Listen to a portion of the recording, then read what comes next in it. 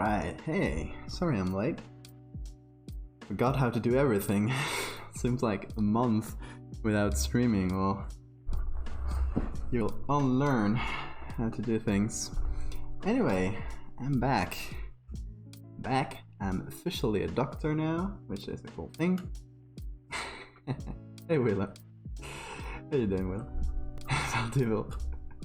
Now you can say the doctor with like in real life, which is cool. Yeah, how's the last month been? I think it's been a month. It was probably, yeah, around mid-July last time I streamed, and we're mid-August. So yeah, more or less a month.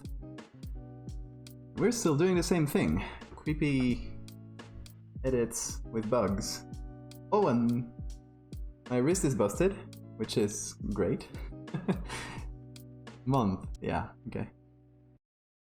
Yeah, I busted my wrist. Well, not like traumatically. It wasn't that I didn't like fall or anything. It was one of those like repeated stress injuries where you're like constantly using it. Especially because I do a lot of handwriting when I'm studying. So yeah, that really busted my whole wrist situation, and I gotta wear this.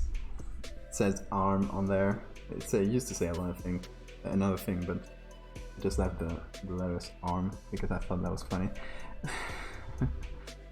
Anyway, yeah, I can't stress it a lot because it'll start hurting.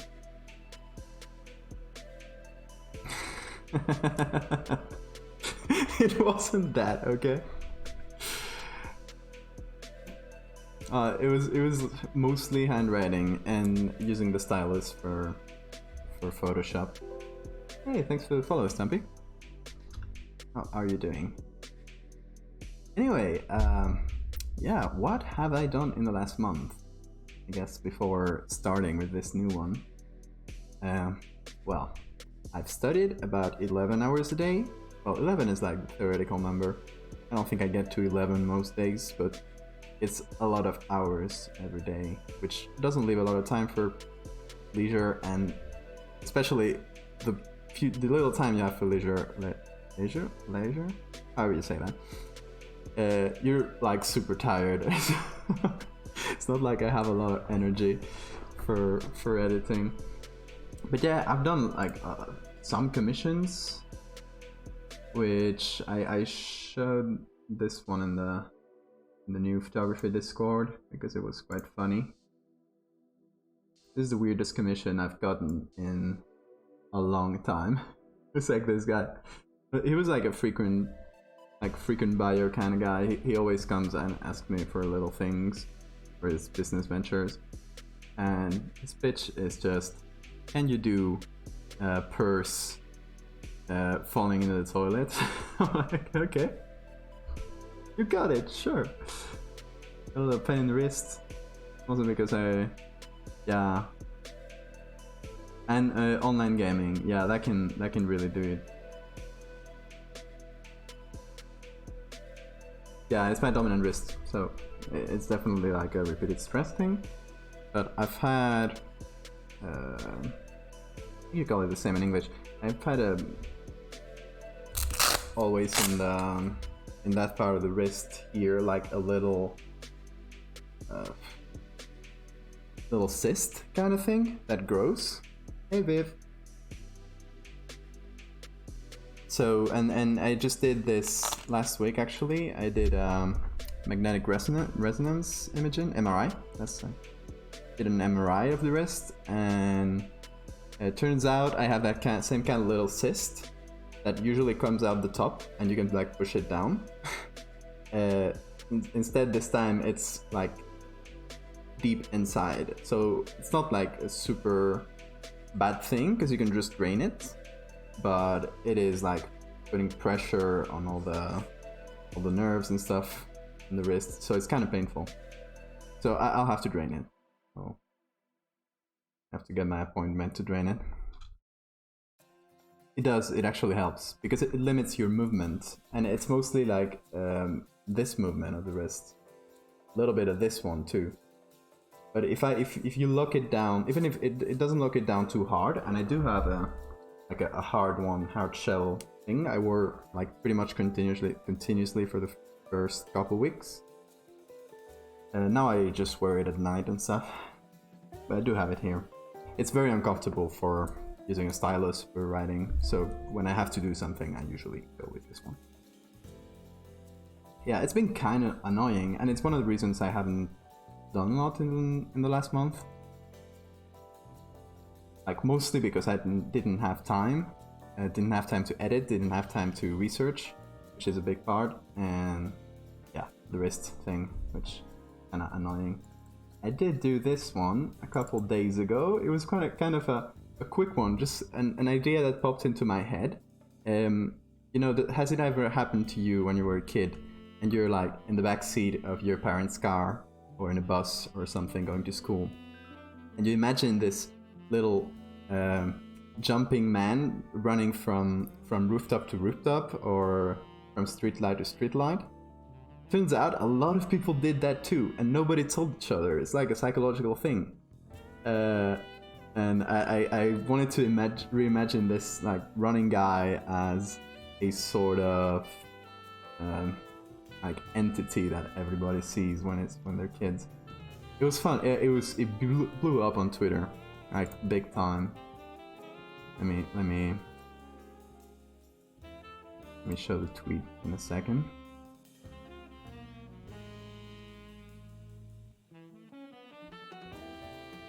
It's like the guy of the dream. Guess what I accidentally did yesterday? What did you do?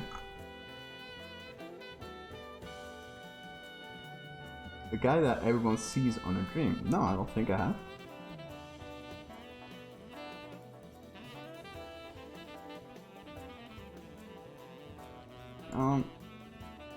Yeah. Not like crazy amounts. So yeah, it kind of blew up. What? Really like that jumping guy. Yeah, I think everyone did it. Very few people I've met told me that they didn't do that. Thisman.org. What? Is like some fiction, or is it a real thing that people have dreamt?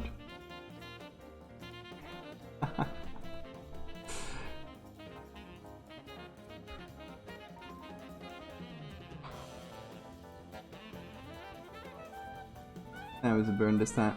You cut the tip of your finger off. What are you doing? How did you manage to? Are you okay?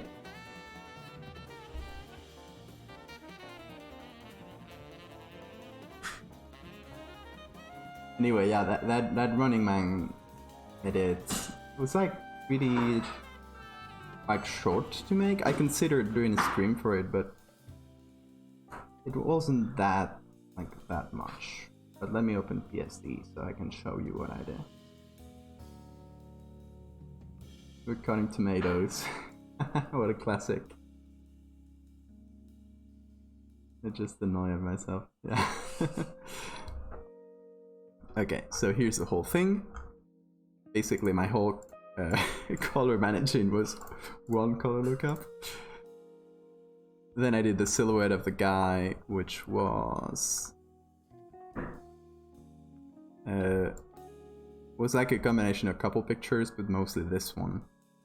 This is this guy, this silhouette of a guy jumping. I cut the hair off because it looked kind of dumb. I wanted more of a generic guy, and obviously blurred him a lot because the black background is blurred, and he would obviously be. Oh, we got this bug again, and would obviously be going even faster. Yeah. So I did that guy. Let me hide him. Like that. All the stuff I did on top. I put some buildings. This is the original picture. I was gonna use this one, but I decided it was kind of generic.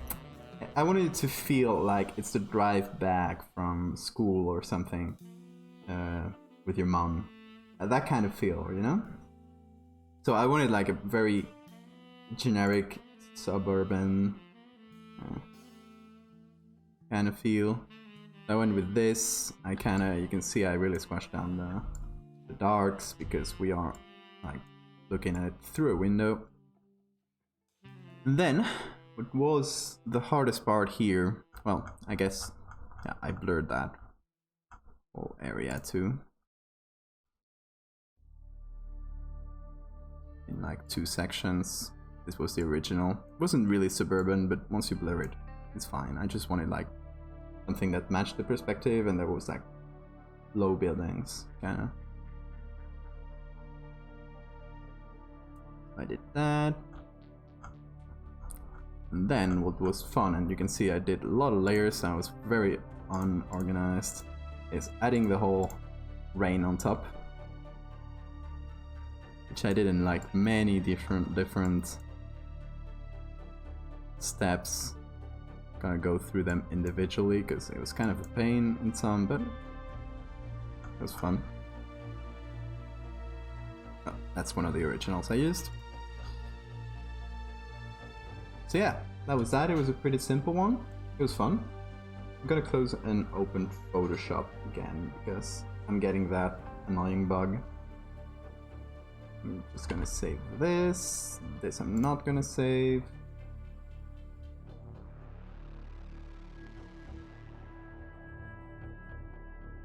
Close that up. And that's one of my inspirations. I just had it rotating in the background. And it's Simon Stollenhag, something like that. I don't know how to pronounce it. So I really like that rainy glass kind of feel. So I went with that. Now that you're a doctor, you can cure these Photoshop bugs. I wish. It's been happening much less. I think they fixed something around it, and they said it in the forum where that bug is reported, but I guess it didn't get fixed entirely for me. So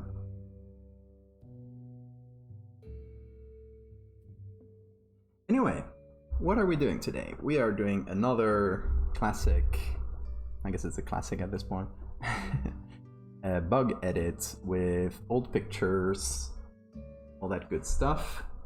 If you have not seen them, you're missing out. They're very fun. So let me drop you a link to the last one.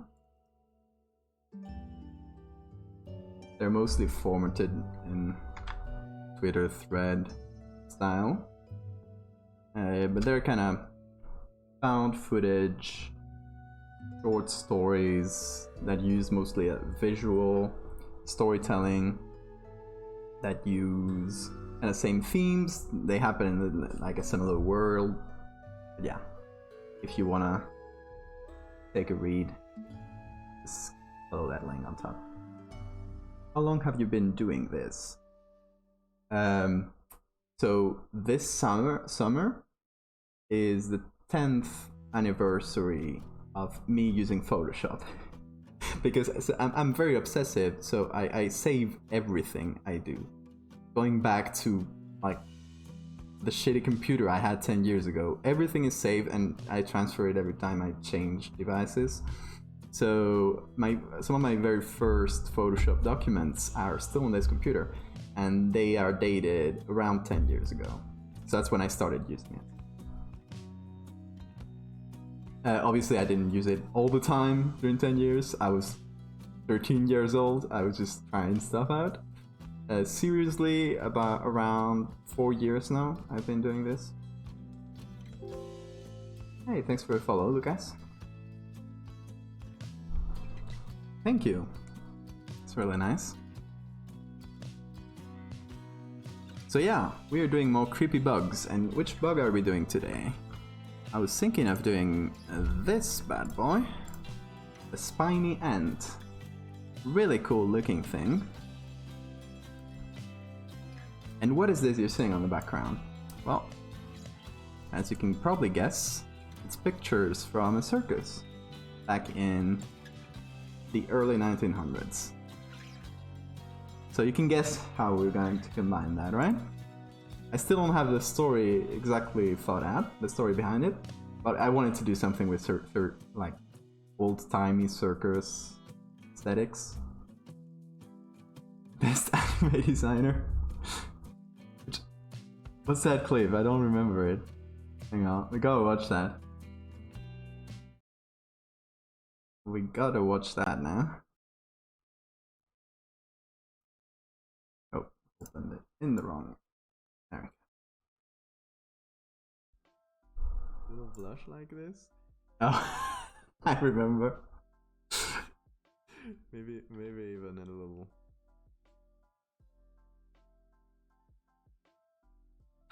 This. That was honestly my cutest bug. That was a fun one, wasn't it? I need to do something similar to this.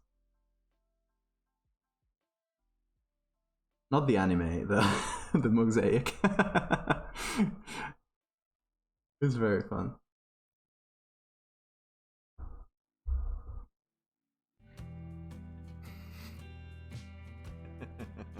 Oh, I guess this is still on.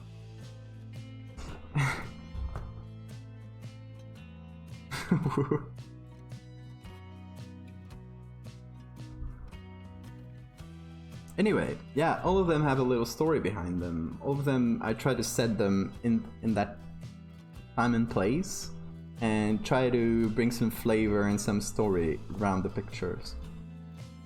So I guess the pictures are the main attraction here, but I still want them to have some story behind them, and I usually do, next to the pictures, I do some documents. So also like fake style, like for example on the last one I did, that was the most fun one I've done in a long time, documents.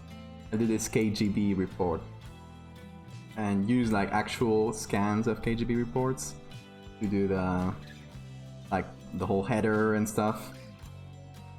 And I actually used the translator to translate this text into Russian. Because dedication, right? I think I didn't show this on stream actually. This is a good thing to show on stream. That was a very fun thing to do. Like I wrote this whole text and then sent it to like I really cheap actually translator on Fiverr. It was the one for, if you haven't seen it, this I did. I think it's the last one we did on stream.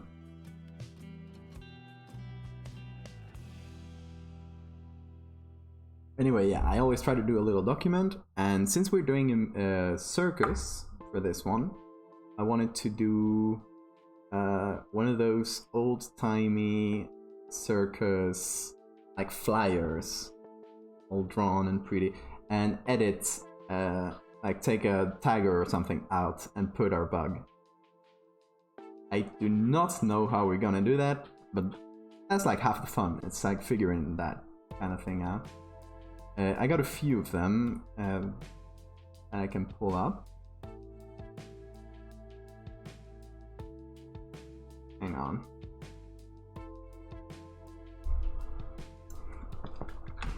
Just to show you what kind of thing we're gonna go for. I want it to be like, oh, meet the incredible giant bug. This kind of like beautiful drawn. We'll do that at the end, I think. That should be fun. Anyway, I still don't have like the exact picture we're gonna start with, but I did get all the pictures I could. We're just gonna scroll through them. There's this, mostly of caged animals, because that's what we want to do, right? There's some caged hyenas actually, which I thought was really dope. And this kind of something like this has to appear, you know? It's very cool. Lion, another cool, and this one I don't really love because it's very low quality, so I don't think we'll end up using it. We might, we'll see. It's kind of a nice establishing shot, maybe. If we need it, we'll use it. As a caged tiger. People setting up tents, maybe we'll use it. That's kind of a placeholder. And got this caged tiger, which I think is a pretty good one to go with this. So that was my, like, the initial idea I wanted to do. Fleas. Oh, I like fleas too.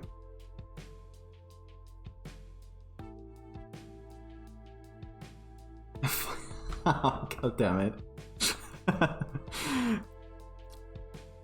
That's what you were building up to, okay. Anyway, this is like a very basic selection that I just let Photoshop select it. It's a pretty useful tool. I've been using it a lot, and it's basically the reason I'm not like downgrading to older Photoshop versions, because this is really useful. Like, you can just do a rough outline like this, and it'll use the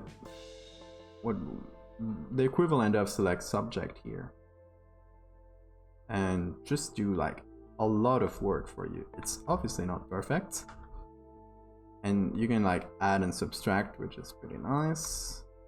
Gonna do that. It's gonna do like a rough outline, and then we'll clean it up. And since I've done that, I've saved so much time in cutting. It's definitely not perfect, but it saves so much precious time.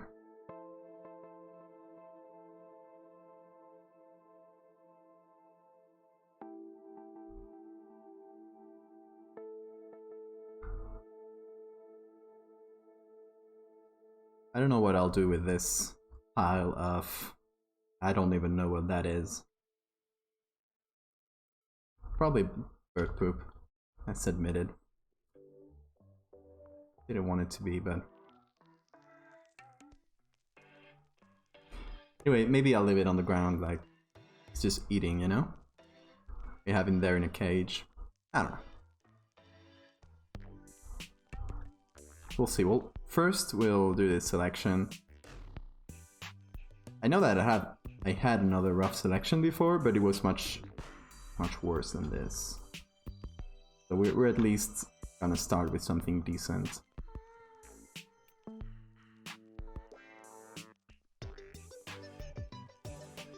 Okay, obviously this part here with the hair, Photoshop's not gonna know what to do with it. We'll clean it up ourselves. Gotta at least do something manually. I can't let Photoshop take the whole job away from me.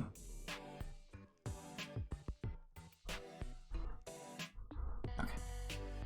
Supply it. I think that covers everything, mostly. Oh, I think it removes some leg there.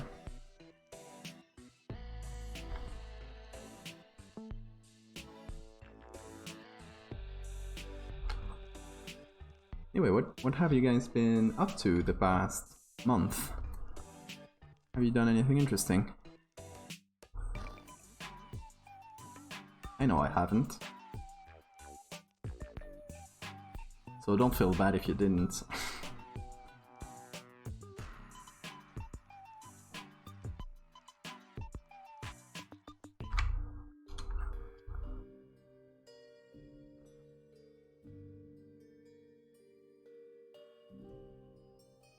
Getting ready to going back to school. When are you coming back? And do you have like in-person courses? Or are you doing online this year? I don't know how it's gonna happen here in Spain. I don't know. Because I guess they were putting it off. But you know, September is right around the corner, and that's when the And kids will go back to school and university starts and stuff. I think university is mostly gonna be online.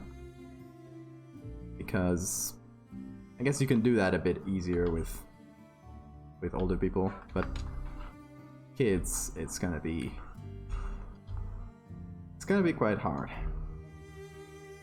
Like, looking at what the US has done with reopening schools, and like first day there's COVID cases everywhere. Yeah. It's not making us very hopeful. We've been overflowing with work.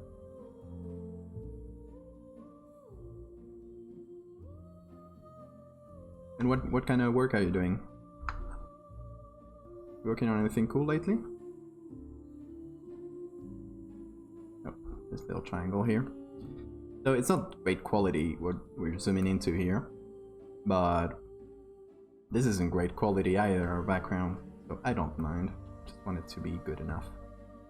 Cut out, doesn't have to be perfect. We'll remove the color and it's gonna, once we remove that green, a lot of these edges won't be so obvious.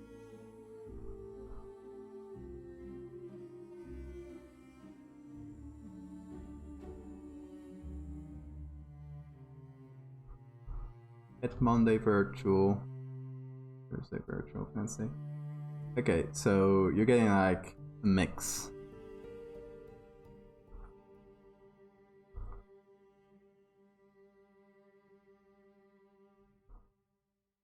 Guess that's a more sensible way of doing it.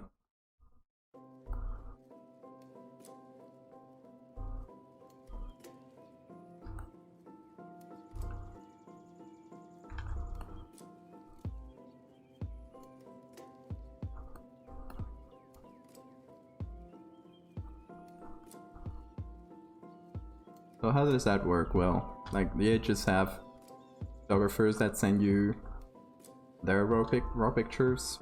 Have you edited them?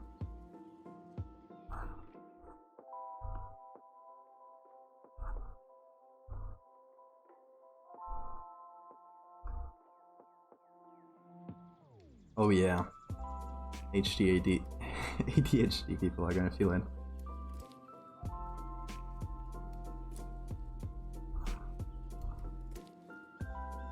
That's an autumn bread.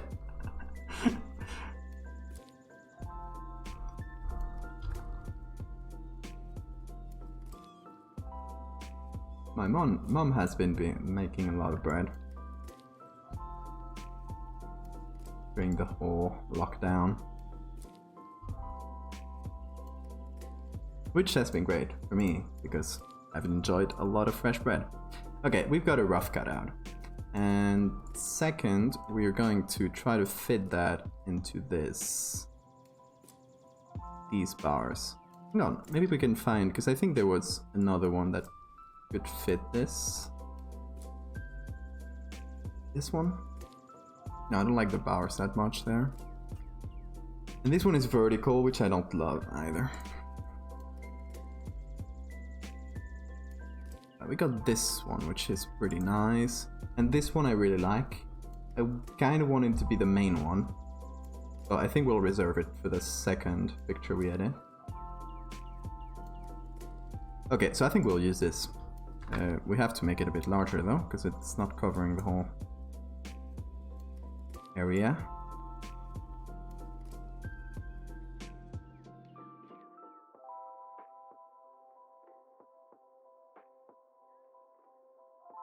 So you got for a few photographers around the country. Okay, so you got like photographer clients that send you their stuff.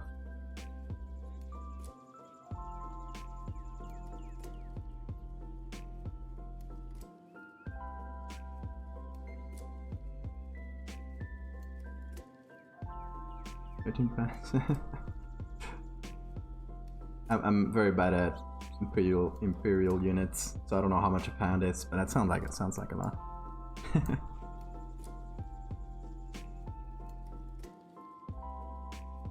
Some you've never seen personally. Oh, I can feel that. All the clients I have, I've never seen personally. Literally, like none of the clients I have.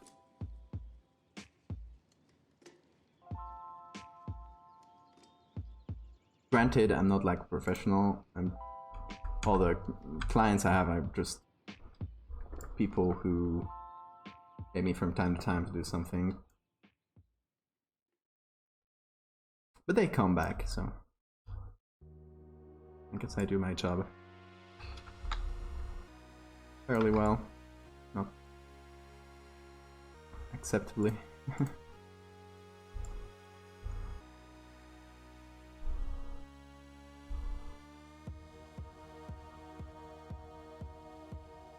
Yeah, that happens to me when I'm cooking stuff. Like especially with the soft stuff that gets bigger.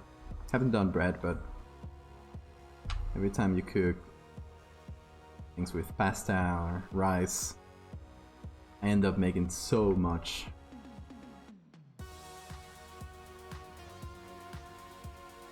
But I figure it's better to make too much and put it in the fridge than making too little and going hungry, so.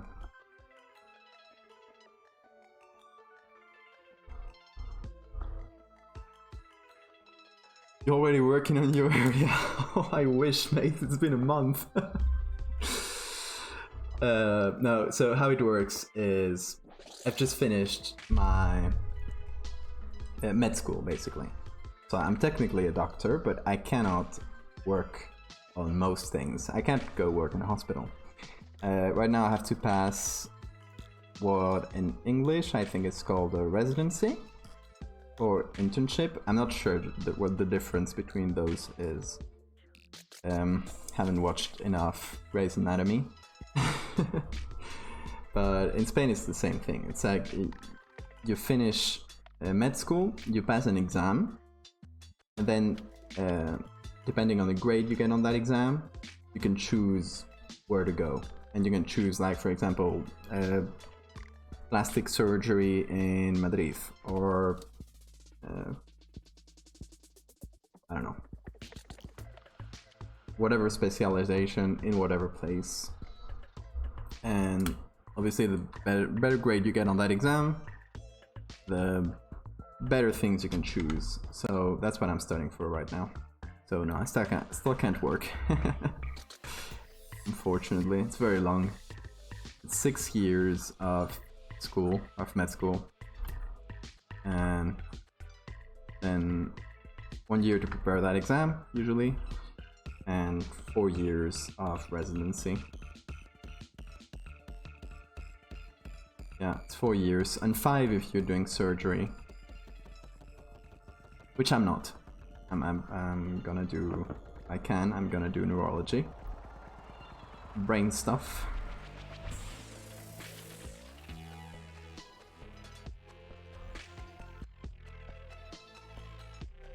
Brain stuff, yeah.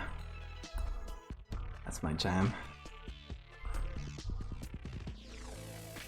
We get a huge. There we go. It's faster.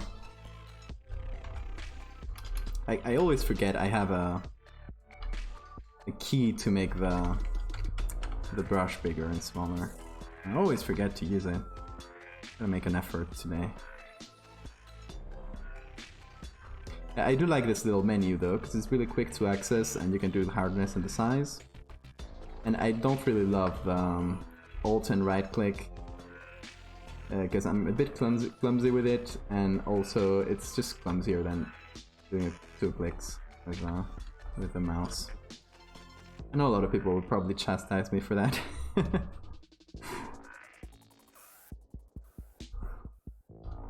Open your mind with Dr. Valdevia. I like that. It would be more fun if I was a neurosurgeon. So I literally opened your mind with a bone saw. The old key. I don't love it. Maybe I never got used to it. But I'm just so used to this little menu and having like presets here, and it's very useful. And if I use this more, it would be even quicker, but kind of hard to get. to get stuff like that's been ingrained into your muscle memory. Stop doing it and do new things. As I was saying before, it's been 10 years using Photoshop, so yeah. It's a long time to learn bad habits, I guess. What are we gonna do with this leg? Hang on, let me pop it out. I think I'm gonna move the end up a little bit. Gonna have to mask in some new things, but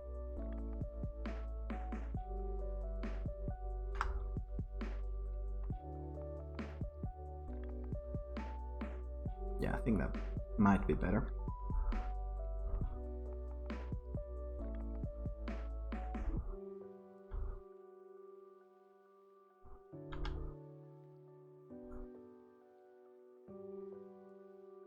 Still don't know what I'm gonna do with this big pile of probably bird poop.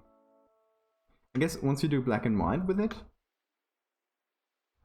And by the way, this is probably my first time editing shit, literally. Granted, it's not human or mammal, so doesn't have like the same reaction, I think, but it's still pretty nasty.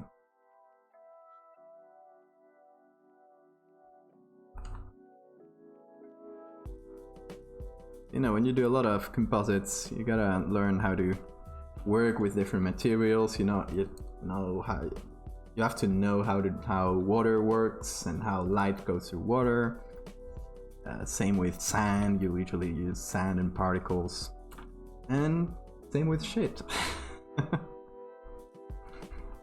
Just gotta do it.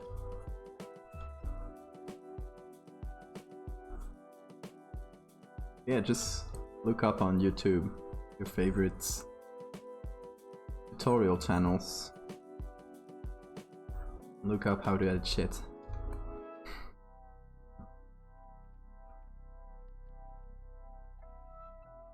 Gonna have to move it a little. I do not like that the eye is covered by a bar.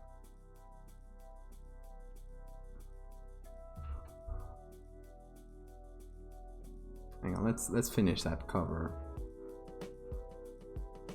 At least roughly, so I can place it a bit better.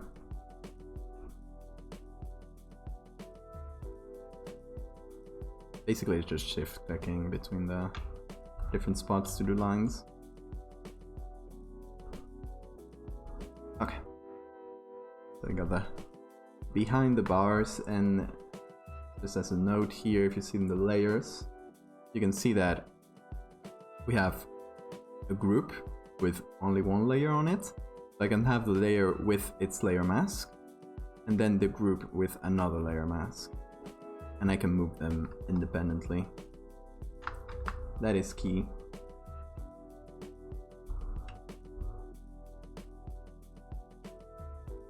Okay, so we can get...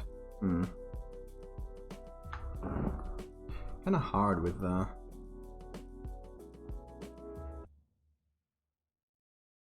bars there, because I still want it to be recognizable. Yeah, a good solution might be to just make it larger. If we make it larger, you'll probably be able to see more of the shape. Like in comparison, if you make the ant larger, the bars are going to be smaller, so it's going to cover as much. I mainly just want the eye to be seen there, because it also has that very nice glow.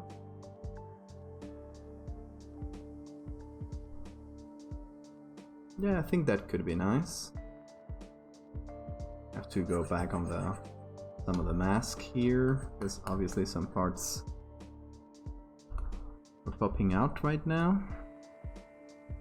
And I'm gonna have to clean it up, especially like in these parts, because we can see a little edge here. It's not perfect. It's kind of placeholder for now.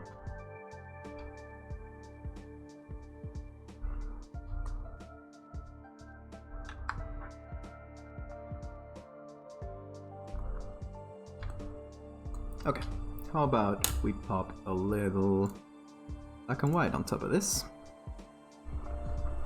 I like to do it with this black and white adjustment layer instead of just reducing the saturation, because that way you can control how bright or dark each color is going to be. In this case, we don't have a lot of color. The end is black, maybe some red in the eyes. That's probably the major color here, so we can mess with it. Gives us a little bit more control. And I think I'm just gonna darken it.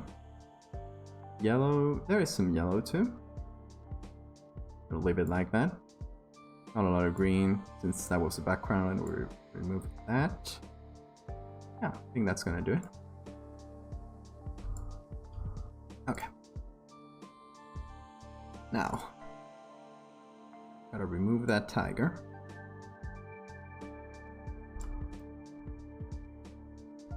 We'll do it in a layer below here. And we're just gonna be clone stamping. Well, let me do it inside this group so that we'll have a layer mask kind of protecting the bars.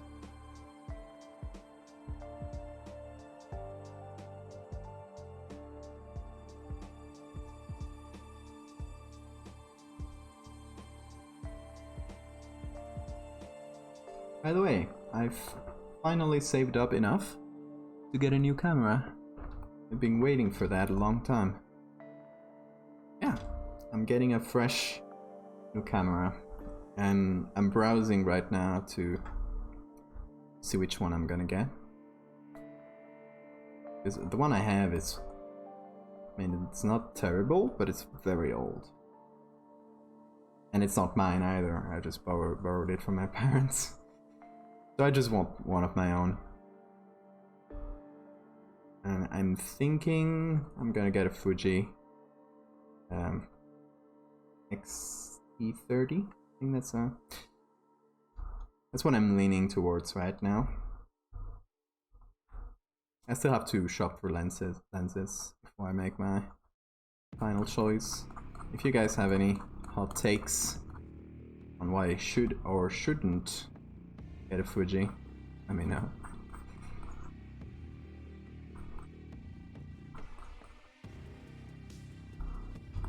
Now we're getting a lot of repeated like wood textures here. I don't really mind, since, you know, that'll just be bug zone. If there's a part that annoys me more, you can just correct it later. Now I just want the tiger parts to be out.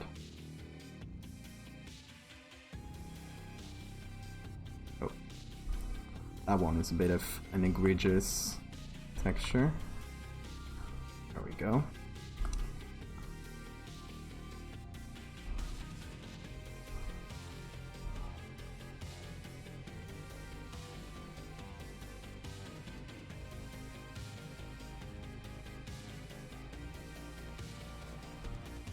Get some from here.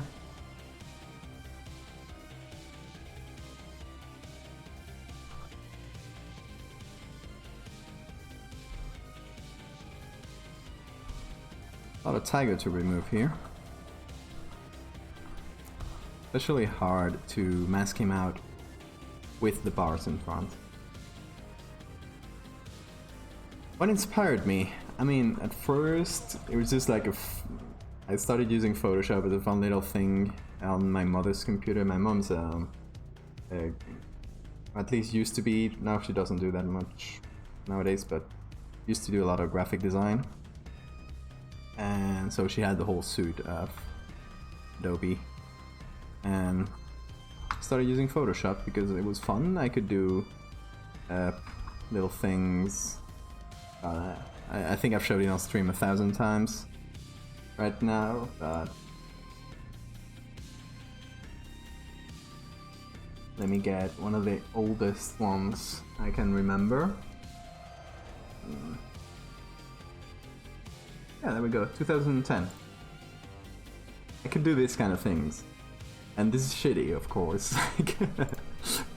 I didn't know how to edit non-destructively, like I didn't know how to use a mask, so I just used the eraser, and if I messed something up, wanted to come back to it later, it was gone.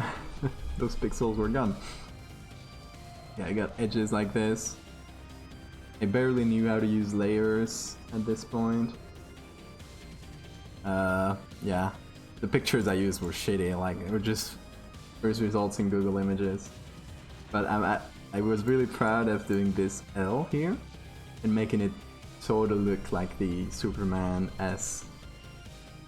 It obviously doesn't look great, but for the time and my expectations, it was very good and it was fun. But I barely knew how to use it back then. But I guess you can see some of my like style developing. I guess not the creepy style I'm going for right now, but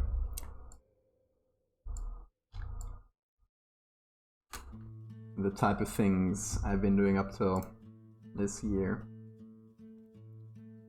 A lot of that same style there.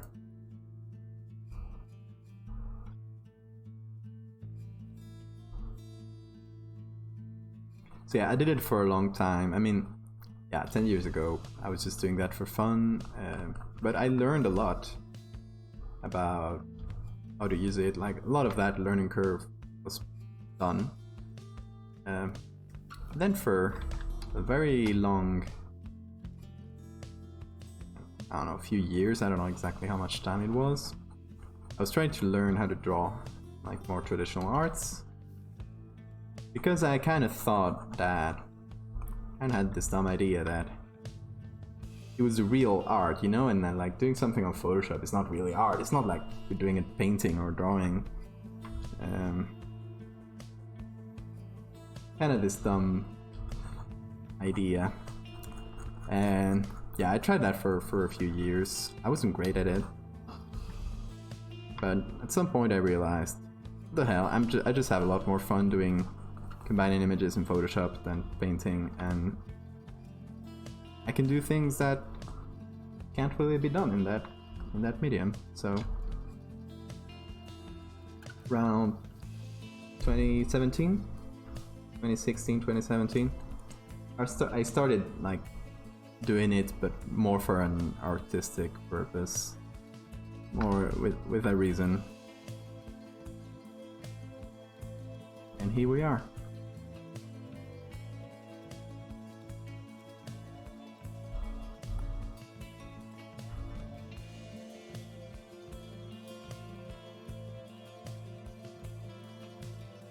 It's very fun though, it's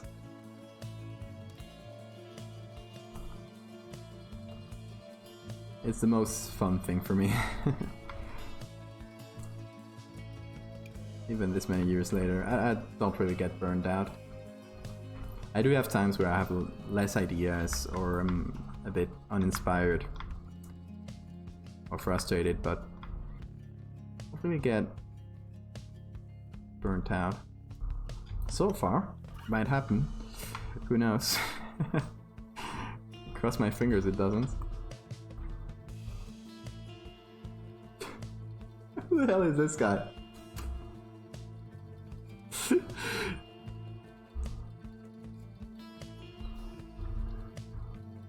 Gotta love it.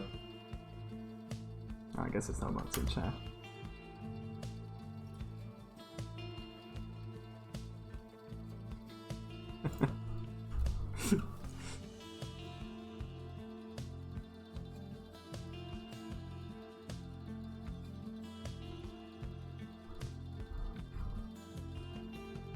It's funny, in art Twitch, you don't really get a lot of trolling, you don't get a lot of harassment.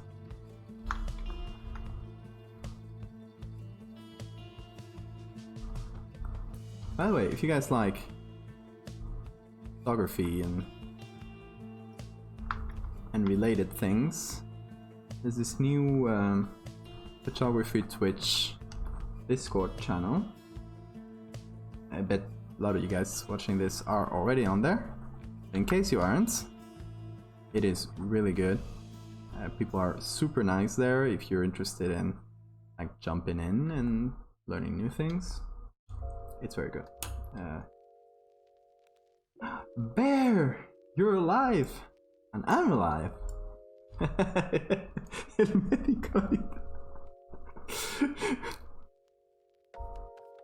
Close enough. Yeah, I'm technically a doctor now. Not like I can use it for anything. But I do have... I just have the papers pending, and I've already done the request for them, so any day now I'll get the official papers that just says graduated in medicine.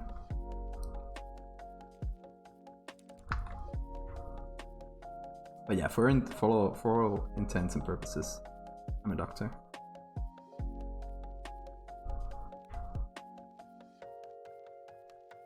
Oh, I guess this part is masked now. Gotta work on that mask later.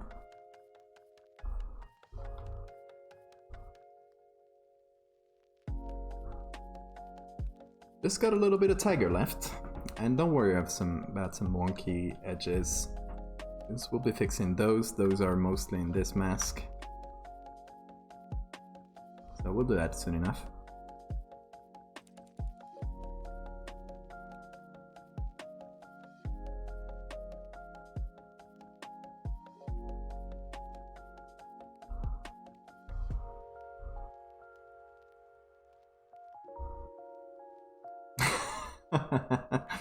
They'll never catch me.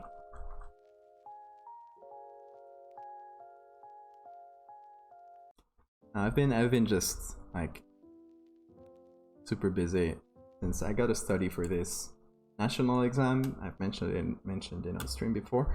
So it'll happen on, normally it happens on early February, but since that whole pandemic thing, might be later this year.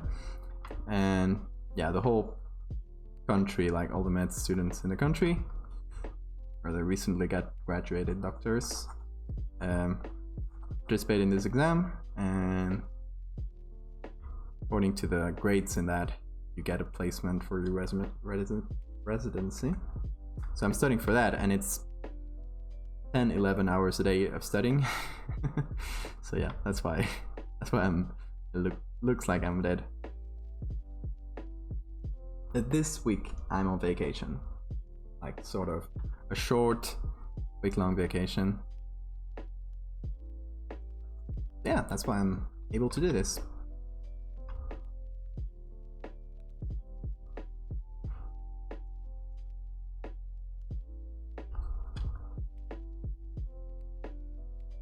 Okay, just this part here left.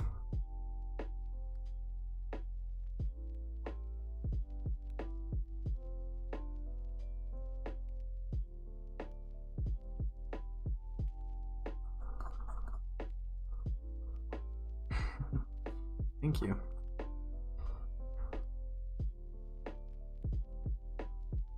But yeah, I've really been missing it. I've been missing doing my weird edits and talking to you guys, of course. Haven't even had time to watch other streams that I usually watch, which sucks because I can't hard to keep up with everyone. And there's been so much movement in the photography community here on Twitch this past few weeks. It's kind of been crazy to keep up with. Lots of new people, lots of new faces. Really liking that. Oh, if someone has a link, can you drop it in chat for the photography Discord? I mentioned it before, but I forgot to link it. Study by watching Twitch. I wish. I wish. I wouldn't get a lot of studying done.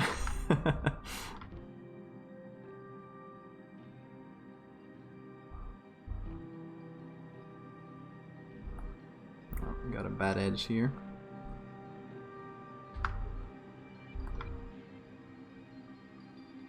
Gotta go smaller.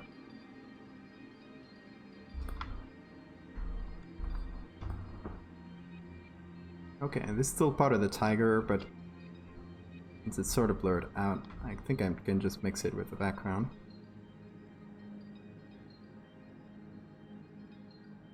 Easy.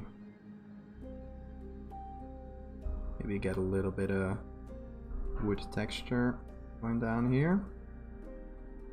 Not really texture, at this point it's basically noise. Here you can still see though. So I'm gonna just take a texture from here, here.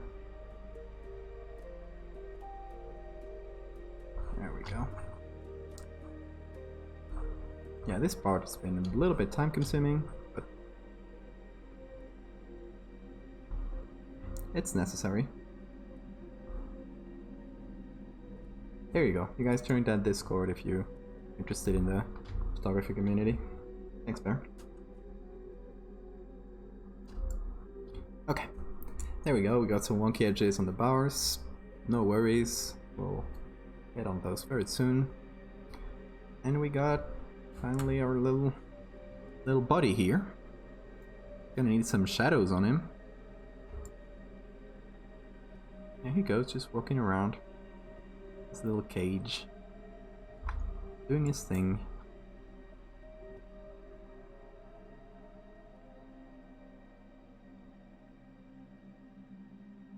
Main thing here is just finding a good spot for him. Or her.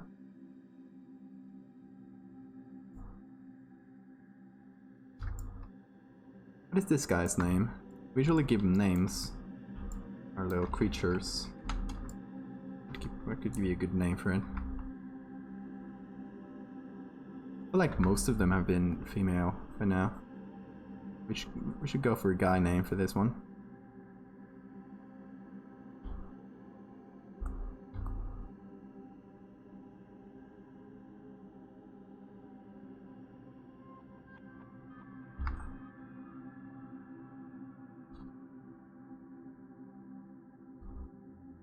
Send the oldest son to university. Oh, so you're getting the empty nest syndrome when someone leaves. What's he gonna study?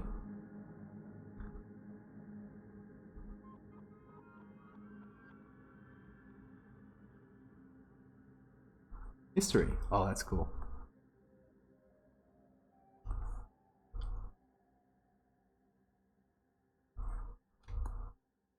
It's one of the things I'd consider doing. Right now, if I could choose, like re-choose university, because I really love history. So I would consider it, but due to the jobs prospects, that career, I don't know. It's very cool. Hey, Hell Dog, how are you guys doing? Hey, suddenly every mod is here, and just a while ago we had this troll come in and say some bullshit. And I was like, mods, is anyone there? Yeah. How you doing, Hell Dog? How's life going? Looking gear into his room. I mean, you gotta use that room, Bear. Didn't you have a super kitted out basement though? I thought you were like really preparing that area. Are you moving everything there? Huh? I'm melting. I'm melting too. I got some cold water here. There's no AC here, so it's my only way of keeping fresh.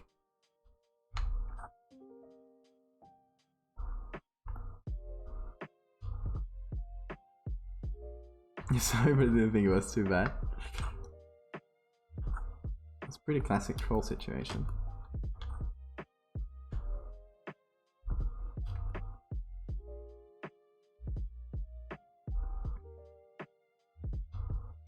Oh, okay. You know, I was imagining this super cool area. Just fully kitted out with the latest and greatest equipment. Yeah, 2 meters square is a bit crammed. 28 degrees. Yeah, I don't know how hot it is in here, but not that much lower than that. In northern Spain, we have the good luck of always sort of missing the big part of heat waves, because if you look at the geography in northern Spain, you'll see. Hang on, let's pull up a. Oh, here's our anime cutie.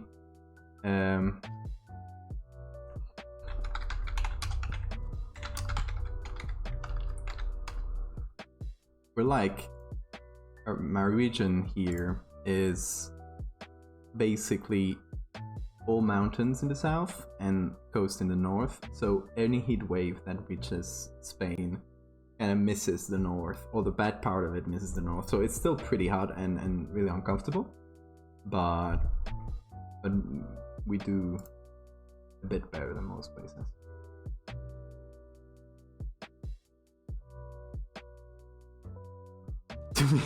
There's plenty. I mean, maybe he's trying to shoot this kind of insects. It's pretty big, isn't it?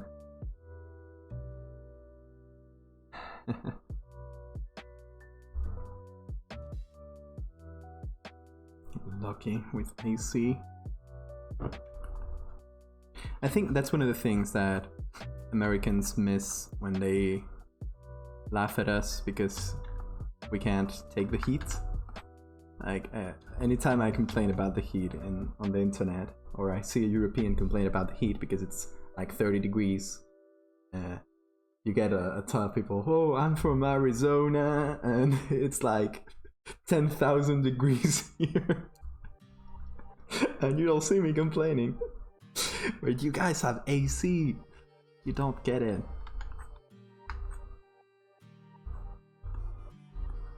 And noise complaints because of your AC?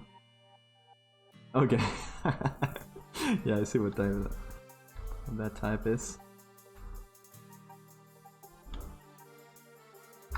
I'm glad I'm not a neighbor.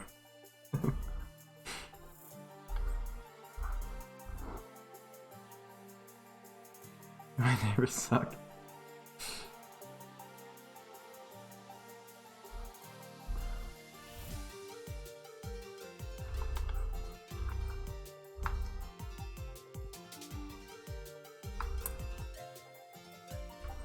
These bars are very... and they're so out of focus, it's kind of hard to choose a line for them.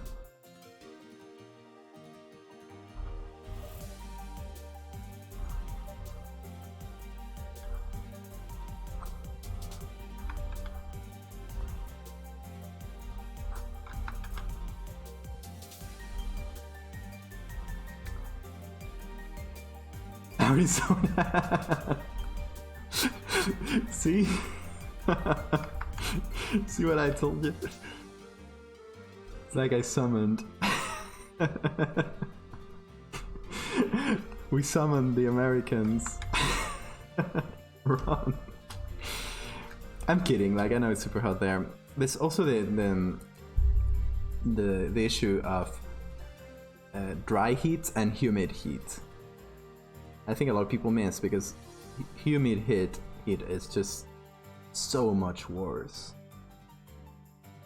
And the bad thing about this region is it might not get as hot as most of Spain or a lot of parts in Europe, but it is humid. It is like terribly humid. It's a beautiful region because of that. We get a lot of lush greenery and trees, but God, it is, when it gets hot, it's uncomfortable.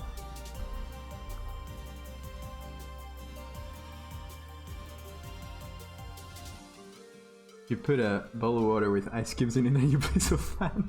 Kind of works like an AC.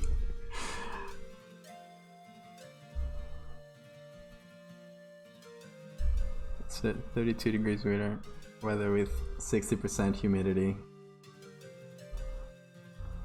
So it does get like humid hot. Well, I guess the US is very big. You can't generalize.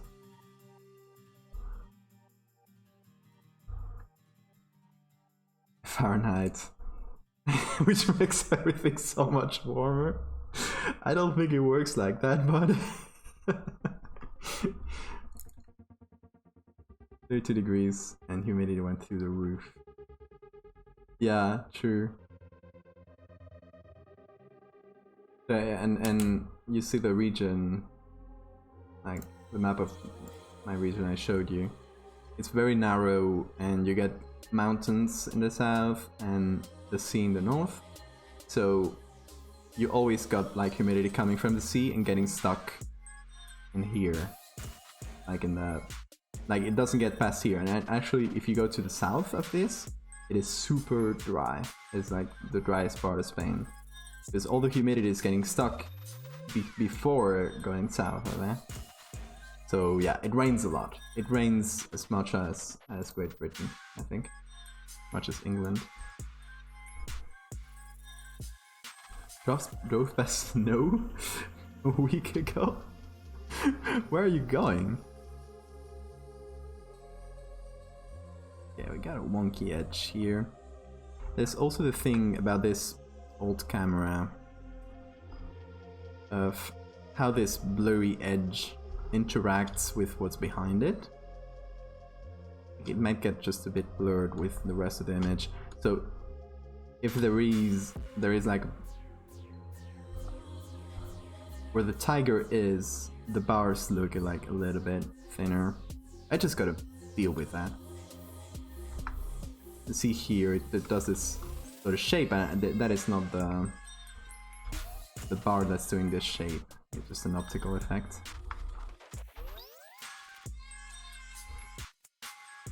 You know, old cameras or someone that didn't really focus that well.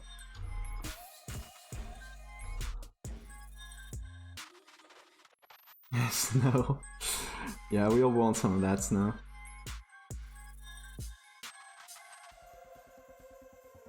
"2,000 kilometers. Where is he going?"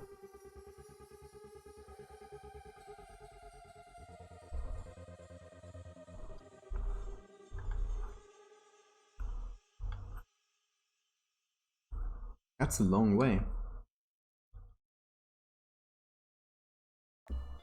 You'll live in a big ass country.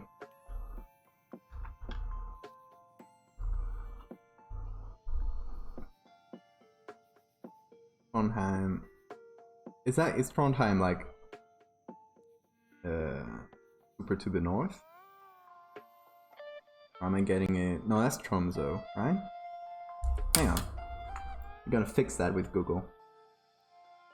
Got this, so.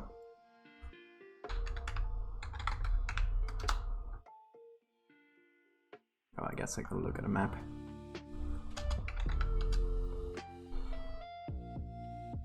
Oh, look, there it is. That's not a very good map. It's like 3 pixels, but you live here, right? Yeah, that's quite a ways. Yeah, Tromsø is like up there. It's way off.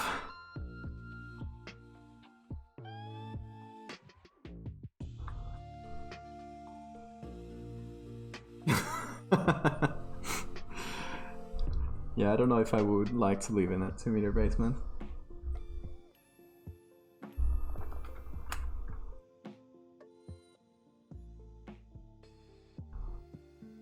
He was thinking about Tromsø too.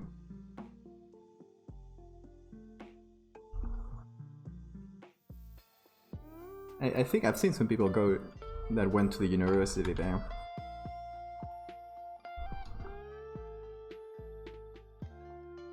So I hope it's a nice place to live, because being there all year, I mean, you basically can't move from that city. It better be nice.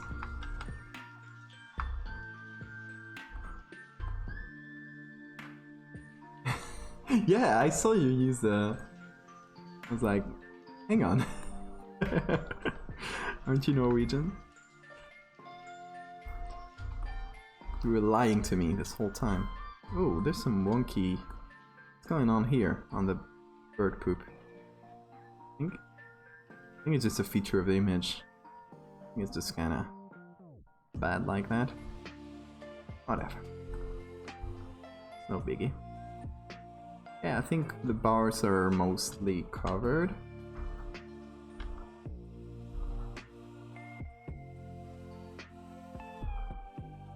There we go. Been so much like detail work on the bars, and I'll probably end up moving the ant again, so might be for nothing, but whatever. Okay, so we got the basic setup of this first image, and this is kind of the not reveal, like the teaser image. If you've seen the other ones I've done in this series, there's usually like a little teaser image where you kind of like half see the bug or the monster in question, and the second one where you do see him much more clearly. So one is more to like call your attention. So you're kind of seeing it behind bars, half obscured. Kind of seeing that glowing eye that hopefully picks your attention. And the second one, you'll be seeing him more clearly. And I think we'll be using this one, like full body shot.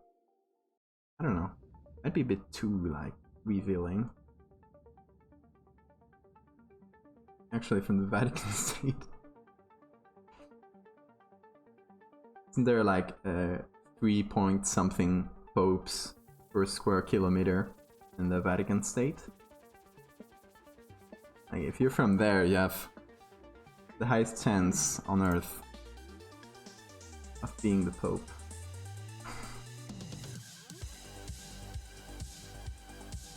You sure? Hang on, I got the name, the species name. That's the whole thing. Let me get the species name for you. I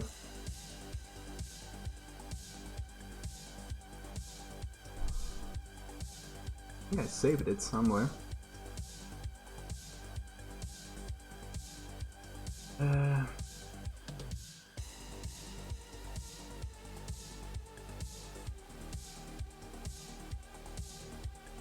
That's the name. Yeah. Antwiki.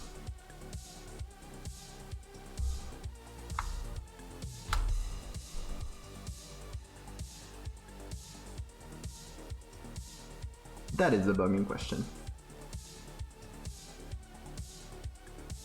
If you were wondering.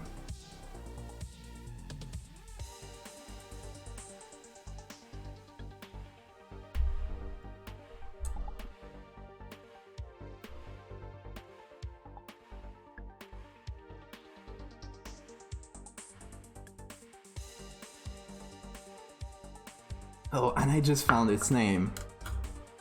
It's Anthony. Of course it is.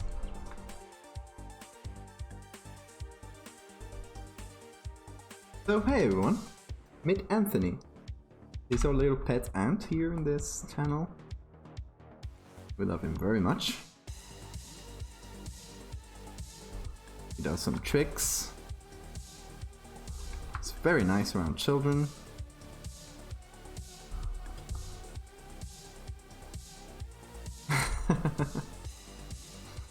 It's Anthony. Why do you need to classify it? Yeah, we need to do some shadow on the back of the... Whoops, wrong picture. There we go.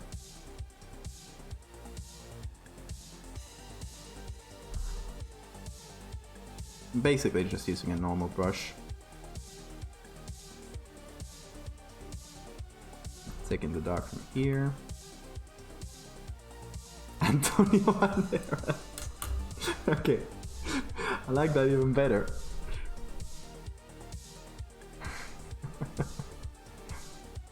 You've been self-medicating. Why? And walking tobacco.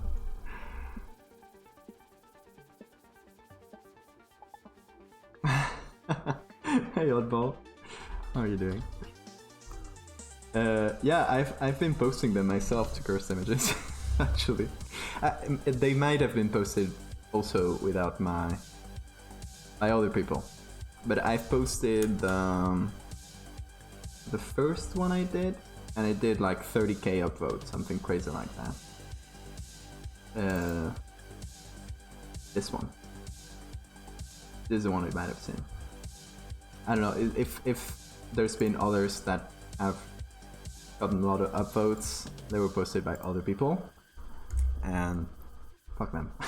No, as long as they credit it, it's good. I guess they don't credit really in cursed images, so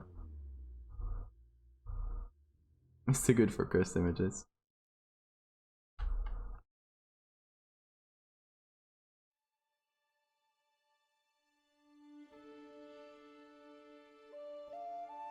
I did post. I haven't been posting the other ones too much to cursed images, since I don't really like. I like it. There's a lot of exposure. Like a lot of people will see it, but it's not a great subreddit for like doing art stuff, because people are not really gonna go look for the source, and they don't really want a source. They want like a picture without context that looks weird.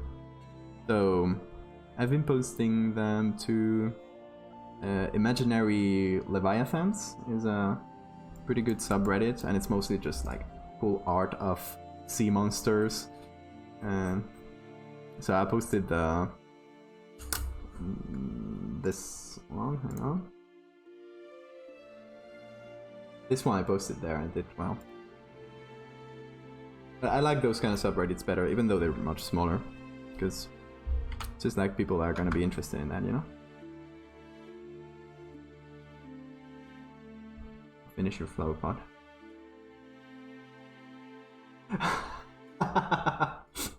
Oh no, that poor lens. That's great though.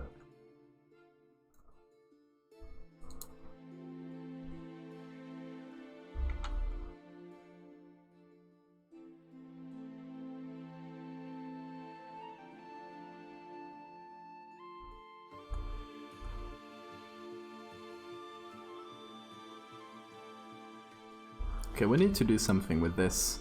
Like, probably bird poop that is eating. Kinda disgusting. Hate saying that, but doesn't really match well. I think in general we need to tone down the fill bumps, because they feel a bit too HD compared to the lower quality of this. I feel like this should be a bit less focused, maybe. So since this is a smart object and we can just do anything and go back, we can just do a little Gaussian blur. See what feels good. It's bad lens. Oh, okay. And it's a good use of it. I said it before, but I'm getting a new camera. I've saved up enough. And I'm looking at the Fujifilm X-T30 right now, which is pretty lightweight and seems comfortable. I mostly wanted to shoot material for this kind of thing, or I mean for composites. So I don't want like the highest end thing. I just want something that is pretty good quality and usable, like just smaller and more portable, and get maybe like the stock lens plus another one. Yeah, I'm probably gonna get the stock lens plus like a smaller, like 1635 or something like that. Those are pretty cheap, and maybe in the future get a larger one, just to complete the trio. Perfect 3.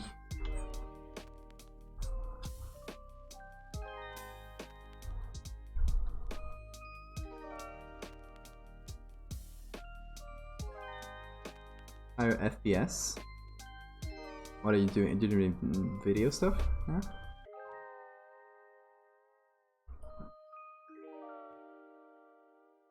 Okay, so we blurred this a little, and I'm liking it better.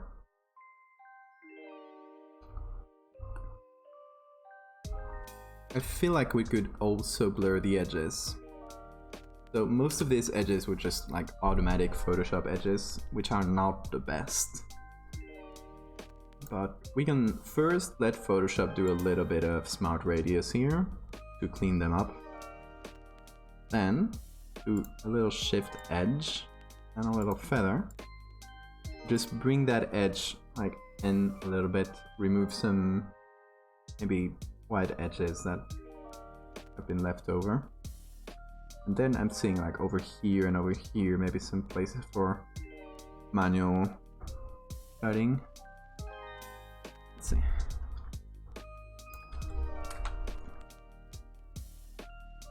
Oh, okay, okay.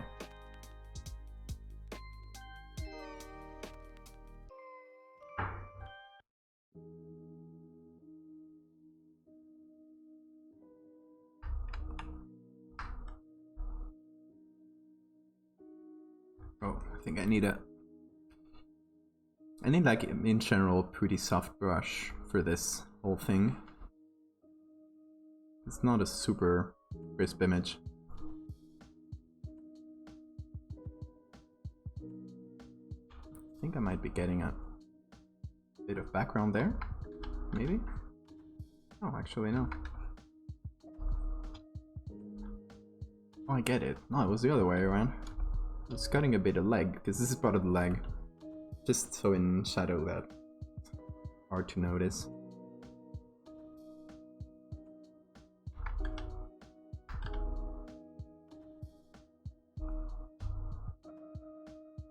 Okay, I think over here I can make it a bit larger. I can also go over the edge a little, since the background is pretty similar to... yeah. You can get away with going over the edge quite a bit. See, like, I can just go over. It looks pretty good.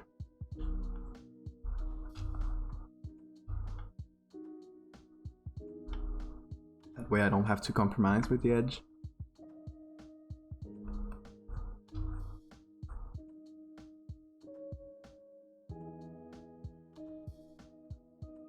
Over here there's some wonkiness.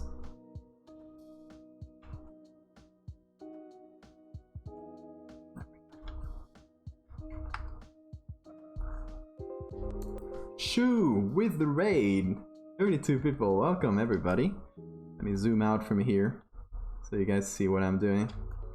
How are you guys doing? How was the end of the stream? Hey Midnight. Hey Shoo. Hey Scorpion.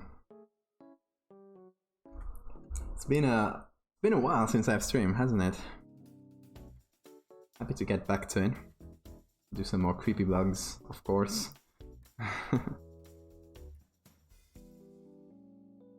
Hey Julie, hey Professor Sherman. No, it's Bear. Don't leave us. So we are doing a circus themed edit for this one. The base here is a caged tiger. We're obviously changing it with one of our trademark bugs. In this case, a beautiful ant that happens to be eating something that I think is bird poop. Yeah, this is officially my first time editing poop in Photoshop. Kind of weird thing to say. Dr. Val now. Yes, I'm officially, technically a doctor. Not that I can do a lot with it. I can't like exercise medicine until I've had my residency, so it's still gonna be a while, but officially. Thank you.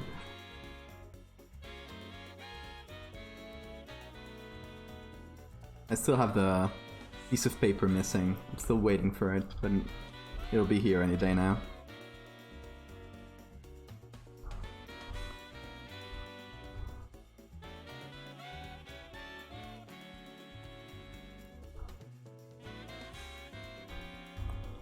Oh, guys, since we got a lot of photography peeps coming in, what are you guys' thoughts on the Fujifilm X-T30? Because I'm planning on getting a camera, and that's probably the one I'm gonna get.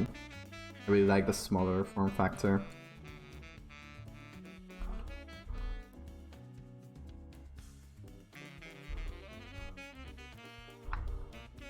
Still thinking about lenses though. I was thinking of probably getting a stock lens that comes with it, like a medium range lens, and with it maybe like a smaller one, and save up for a larger one later.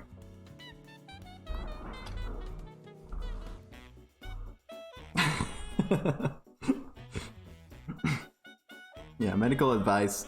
It's probably gonna be like, do you have anything? Yeah, go to the doctor. Go to the real one.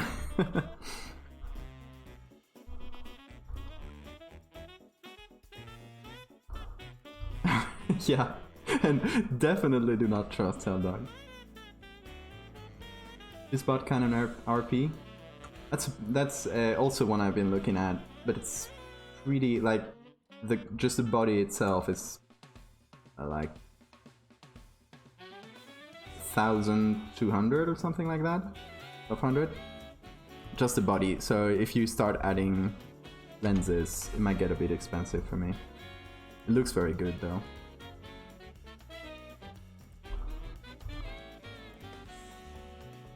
%99.99%. Where are you getting those numbers? People don't trust them. They're quacks. Quite expensive, yeah. But it seems like one of the higher ends of that like smaller form factor camera.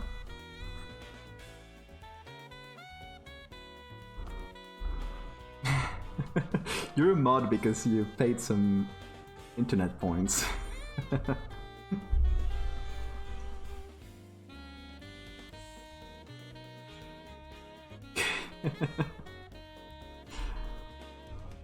If I slap and it does not hurt, everything is alright. Exactly, that's the best medical advice.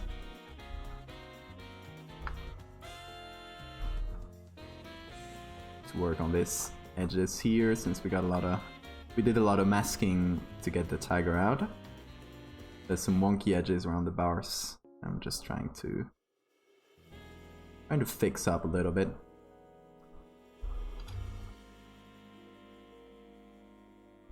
Make them less sharp, because this picture is very blurry.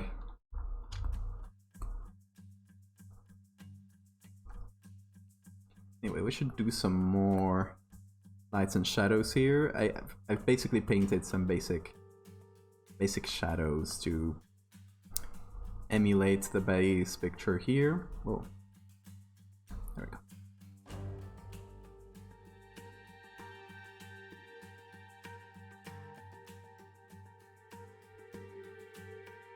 So it's basically hand painted, just brush tool.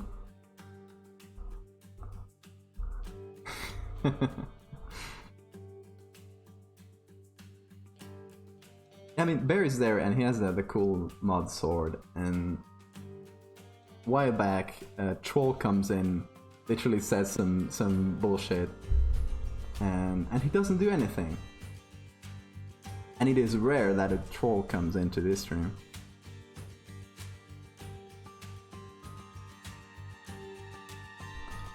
Come on, you have a job.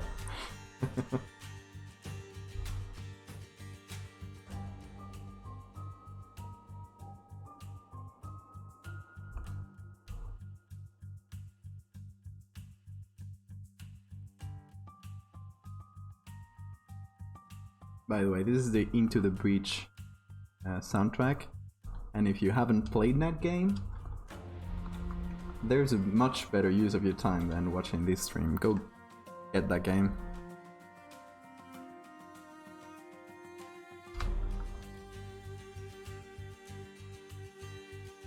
I'm using overlay. I could use soft light too, it's not that harsh for the lights, so I don't think there's a very specific point of light in this picture. Seems to be coming from here. That's the most we got. It's not a very specific line. So in terms of drawing the bars shadows on it, I don't think there's a lot to do. Oh, we do have this point of light here. You can see the shadows on this wall. It's coming like this. But it's not really affecting our subject.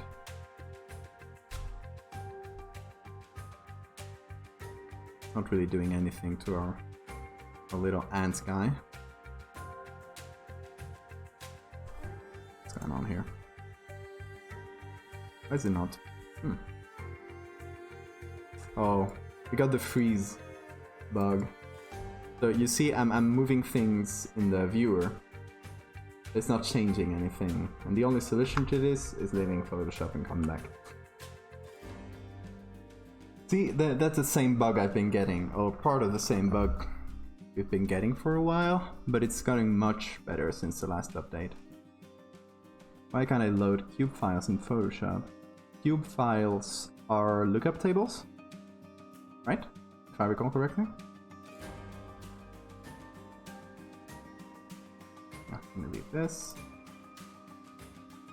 You can load them. Okay, hang on.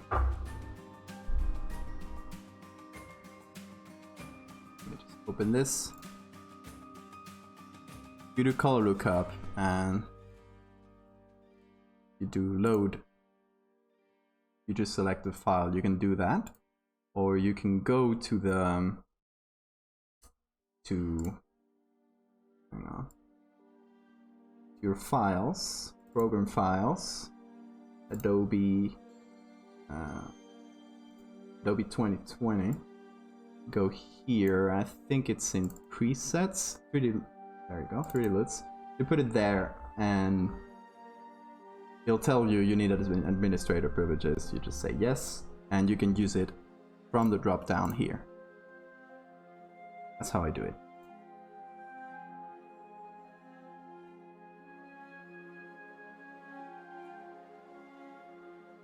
Missing that map? What do you mean?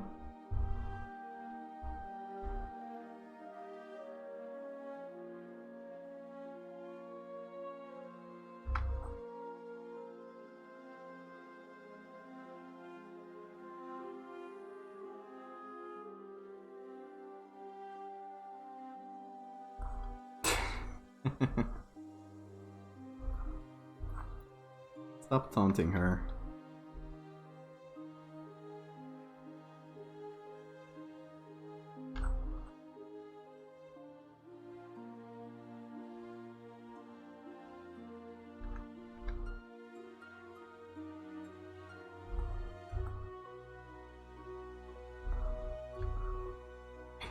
I mean, I think this is already like looking pretty fine.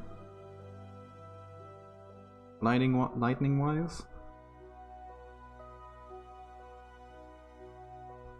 I don't know if there's like that much more to do. Just copy the original on top. That's less annoying than having to alt click, since that's a bit finicky. And oh, I just noticed a couple ant spots on here. Should take care of it. Okay. What do we have? It's like the only direct lighting I see is this, and the rest seems like a more overcast, non-specific lighting.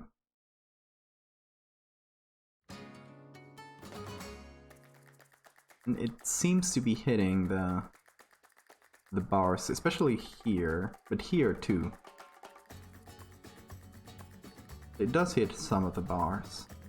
I don't think it hits our tiger here, so I don't think it should hit in the bug. Although, maybe the antenna are far ahead enough that we could see them. What do you think? Let me do a copy of our bug here. Hey, how are you doing? We got two antennae, which are coming here and here. This is a pretty close-up picture. They're out of focus and they're very foreshortened, so they really come towards us. They look bigger than they probably would be.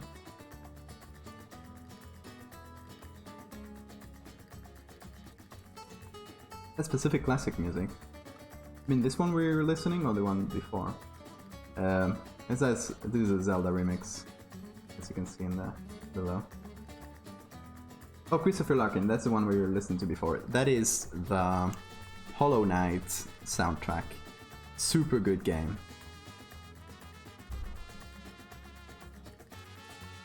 And great music. That's why it's in my playlist. Okay, I think we can pop out the antenna here. Both of them, actually. Yeah, I could give it a little bit more interesting things going on. Although maybe this one is so foreshortened, it like comes so close to the camera, that we may be better off deciding it like we are. But this one I think we can just pop out. Let's see. We'll just remove the layer mask. Gonna need a harder one, there we go. And we're gonna need to reveal some more.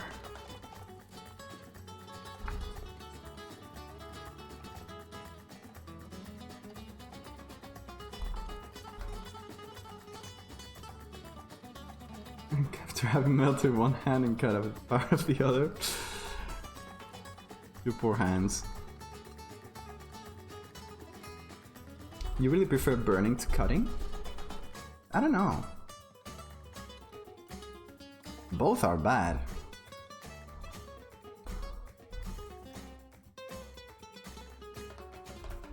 I don't know, maybe I choose the... Maybe I choose the cutting. Oh, I was painting in the wrong one. Whatever.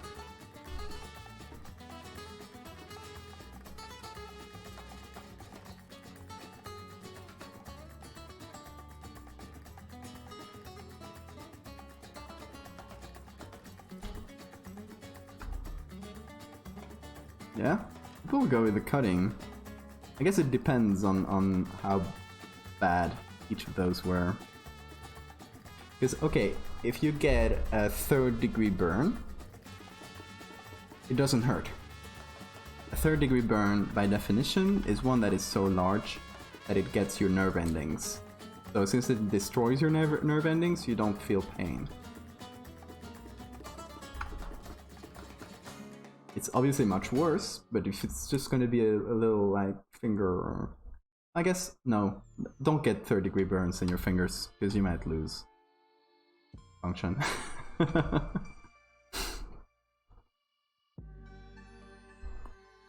But at least it's not painful.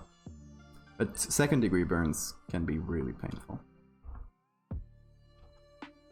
Because your nerve endings are still intact.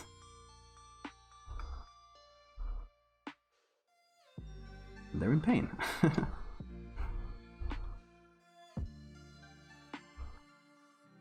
Gotta remove some of these.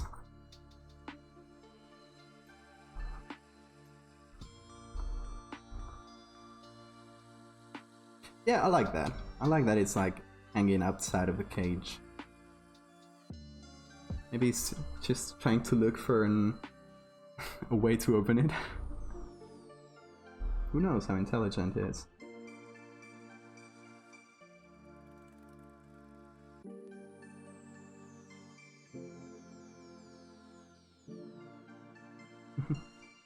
was waking you up. That must be pretty nasty, God.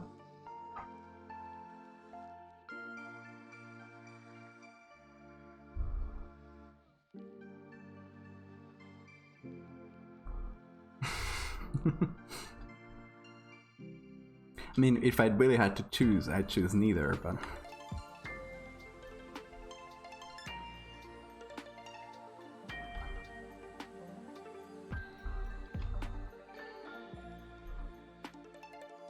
Then a cut in your hands, you can, if it's deep enough, you can cut a,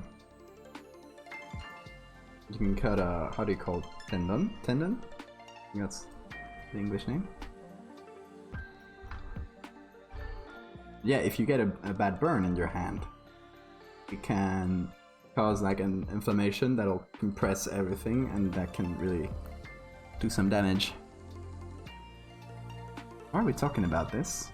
I don't. You guys don't get me started on medical stuff.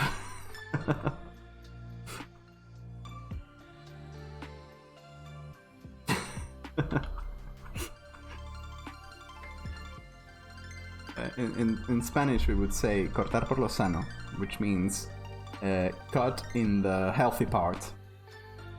So like, if you're getting an infection in your foot, you just cut the whole foot, you know? Like a popular expression.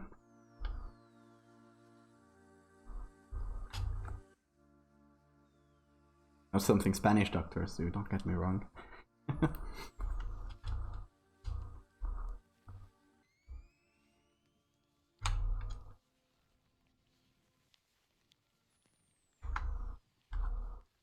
Okay, so since this is outside a cage, and we're getting this lighting from here, it'd be cool to do a little... to light up this whole area. We darken this part.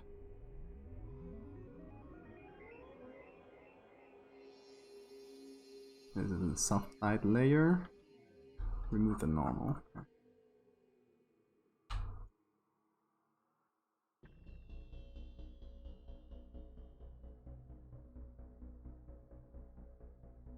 So one of my favorite methods of painting lights and shadows is usually to combine a couple layers.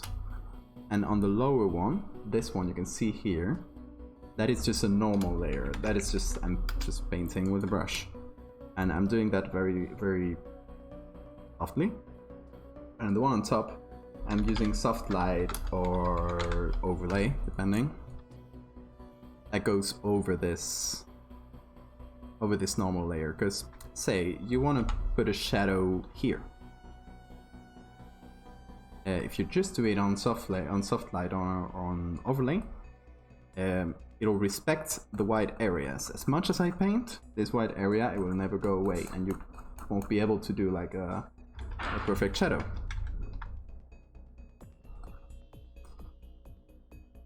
But if you go into the normal and paint just softly over this like white spot you want to cover, you can just sort of get rid of it, and then on the soft light you can just paint normally and you'll do a much better job.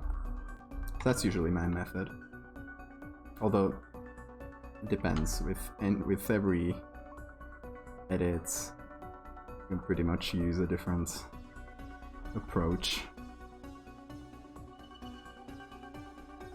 It's kind of the fun part of this, though. That you know what your end goal is, or what you want to do. You don't really exactly know how, and you just gotta figure it out along the way. That's why I always try to do something different every time. Are you already a specific doctor? Told you what will happen next. So right now I'm just licensed in medicine. Professionally, I could do very little. I could just work in private entities. That many of them might not hire me because I don't have a specialization. I could work on like insurance things, that kind of stuff I could do right now off the bat. But if I want to work on the public system, I just have to pass this exam, this national exam, and get a better grade than anyone that wants to do the same thing I want to get ahead of them. And then I'll be able to get where I want. And then you do your residency and you're already working, although you're not getting a lot of money. Seems like less and less every year.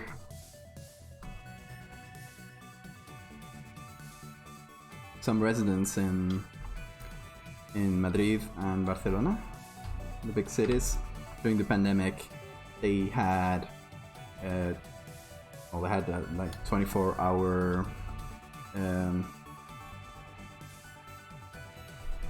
like, how do you say that, shifts, at 24-hour shifts, and like overnight shifts, and they were paid €3 an hour during them, like just ridiculously. They were basically working for free and like doing hard work.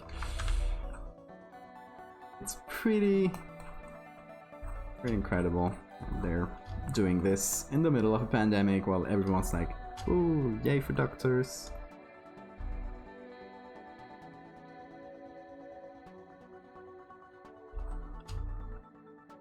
And while that's happening, there's doctors literally working for less than minimum wage.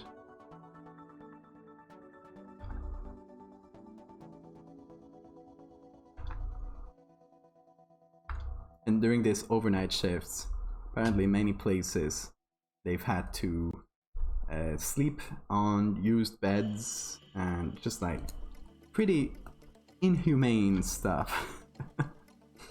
So yeah, that's the world I'm heading in. So y'all, if you want to hire me for art, might just leave that in a heartbeat. Y'all got any art positions just left over somewhere?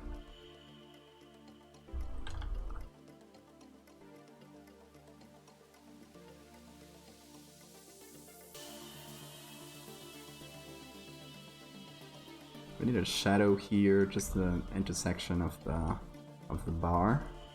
Maybe here too.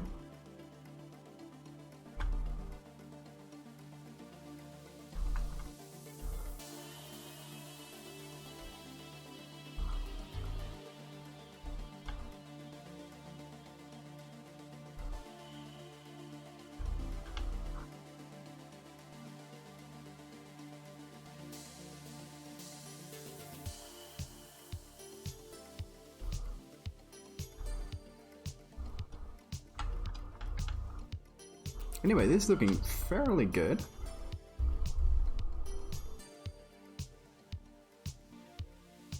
I have the bachelor and master degree.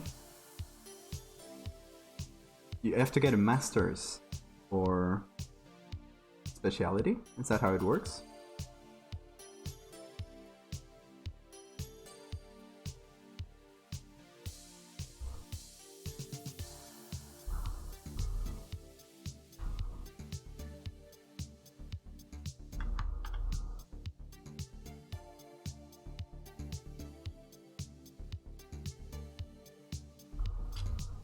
We can do a little levels layer on here.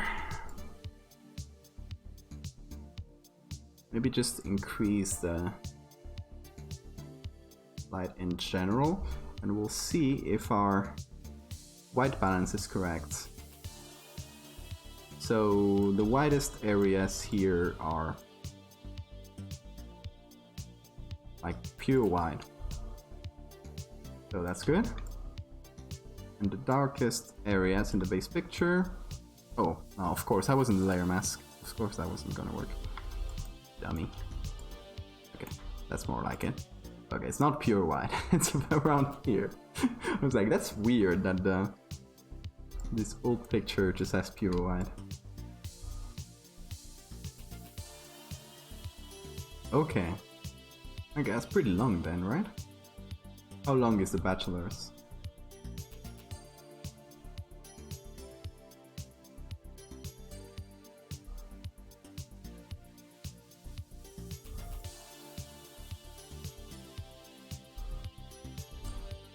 let's see if that white matches.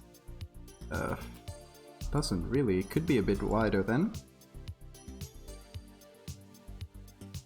Since I think that's the widest point. Okay. Just bring it up lightly. Now let's see. The key is here. Still darker. I don't know how far to go with this. Let's get from the eye here. Okay, that seems more like it.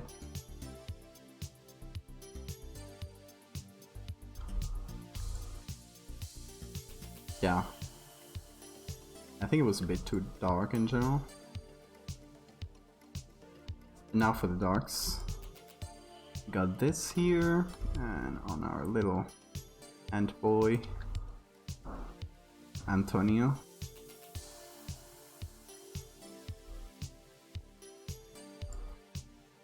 Finals, 12 semesters. That's pretty long. It's a long time studying. Oh, all in all, okay, so the whole thing. Okay, in Spain it's 6 years, so yeah. 6 years for med school, the entire thing. You don't get masters in Spain. I mean, you can get a master's, but it's just like a complementary thing. It's not something you need. And then you get your residency, which is not like in the same system. So it's... I guess it's not really comparable to PhD or... You can also get a PhD. That's the thing you can do. If you got the time. But I think people nowadays, like young people get it, but traditionally you don't get the PhD. Like you're called a doctor, but you're not really a doctor technically. Okay, yeah, I think the darks are pretty spot on. So I just need to mess with this. These two sliders. Well, I guess I wouldn't go too far with this one. Basically this slider. See how dark we're going generally. I'm also gonna paint a little bit of shadow here.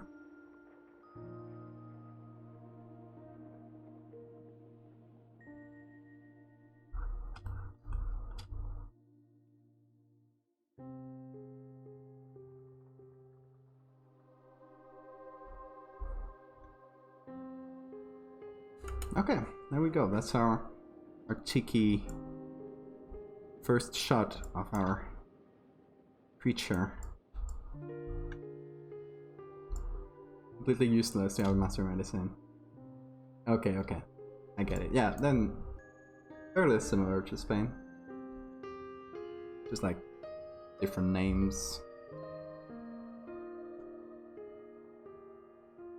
Okay, so let's just take all of this, which is honestly like very lightweight.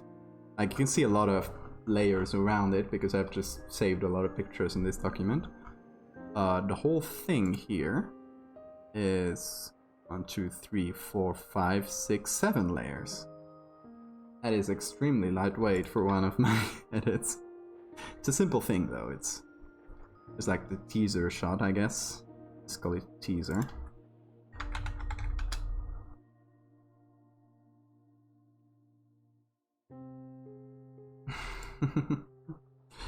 Okay, yeah, it's getting late. Have a good night, Bear. Thanks for hanging out.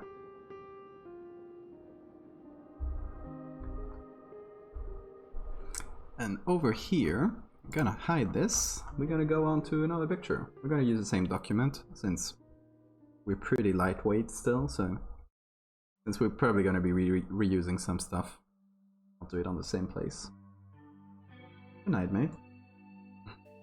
I'm still alive, after all. Anyway, here's a few options for the second picture. Still caged animals, but I want this one to be seen more clearly. These two ones here are my favorites. This one is also pretty good. I really like the chariot style cage with Lord John Sangerson's Hans. I think this is from a circus in England. In the year, I have no idea the year, now that I think about it. Hang on, because I got it saved. I think I can fish out the actual information from this.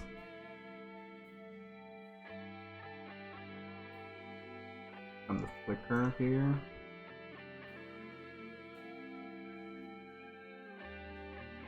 I love this kind of pictures, though. Like, researching for this kinds of projects is such a joy, because you get to, I don't know, like live in this little moment in time. Okay, let's see. Image comes from a collection of glass slides of fairground scenes found in the stores at Discovery Museum, Newcastle upon time. Yes, England. We have no information about the photographer or where the photographers were taken. Okay, maybe they're not taken there. It's kind of like unknown pictures. It's interesting. We don't know the time and place. Oh, yeah, there's a title. Okay, so if we go to this one, for example, under in the description they say Captain Fred Wombwell with Mary the Lioness at Leicester. How do you pronounce it? Leicester? How do you say that? 1927. Okay, there we go. 1927. We got a time frame for this. So all these pictures are from around 1927. This one is very good too, similar to the other one. I kind of like the crowd here more. The scenery here is a bit better, but I guess the chariot is, yeah, the same one. The animals are probably different.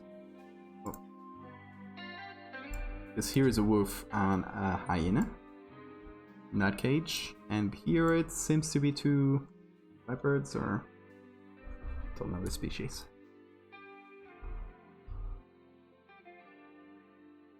But yeah, either of those two is pretty good too. Then we got this pretty lion. That's like very much a close-up, and I think it would be a bit similar to the one we have already. We have this kind of establishing shot. This one, again, a pretty similar one, close-up, and not a very like high quality picture to work from. And this one, another like establishing shot of people like putting the circus tents up or down, who knows. So yeah, my favorite ones are these four, and I think this one I'm gonna remove it from the roster because it doesn't have any people. It's a bit just the lions on their own. So I got this one. This one I kind of like because it looks like an interior shot. People are looking at you kind of like suspiciously. It has an eerie aura to it, doesn't it? This little kid here. Yeah, they're kind of like looking at you from behind their backs. This guy in the back. Pretty nice. This one also has that quality in a way. With everyone kind of looking at you. Look at this kid like just blurred. And look at this guy's faces. I mean, these guys are doing something illegal.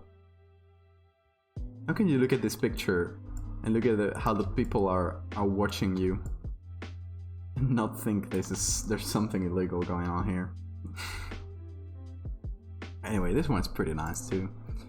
And this one here, nobody's looking at you. Nobody's looking at the camera. The chariot is very similar.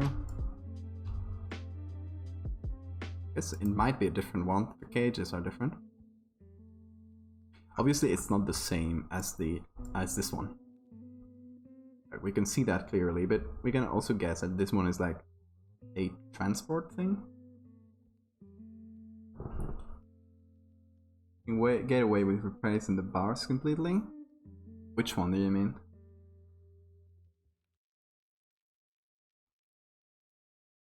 This one's got kind of have messy bars, and you can't really see very well the animals. So yeah, they could be replaceable, if that's what you mean.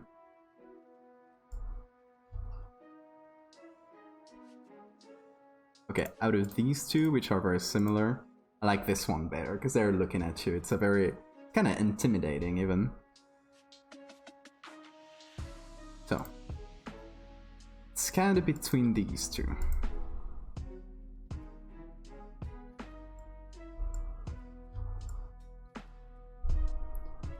Kind of in between this. They're both good.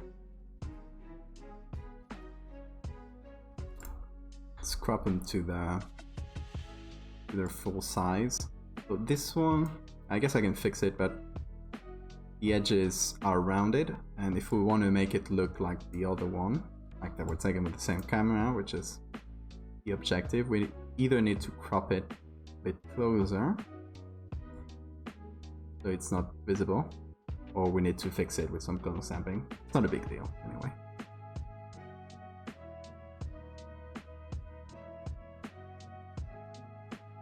It's not entirely like level.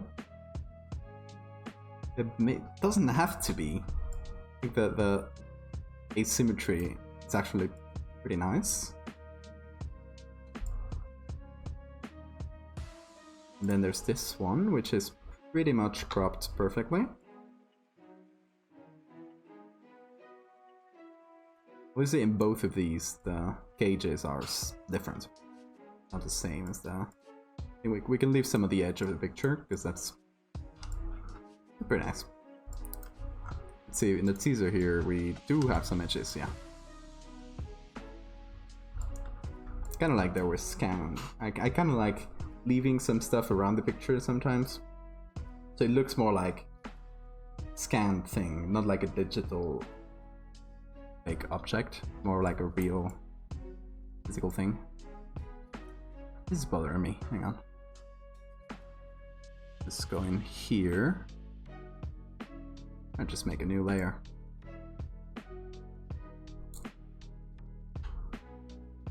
And maybe do this, invert it. There we go. So we can paint like only on the bars. There we go. Just wanted to remove that white edge. But I can do that in a few bars.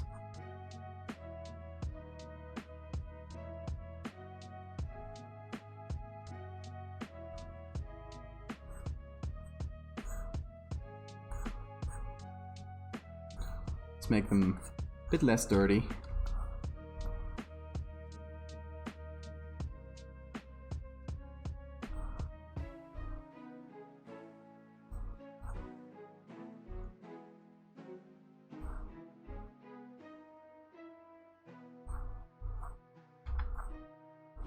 Anyway, I'm so glad to see so many people jumping in for my first stream in a month.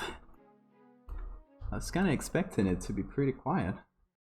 I'm so glad people are jumping in. I don't know if most of you are from Choose Raid or from Twitter or from the photography Discord.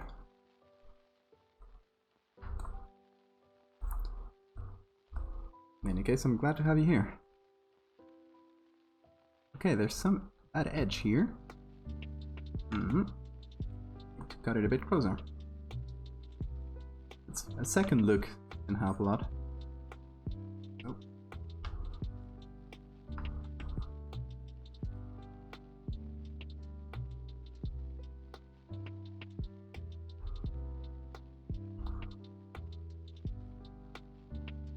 It's a bit too hard though. Why are we on 40% opacity?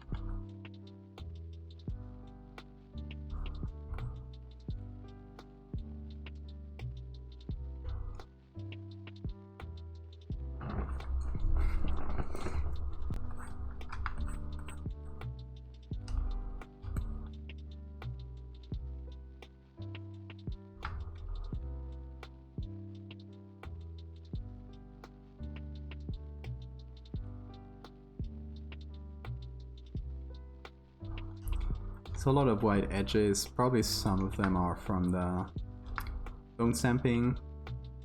Some of them are from the original picture. Some of them are just badly cut, probably. I'm trying to do what I can to mitigate that.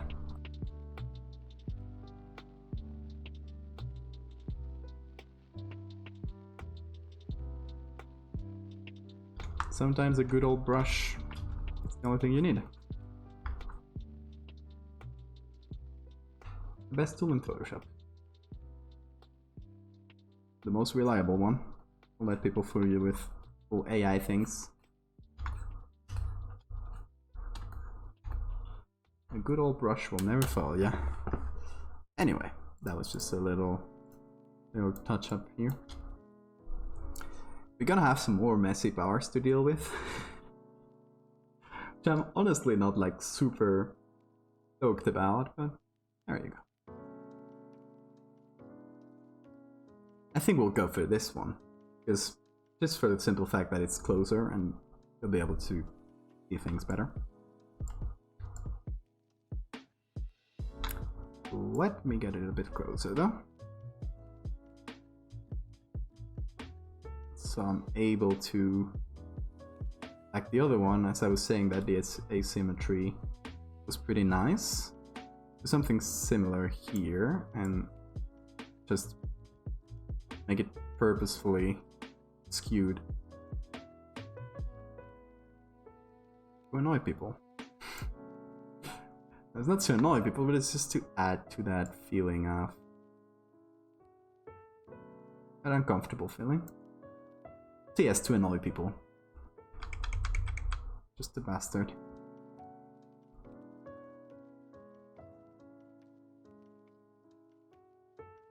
It's just to see whether horizon is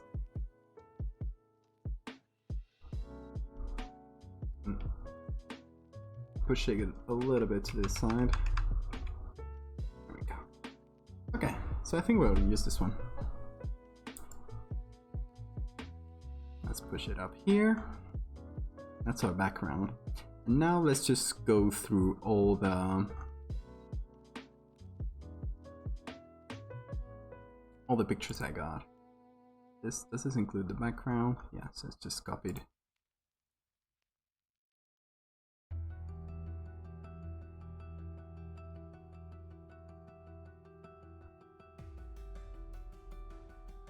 Okay, we got this one. Don't love it. Yeah, this is a pretty good one. And it's from the same shoot as the other. Looks like. On leaf. Same species, definitely. It's probably the same shoot.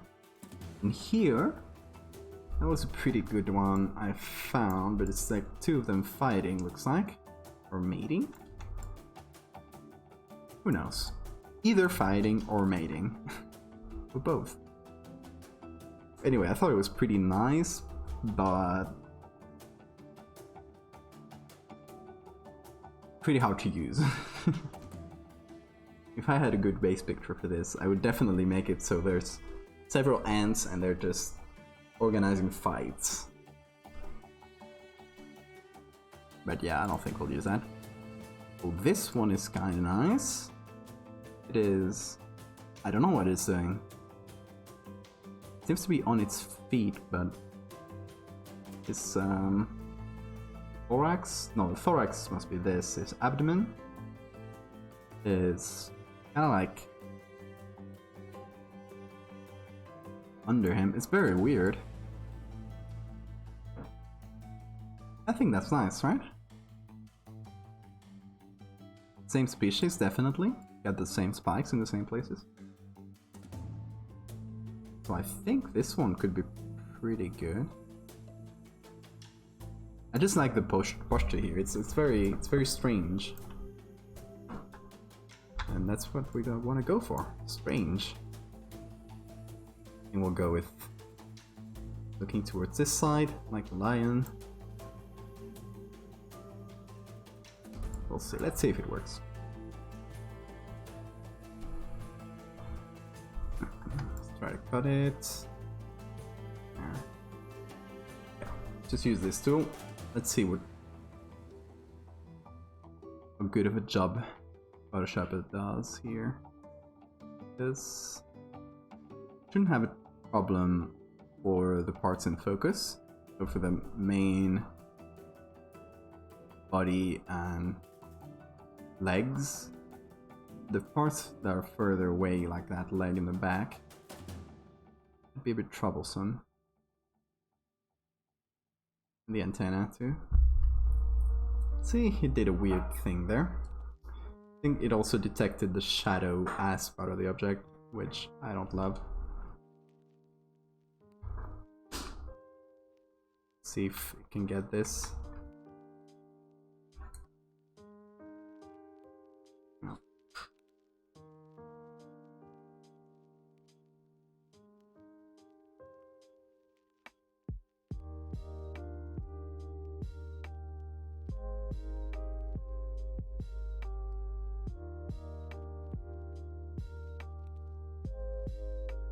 I was just saying bye to my brother.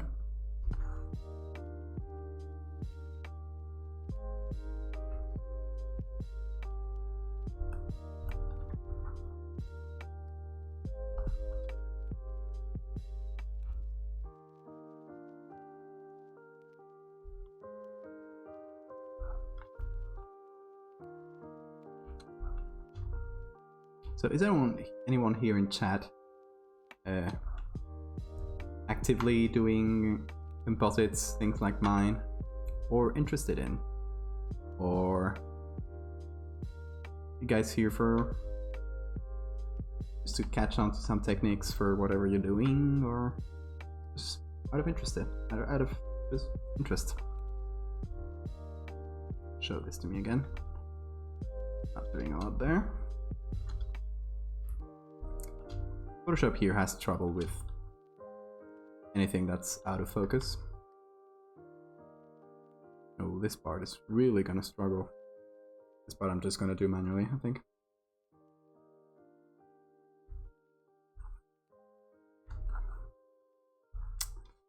This leg, kinda conflicted about it. Very out of focus. I think the best course of action here might be to get rid of it, get a better leg like this one, and just copy it. Use it for the missing leg. If it catches the spike here, very good. Okay, so it needed a little bit of encouraging, but ultimately it does the job.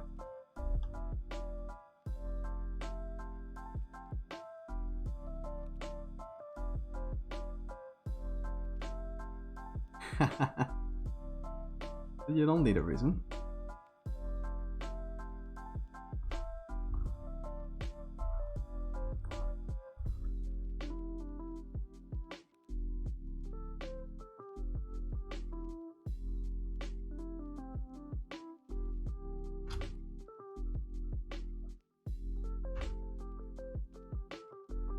This leg might be troublesome too. Don't know what I'll do with it. And the tip here of the antenna might have to get from another shot. That's what we're here for. Stick together a few different pictures, right? There's a shadow here that obviously I'm not interested in.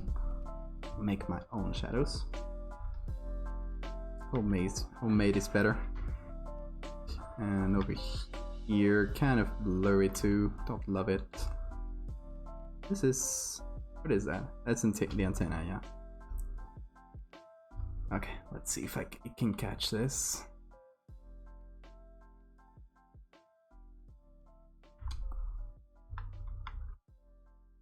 It just saves quite a lot of time.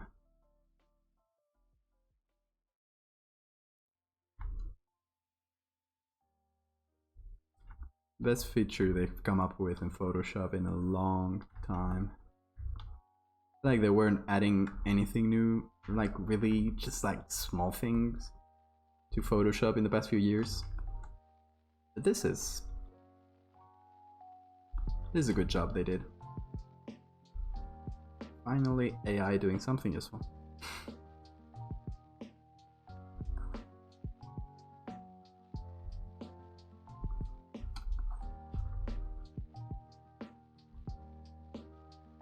How long do you think AI will take our jobs? Specifically this, how long is AI gonna take to make all this I'm doing on stream useless, and you're just putting two pictures, telling the AI to combine them and in which way, and just getting that done.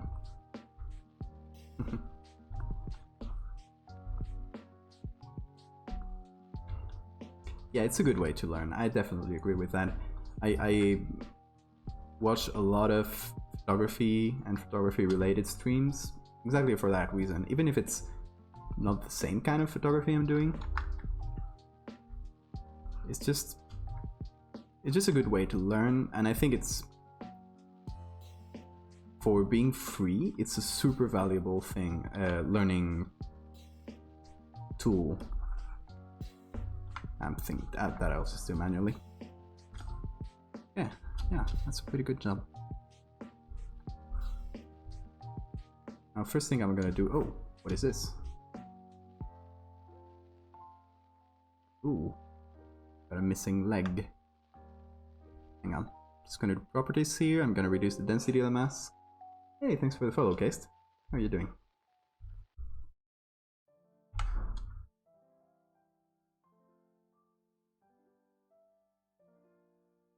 Follow me on Instagram.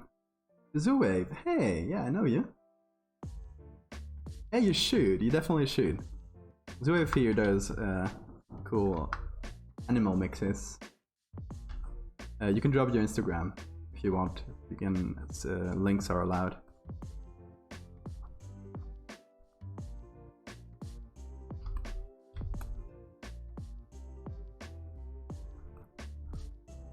What time zone are you in, Case?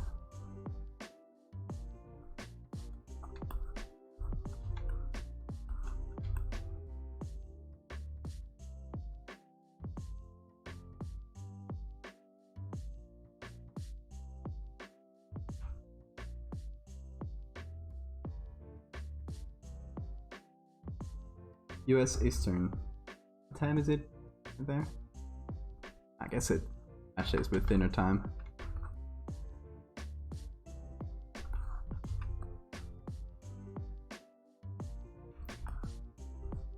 It's always weird for me, the hours at which people have lunch and dinner, because in Spain, I don't know if you guys know, we have this very different schedule from the rest of the world, and when it comes to eating and having dinner, because lunch is usually from 2 to 3 p.m. and dinner is usually 9 to 11 p.m. depending on where you're going.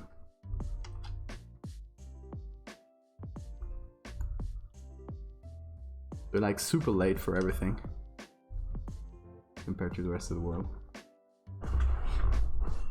It's like your dinner time, 6:30. Yeah, Spain. It's like half past midnight here. But I'm late. I'm a night owl, so all good. Actually, I think I live in a US time zone here in Spain.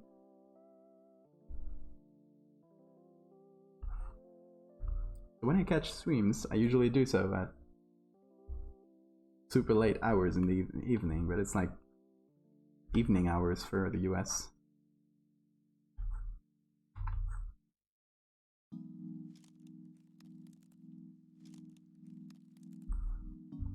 Soccer fan?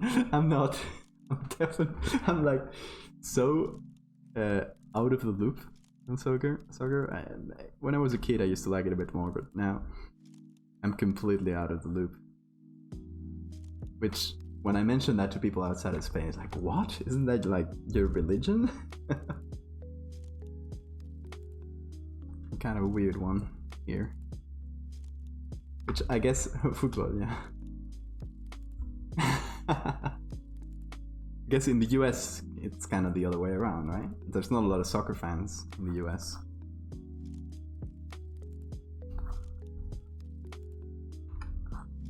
As far as I know, I don't know, maybe it's more popular now.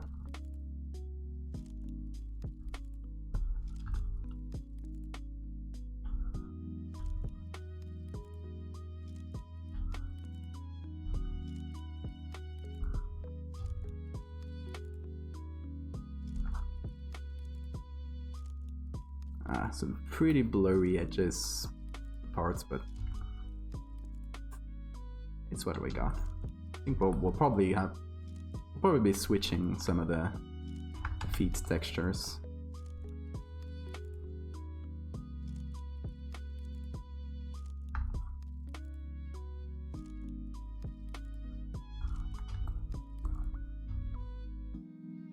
Football, baseball, and basketball.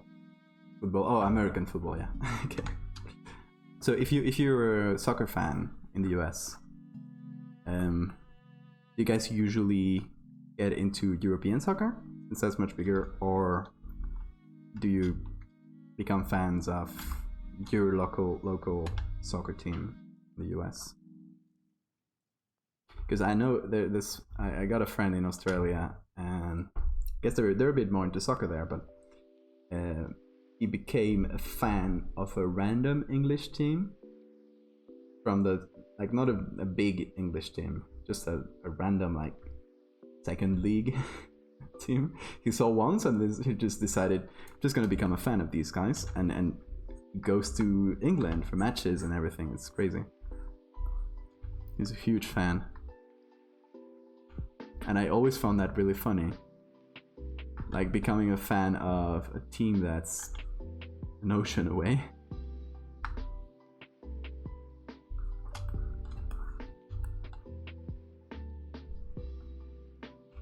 Now this spike.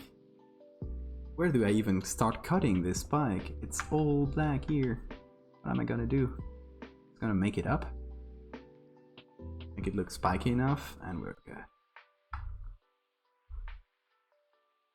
Spiky enough.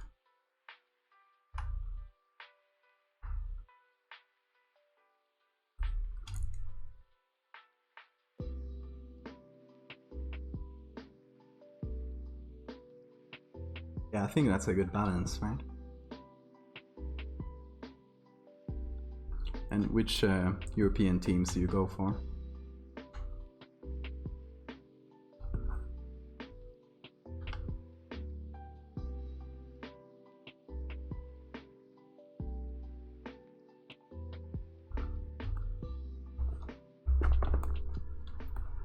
I don't know what to make of this area here. Oh, I got it. So this is the abdomen, however you pronounce that. And this here is background. We'll go with a soft brush because this is very out of focus. We'll just paint that out. I think that's good enough.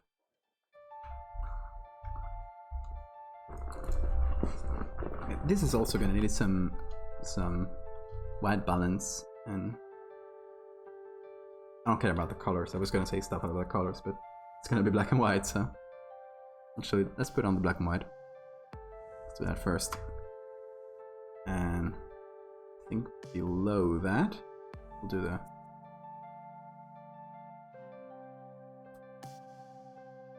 try to go for the white balance. This part is so in shadow, it's kind of bothering me. Not a lot of detail to recover from it, actually. Bayern Arsenal.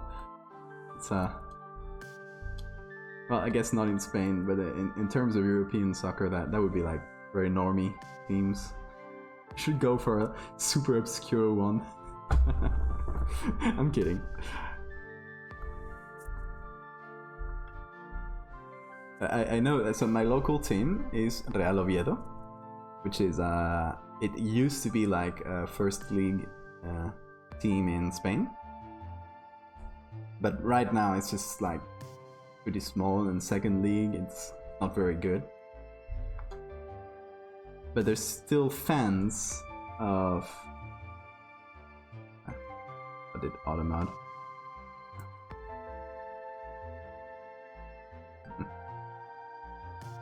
Basic bitch teams, basically. No, but I guess they're not so much if you're from the US, you know? It's...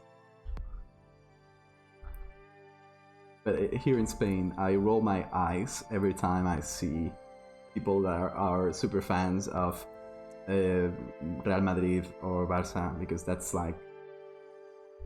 Yeah, of course they're good, but why would you be a fan of the big giants that always win? Where's the drama in that?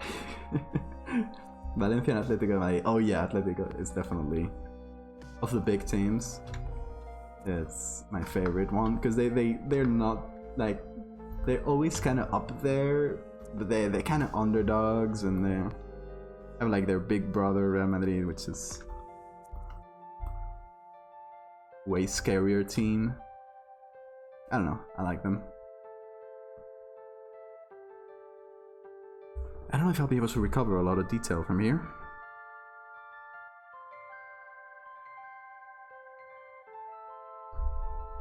I think I'll just go for... Yeah, I'll do a levels. Just like really pump the detail up here, just in this area.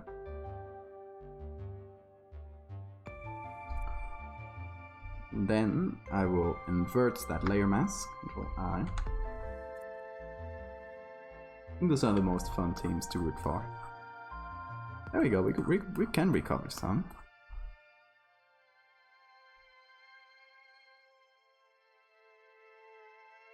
If I remove the black and white, the colors will probably be super weird. Definitely. Like super yellow. Yeah, but I can use this layer to just recover detail from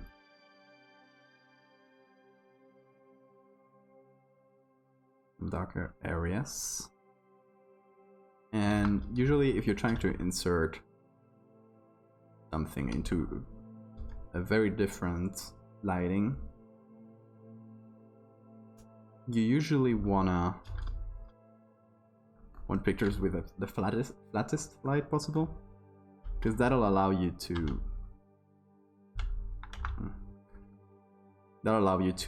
just mold that light much better.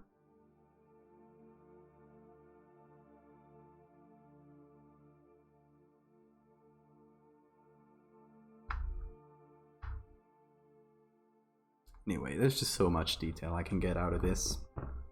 Maybe I can add some of this texture to the face, even though the face probably just naturally doesn't have that much grainy texture. Let's see in here. It does, but it's much smaller, like fine grain. Okay, we'll do it like this. I'm gonna take the same picture, flip it, put part that I want in. Oh, maybe I can get a part with finer detail, hang on.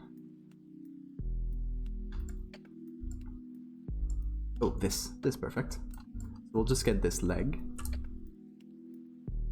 place it on the face. Remove the layer mask.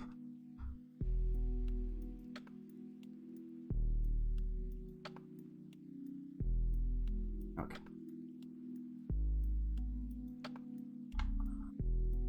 Just try to get as much as I can without getting any background. Invert that.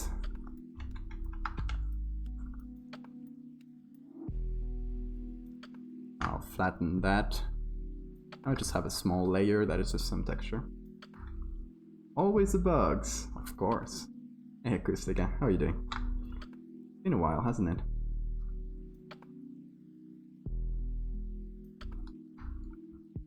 Really working my ass off studying. Here we are, we got a little week now of vacation, so making some bugs.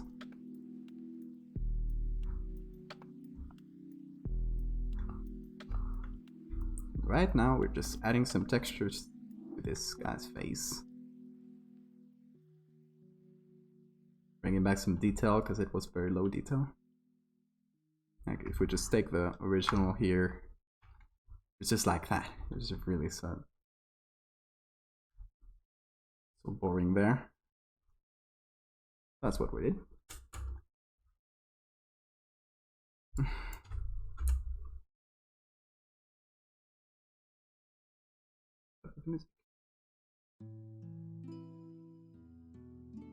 Okay, so we got this ant in a weird position, kind of like scratching his butt on the on the floor. I kind of like it. It's weird, like not the typical position you'd see an ant in. I think it could go like this, and we're gonna be moving those legs. Gonna be shaking those legs. It is kind of a creepy boy. His name is Antonio Banderas. Oh no, I don't remember who suggested that. I think it was Heldar.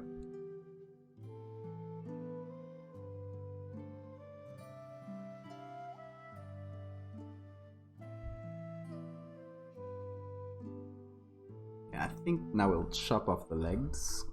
Sorry, little. Sorry, mate. Just gonna chop off your legs real quick. Just gonna make a quick selection. Control J. Nope. Control J. There we go.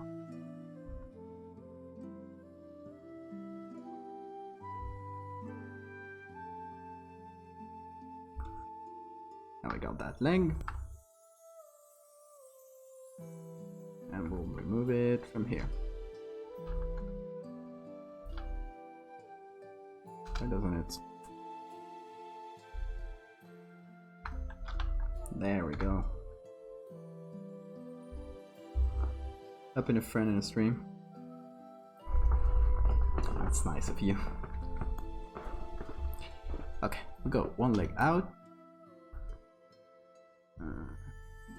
Got these two type just might not use because they're out of focus. They're very coming towards us like that. I'll feel that in. Oh, I got them anyway, even if it's just to get them out of the way. Control J. Move it from here. Let's put it here on top.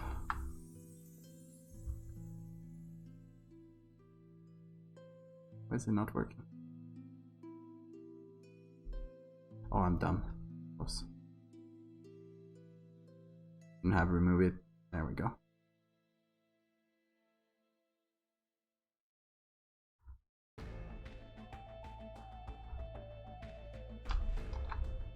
Now it is.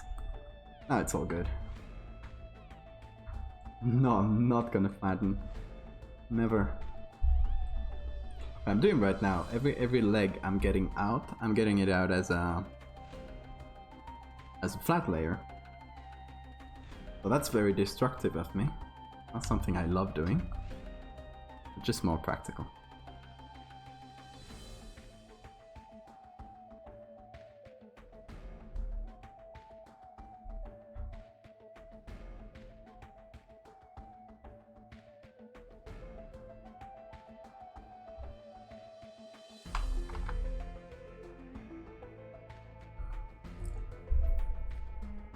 It's liberating. No, it is not. It is destructive, chaotic.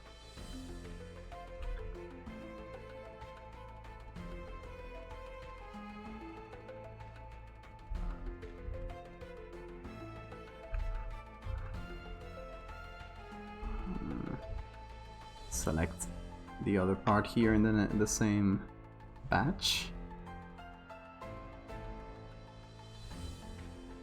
Go. Good.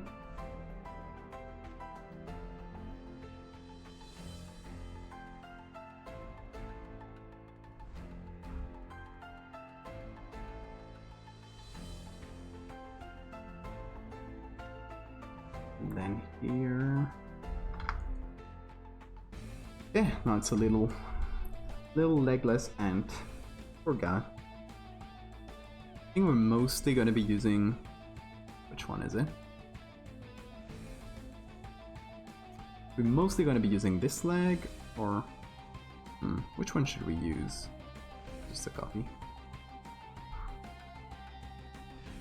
Which one is more in focus for us to use? They're really all out of focus, aren't they? I think this one, among all of them, probably the best. Let's get the same black and white. Let's group this up and apply that. There we go. Okay, now let's move everything independently. The problem with this is that there's two legs that are overlapping here. And this is an antenna, which I could use for textures, but I could also use, like, just might be easier to just use one from another picture, since I found quite a few pictures of ants. Oh, look at this! Look at this sexy ant leg. This one's pretty good too. Not this one. This one could be useful. It's a bit out of focus. This ones are just a mess.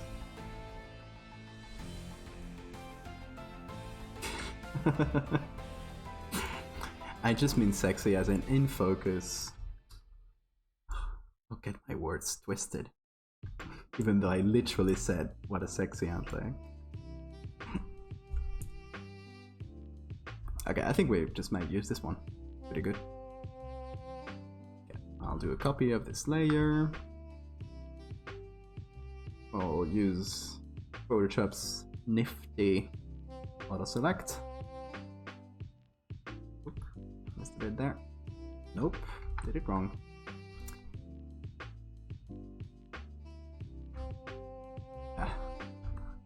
Doesn't want to collaborate sometimes.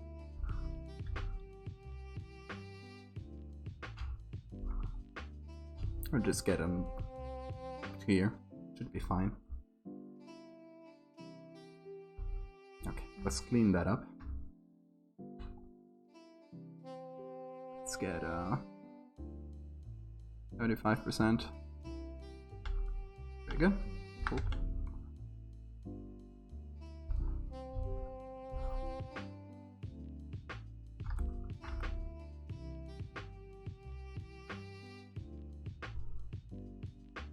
Oh, we got that little hook in the end. Don't love that. Kind of messy.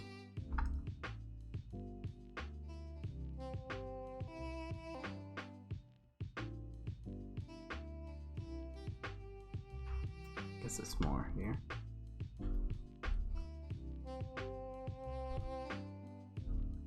Who would have said ants had fingers?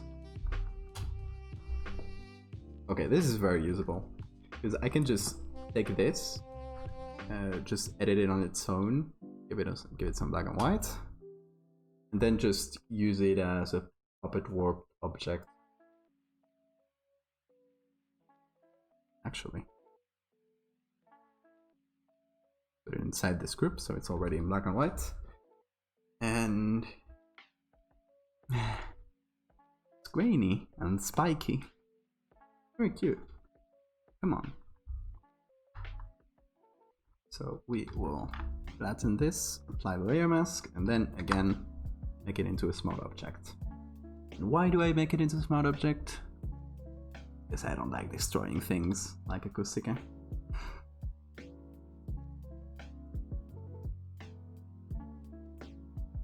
Okay, so we are gonna take the whole thing.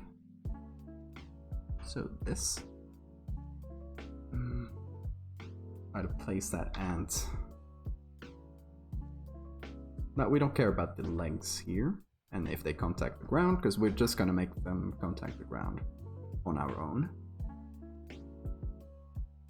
Now I was thinking at first of trying to fit the face. That's actually not that bad. A bit high.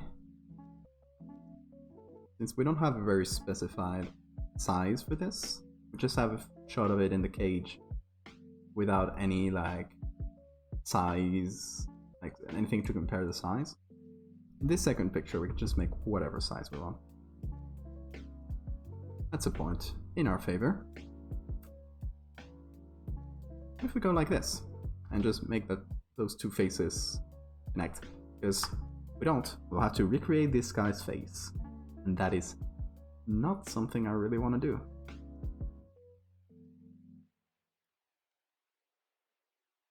So let's try that. If it all goes wrong, we can always just remove the guy, but I really can't. I kind of like how he's standing awkwardly like this. Yeah, like I was saying, here in this one, there's no, like, and there's just really nothing to compare the size. So you can just make it any size.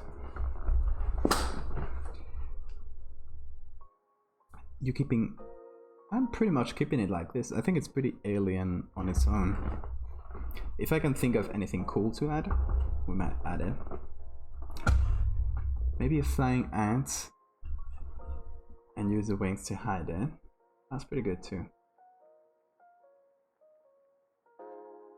Like that. I don't know where I would fit wings here.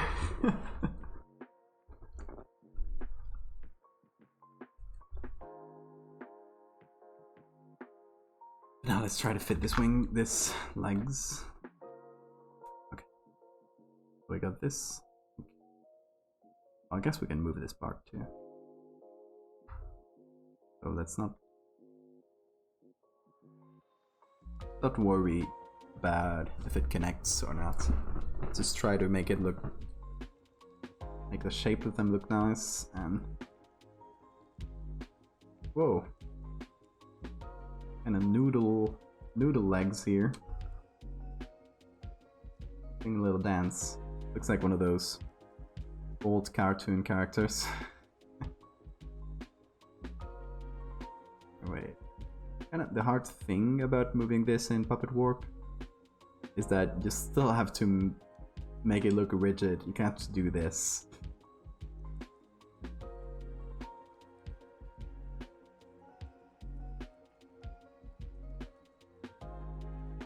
So maybe it would even be better to separate it into layers, like each segment into one layer.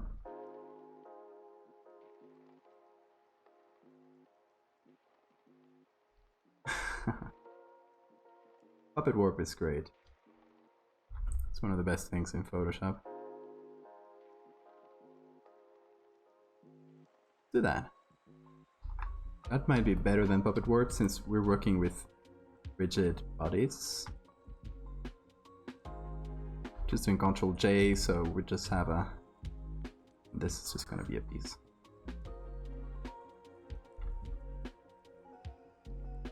Just gonna hide that. Okay. So we should have here top to bottom every piece. Just make this one start here, just be really bent like that.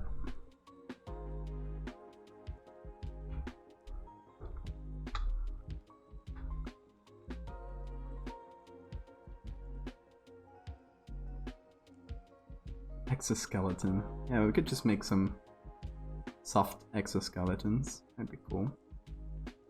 Kinda hard to fit it here.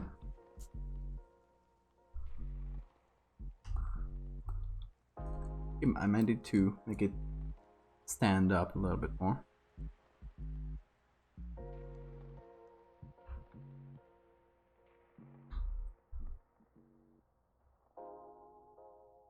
Still cover the face like that.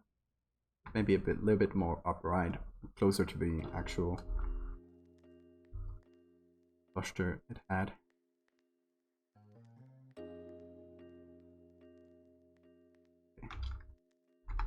If we do this, I don't want to make it stand on this platform. That's hard.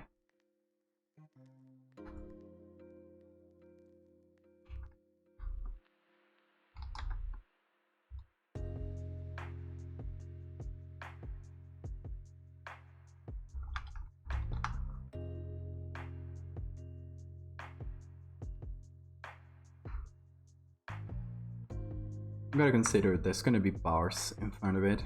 That's gonna hide a lot of our problems. But still. It's gonna be behind the guy's kid's head.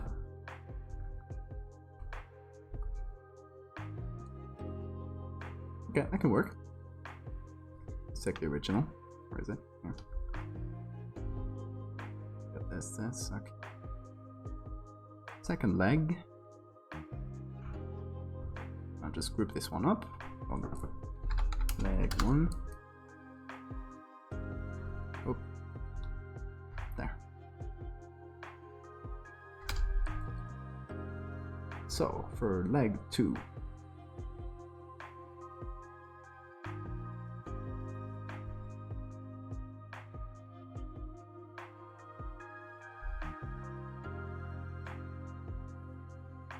You can kind of flip them around, do things like that, just to keep them different enough from each other.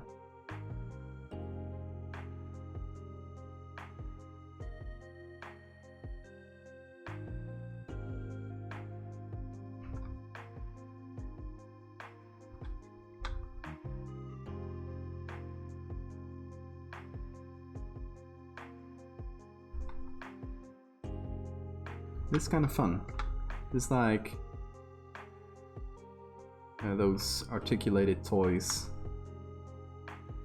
we had as kids. You just kind of pose them and move them around. I guess not as kids, maybe people have that kind of thing as an adult.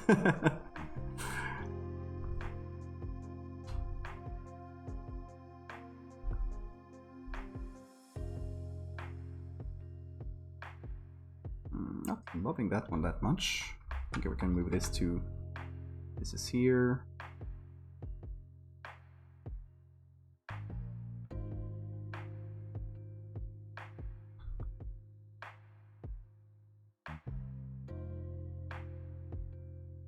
Actually, put this one on top.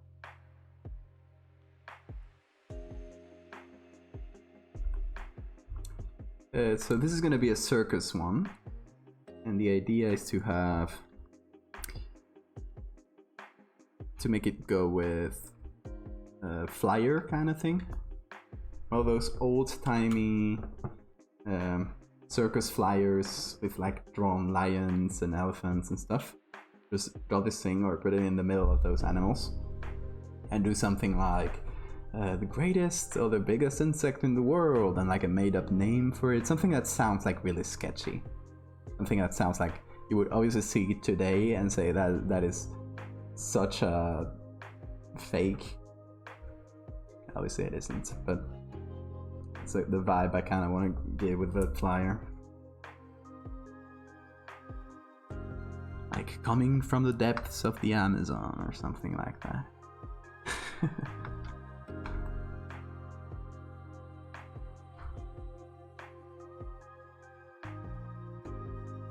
Antus. yeah, with a ridiculous name like that, I like that.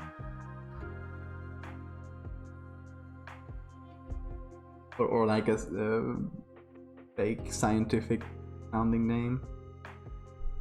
I gotta look at the flyers from the time. We can actually just to get our eyes off this beauty for a little while. Hang on. Get Trondheim again. No, but let's look at could be a good one. Hang on. Go to Pickrell here. It's a very good repository for all kinds of old pictures and fake animal, something like that. I remember seeing something in this site that was kind of the grain of inspiration. Cornelius Machiavellis.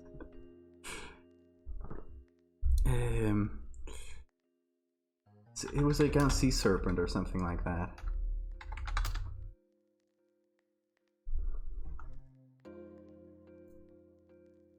Could this be? Oh, yeah, by the way, if we get into, like, there's gonna be political cartoons here, and there's like some very racist stuff. Keep that in mind. Here's some nasty stuff. Let's see if I can find that one. Okay, we're getting like super old stuff. I just want like...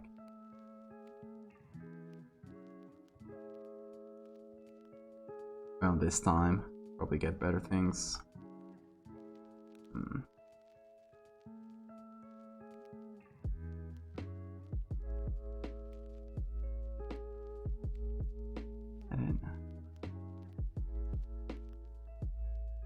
Look, this is a pretty...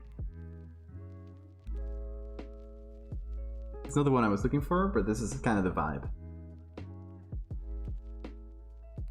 Let's see if I can... Hang on.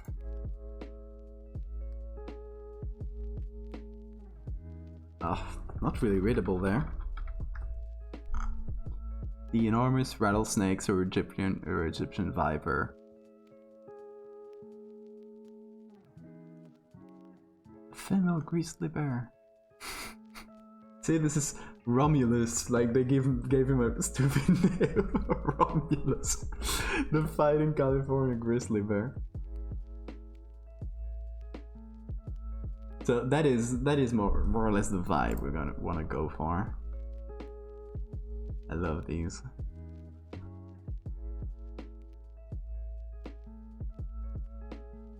It's such a shame I can't find the one I was looking for. That's a very good one, but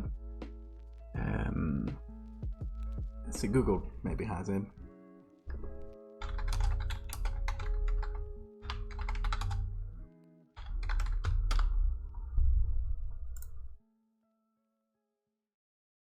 Oh, that was the picture that was with it, but I want that.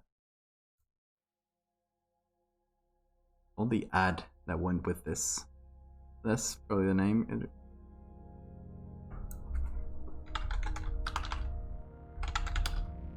that was it.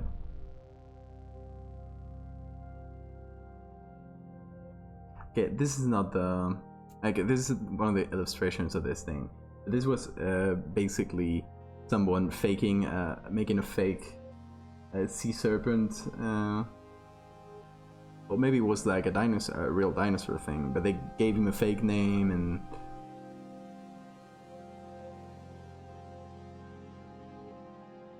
Ah, there it is. Leviathan. This is the one I was thinking about.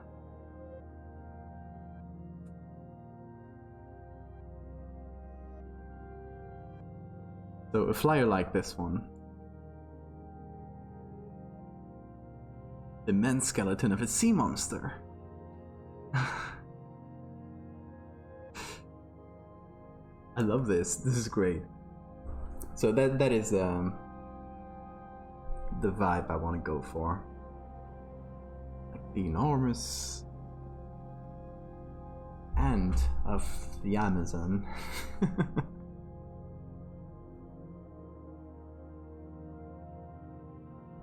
Okay, third leg there.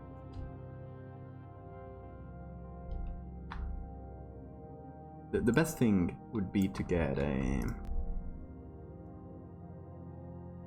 drawing, like to actually draw it myself and add it to the flyer.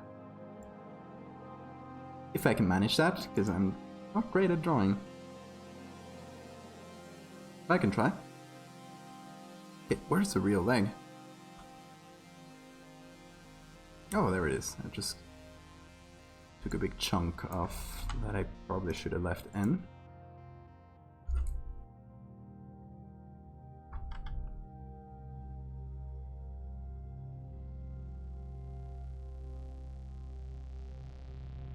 Let's leave that part in.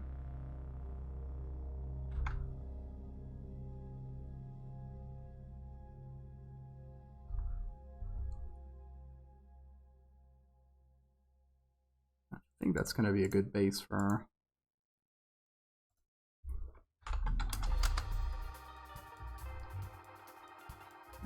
Yeah, that's better.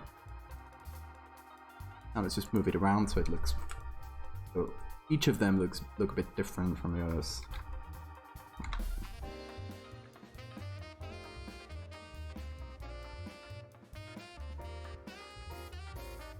I don't want to hide the face though. Maybe I want to go low.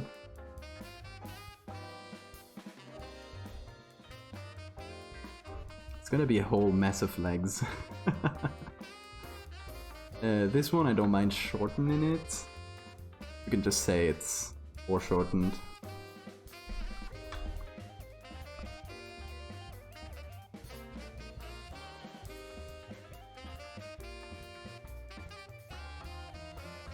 Although it kind of looked like it was smoking. That'd be cool. Incredible smoking ant. Come watch.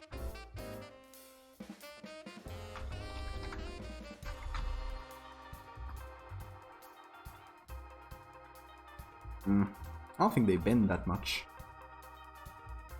Right? That might be a bit much.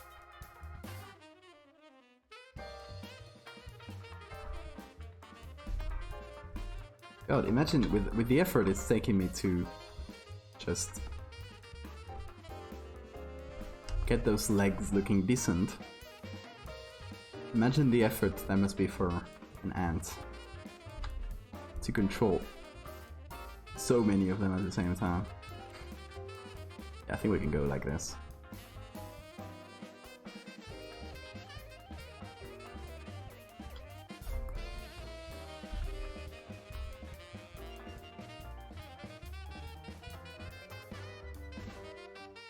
Brian's a China.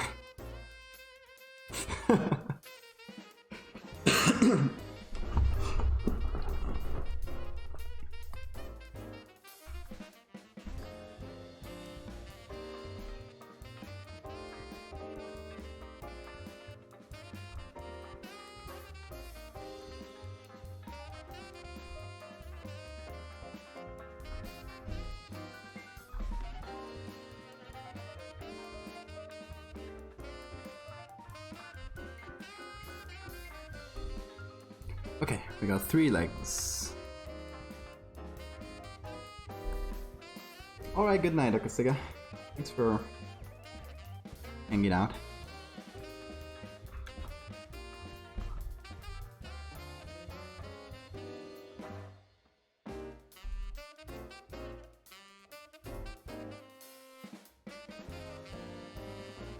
I may be making these legs a bit small. I think it's good, right? Doesn't matter, it's my fantasy creature.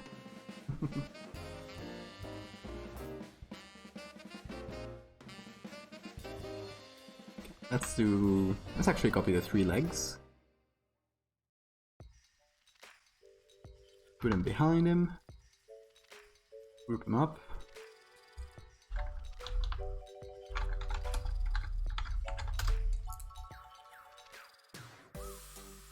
Do it black and white.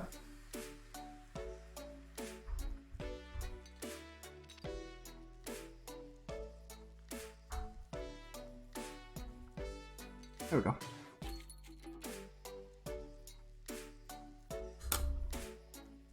Now let's see if we can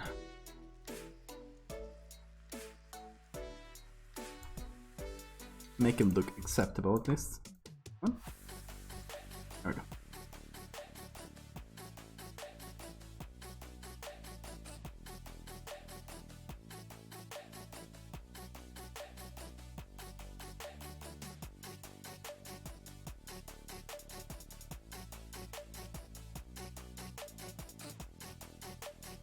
I kind of like that the 2 legs, that the legs are more or less aligned, like it's standing very straight.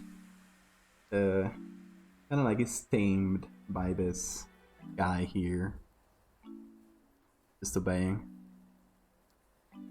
But obviously this is gonna have a dark ending, right? We can just leave this poor guy here. Did I escape or something? It's still not settled, but it has to be a cool ending. Can't just leave that poor guy to rot in here.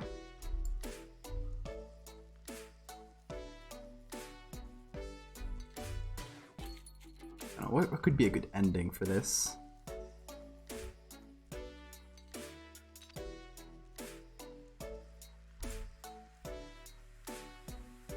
thinking either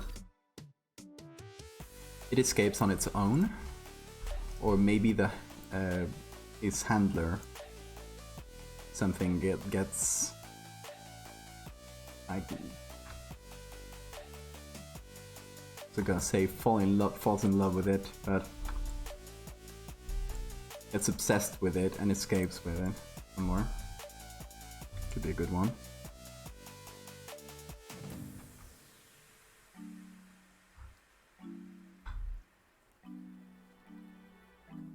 Oh, flips vertically.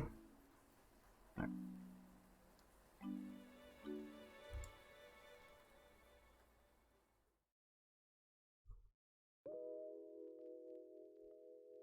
One on the back here is very similar to this one, which I don't love.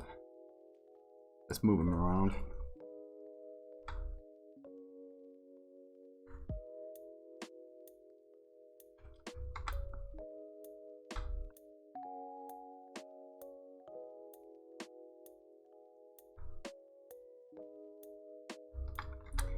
I should stream more, you guys. It's been really hard, the only thing, to just like carve out the time.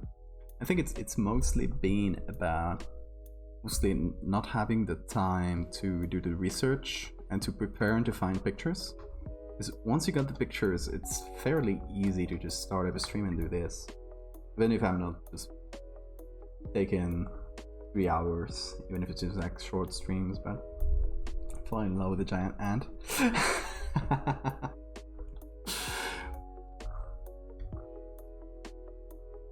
I mean, you remember the guy on the Antarctic, who goes crazy with this one? That's kind of the feel. That kind of same psychological effect. I do understand if you have to leave this place.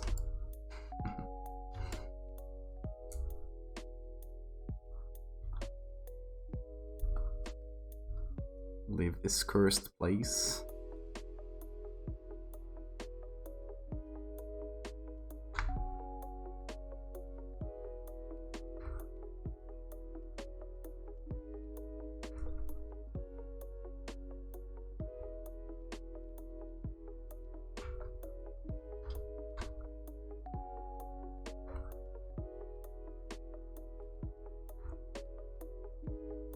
That more or less works.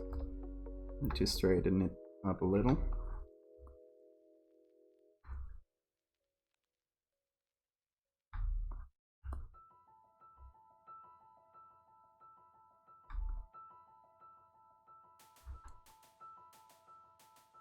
Maybe it's too high up.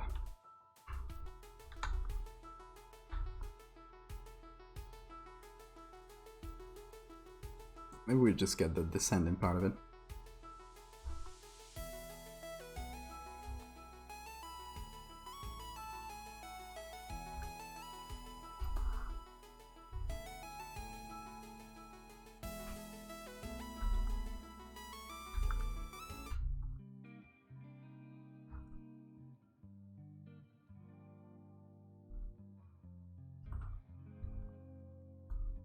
Kind of messy to work with these many legs. That's a lot.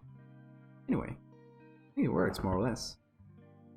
Obviously, you'll see that the angle is different from the original. I don't think it's that noticeable. Like, okay, let's just look at the original as it is. Like that, more or less. Gonna change a lot about it.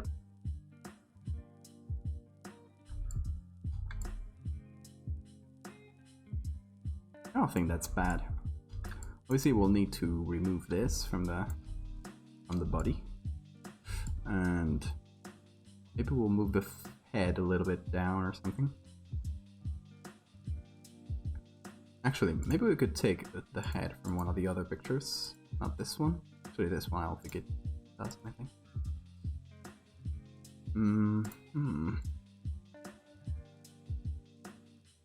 this one maybe? Nah, I don't think it works. Ah, let's just leave that. I love the eye though. It's so creepy, that point. Like reflection in the eye. You can see it in both. I really like that. Okay, let's go to the main body. It's just gonna go legs, front. And this is our ant boy.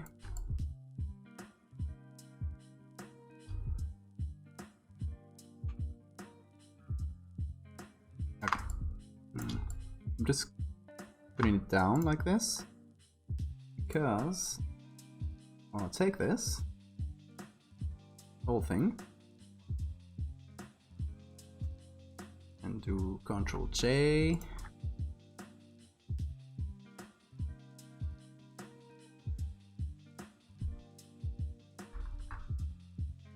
Put it with the legs front there. Okay.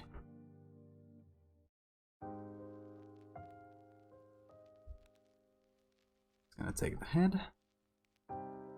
And we're gonna remove this from the body. Why did I take the leg there? Ah, doesn't matter. Not important.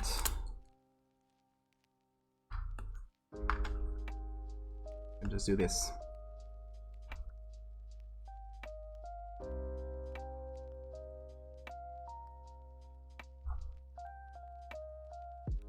What's going on in this corner? Oh. There's a badly cut corner.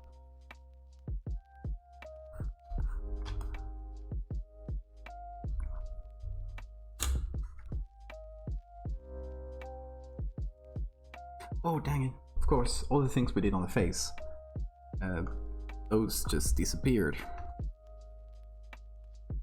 So like this, and this. Gotta bring with the face. There we go. Way better.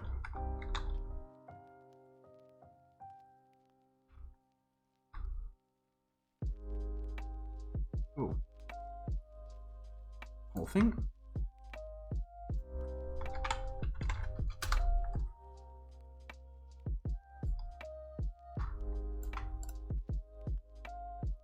Okay. Now we got this on its own. Let's take the whole thing from here to here. Let's put it back in its little pedestal.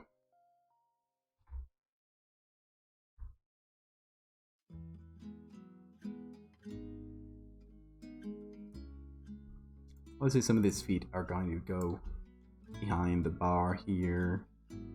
So it's gonna bend around.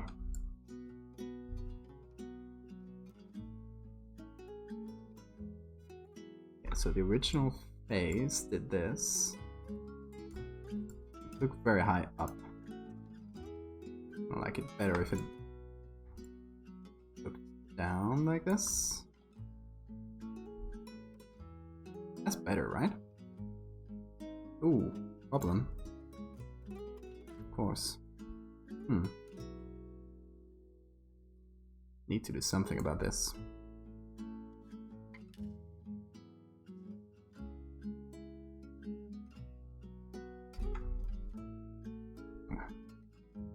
We can just do this.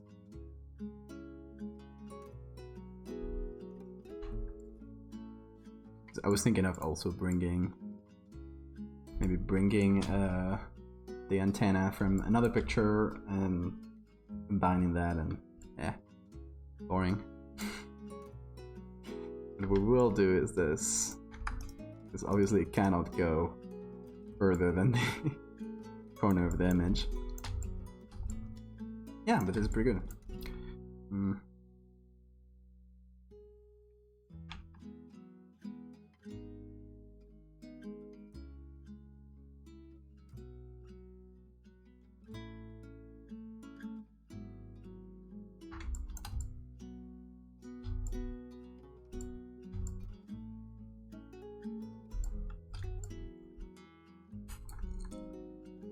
Okay.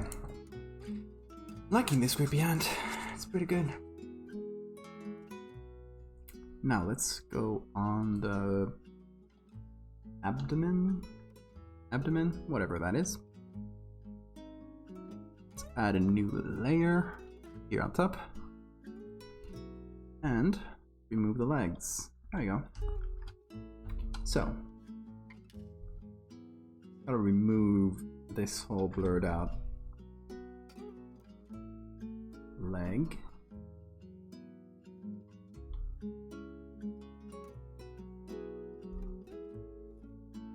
Just some good old foam stamping. Nothing revolutionary here.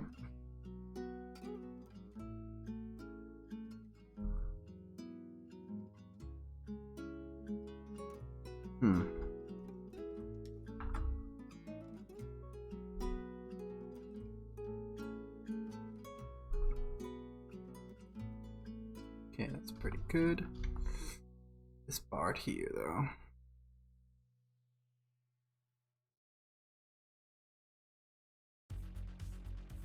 I think it's part of the leg too. It's kind of blurry, so it's hard to tell. Oh. Hang on, let me think. No, it's just a shadow. I need to light it up since it's not going to be covered. It's to be lit up.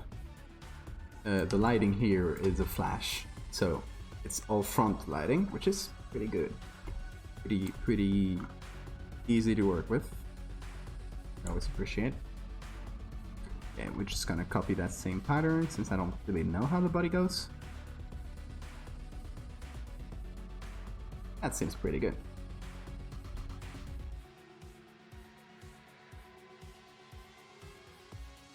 I'll try to keep that diamond shape pattern all the way across. Doesn't have to be perfect.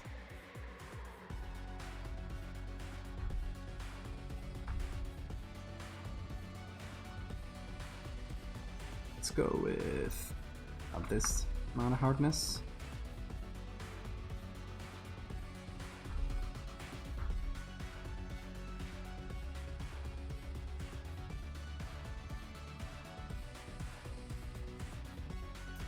And over here, it's kind of weird, that kind of lighting.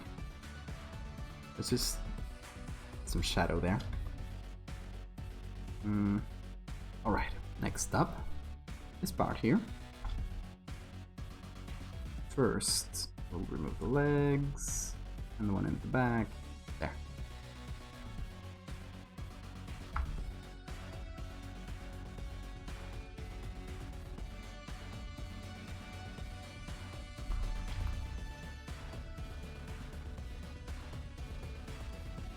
We just gotta keep this little part here.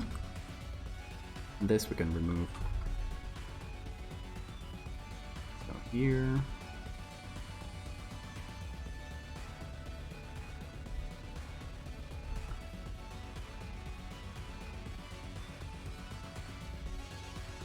And for the shadow, we are also gonna be removing this big chunk.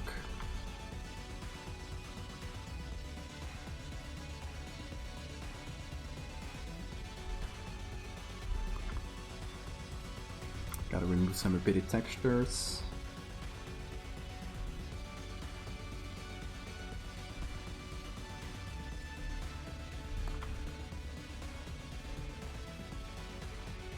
Okay, and now to recreate that same type of shadow with a soft brush right behind this leg. Hey Lisa. No, not yet, not yet. Still gonna be a while. It's next year.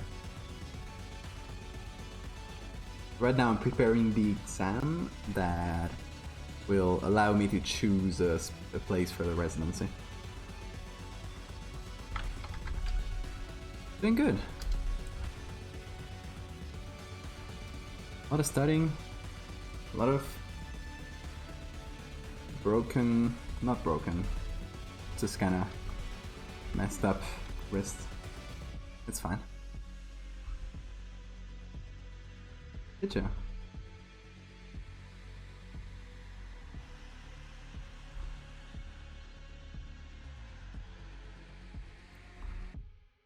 I think it's a good combination. We get 2 cool languages. Not to like.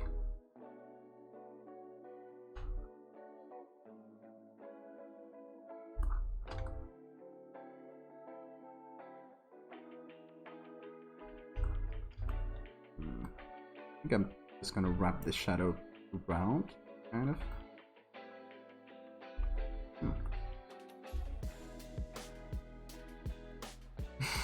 That's a bit too much.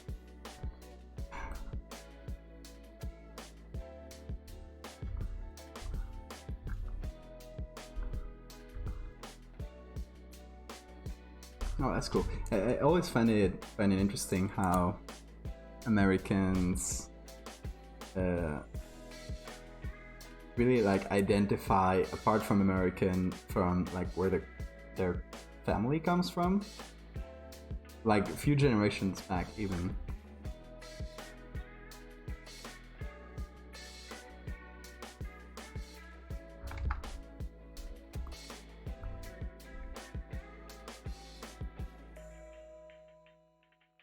Oh, I guess this is the legs.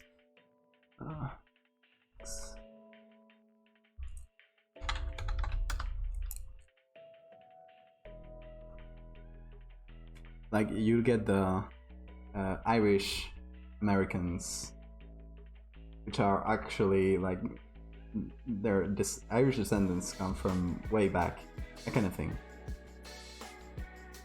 Pretty sparkly. Yeah, it's pretty sparkly, this one. Right now I haven't done a lot of correcting for the white balance, but it's gonna look more like this, a bit more spotty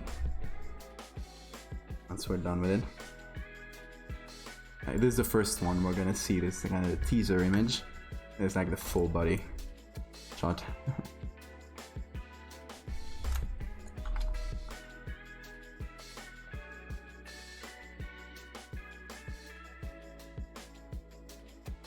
Oh, there's a head. I can't do anything here.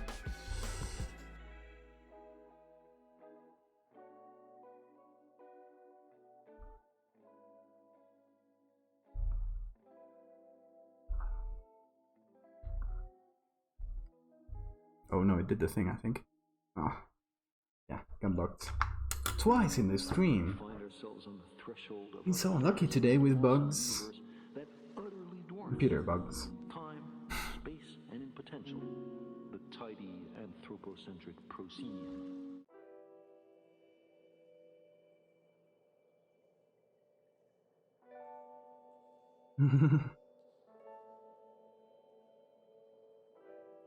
Big jewelry bug.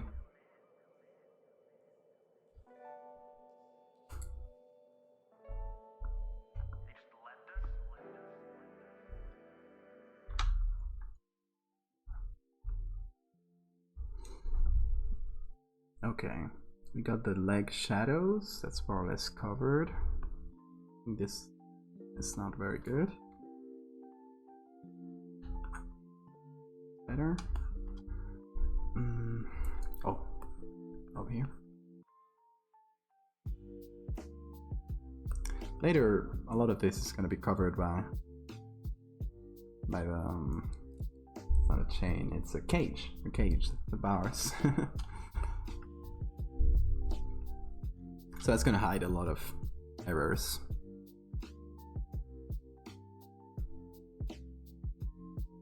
Oh, yes. Okay, I need a copy of the levels from the body on the face. This one.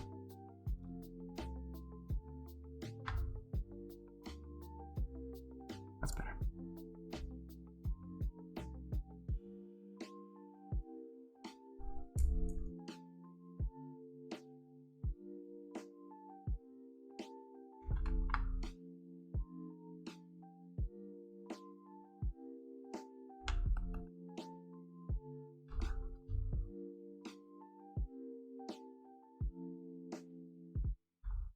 Just adding some eyeshadow. Hey, thanks for the follow. Just of the 6. I think we just went over 200 follows. I don't know if right now or a while ago, but I just remembered we're close. Let me see. Oh no, maybe it hasn't updated yet.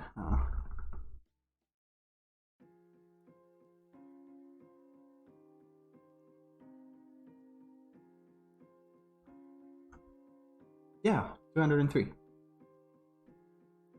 Just went over 200. That's cool.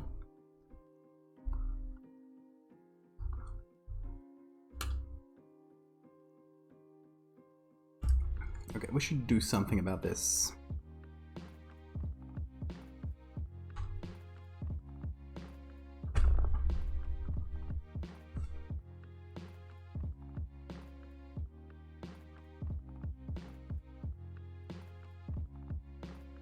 I think I might have a solution.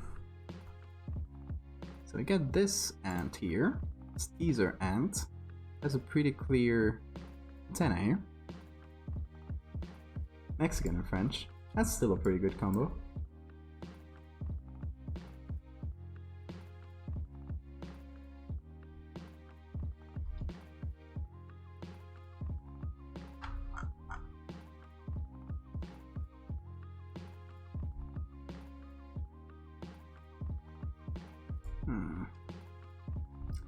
I'll just take this.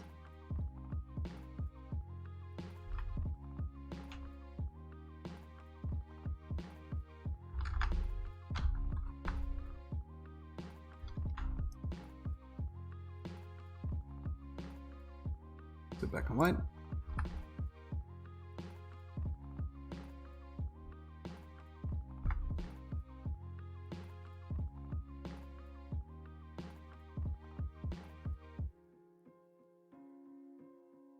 Next many videos about that.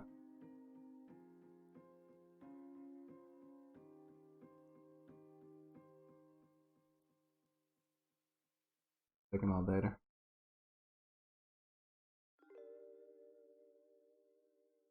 TikTok. I think it's the first time I opened the website TikTok. I've seen TikToks, but only on like other websites.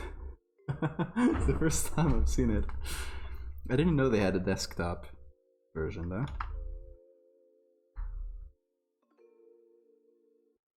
They're gonna get banned in the end. I saw the story, but I didn't really follow in.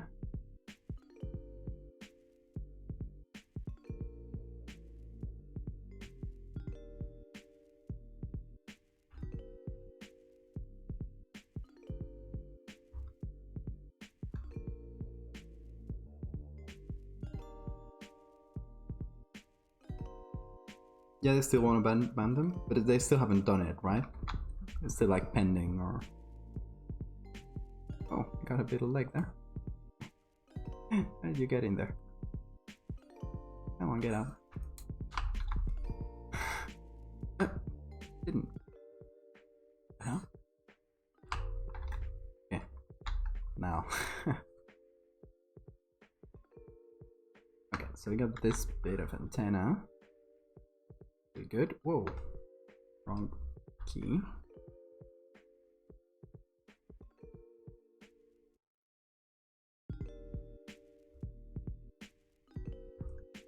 And then we'll copy this one. I think that's probably gonna be the easiest way of doing this.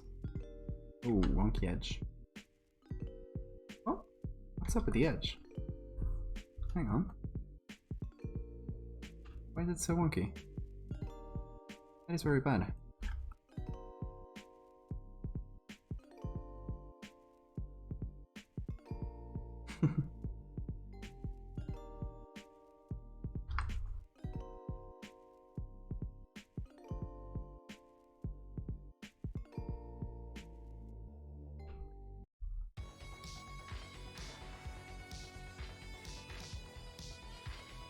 Make a newspaper. That'll be a good way of presenting it. What I thought about, if I ever compile this into a book or something of sorts, I would like to do it instead of a traditional book. I literally send you a box full of like files of documents in kind of in order, in like folders and stuff, but kind of not really organized, and maybe with a letter from a guy that's telling you, hey, thanks for helping me with my research, take a look at this and let me know what you think. Something like that. And like you are discovering, you're like going through some papers and just discovering this on your own. That would be, I think, the best way of doing it. Obviously, it's not like a good thing, like like no publisher would ever do that, but man can dream, right?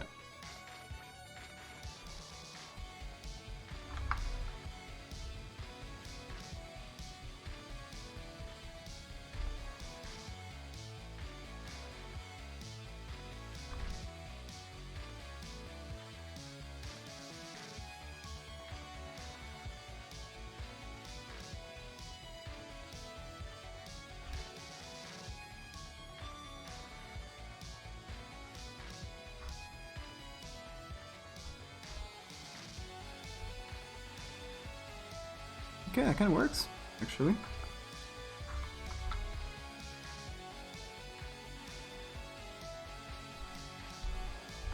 Yeah, that's good. I like that.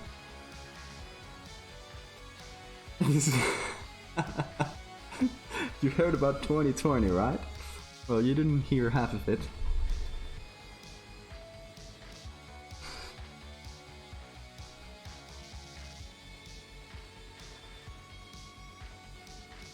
That would be fun, though.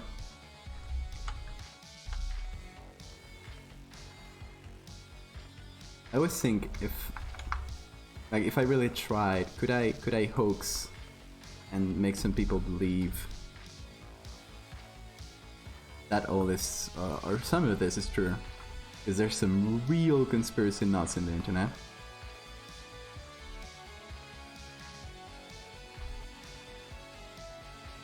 I saw, oh god, hang on, this might be a good one to show on stream. And I was, how did I find it? Maybe doing some research or through someone who linked it. I don't remember. I found this really strange group of websites that believe in conspiracy theory that there were giants living on Earth. You really believe there were like giant humans like before us, and somehow they disappeared or they went extinct. Some say that the Catholic Church killed them or something like that. Some like really good choice conspiracy nuts content.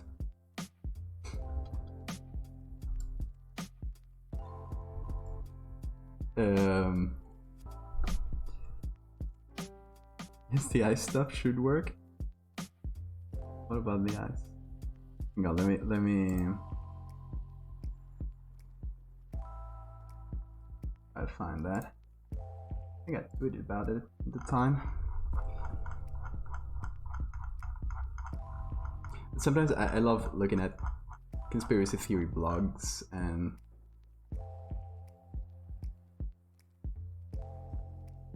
I don't know, they can be so fun.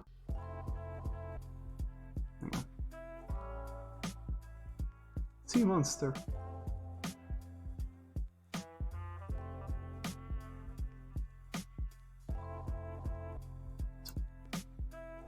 I love this. The conspiracy zone. This is like not ironic. This is like extremely non-ironic.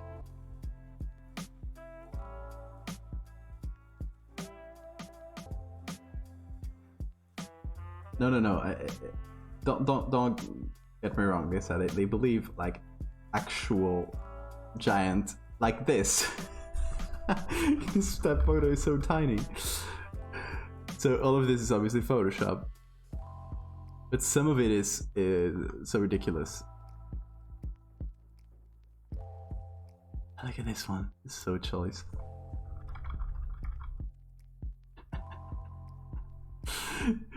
I love these.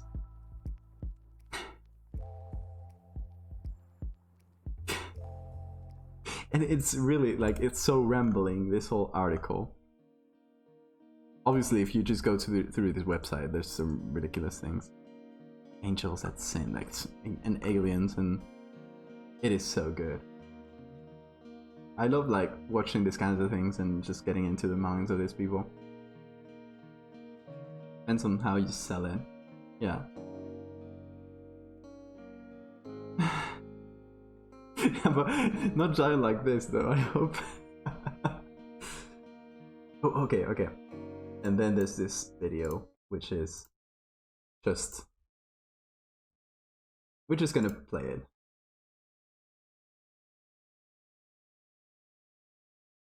Okay. We are at the famous site of the giant footprint, or the footprint of God, here near so he's talking about a giant footprint, and he starts filming the video like down here, and the footprint is on top of the hill. So he just goes there after explaining what it is, and when he arrives there, I guess he didn't plan it, but it's so winded that the video... Okay.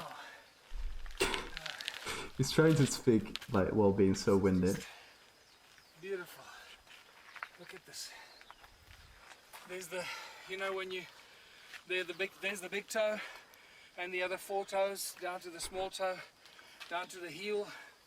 What's fascinating about this is anybody that does a study of this will notice this piece sticking out here. It's like when you put your foot in mud and you pull it out, your toes will lift up a little mud where your toes were, and that's exactly what seems to have happened here. This rough granite is just overhang here.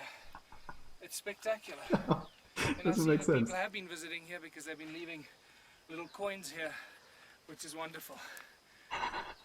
Maybe just come closer and show. Anyway, I just found this one so funny, and how it's trying to explain it while he's obviously completely winded, and he can't. He just has to stop and take a breath.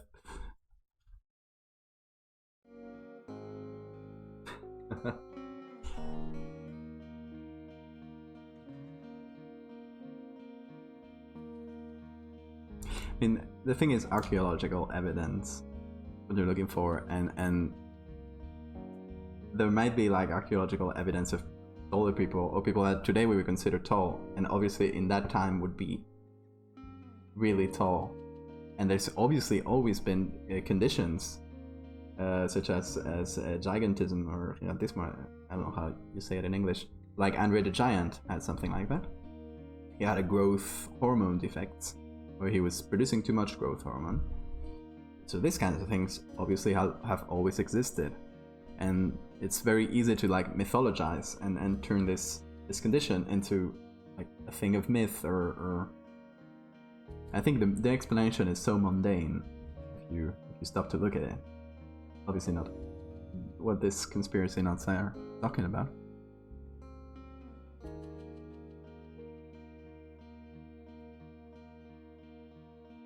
Let's go for leg, that's like number 2. Flip this one just for consistency.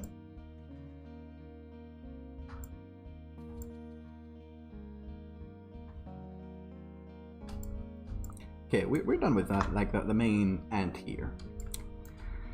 And now the thing that I'm kind of dreading is we need to mask all the bars. And that is not gonna be fun. It's too high up. Maybe I move them without.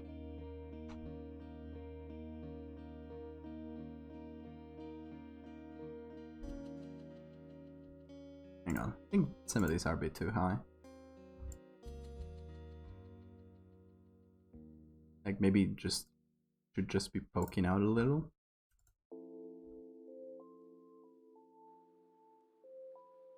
If you get hold of 2 magnets and you push them, you can feel this pushing between them. What is it feeling between them? Neopalos. Sorry, I'm catching up. Napoleon. You know, my dog is called Napoleon, actually. When you push these two magnets. Yeah, there's this myth about Napoleon actually being very short. It's kind of been laughed about for a long time. But the basis of this myth was that at the time, France and England were using different inches. They were both using some sort of inch, but they were different. So the measurement in French inches got picked up by the English in the press that thought it was English inches, and English inches were, I guess they were a bit bigger, so it looked like it was made it seem like it was very, very short. So that's where the myth of short Napoleon came from.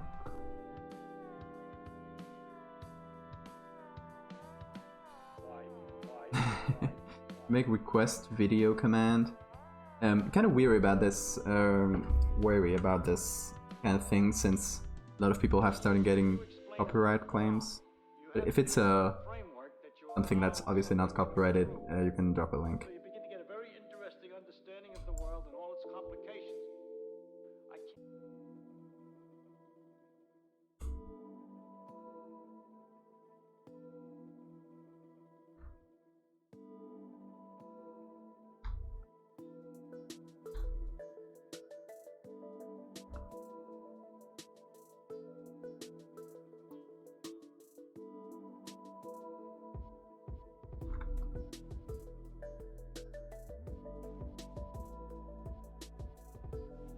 Just trying to move the legs around a little, make it a bit more dynamic, I guess.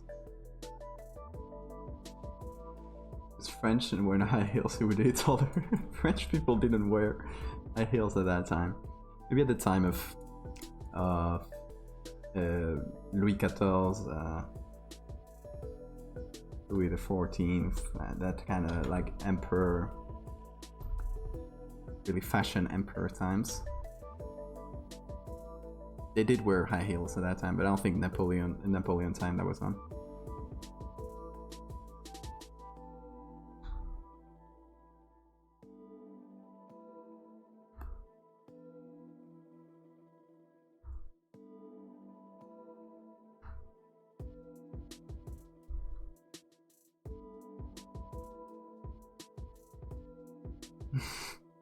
Tight pants, flowy shirt.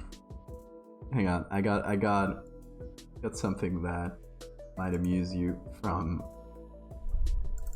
quite a long time ago, actually.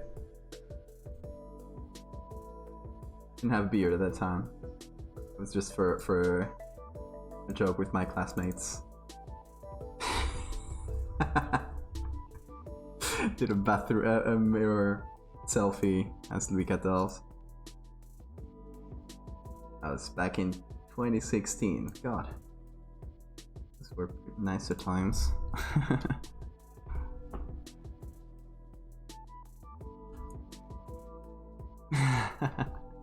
Oh yeah, I see that kind of look. Yeah, that a Gaston look.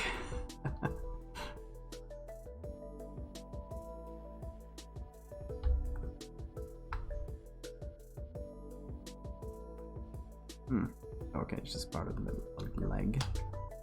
No worries there. Okay, yeah, I'm gonna keep postponing it, but I need to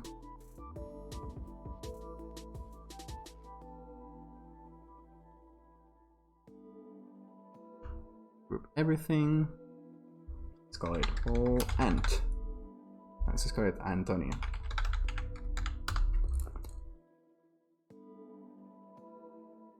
And reduce the opacity so we can see the bars. Actually, some pretty cool ones like this. Oh, I also need to patch out the tiger, the lion. I forgot. I mean, I think I could go to the guy with the girl who's running the conspiracy theory blog from before and convince her of anything.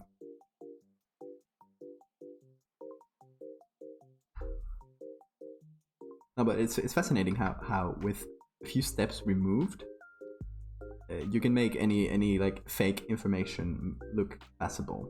So if you take one of my edits and I JPEG it a little bit, make it look worse and more compressed, so that the errors will be less noticeable, and then you start bouncing it around the internet for a few years. Eventually, it'll end up on some conspiracy nut theory blog. Like I know it's eventually gonna happen. I hate that it's gonna, but I know that it'll probably be like that.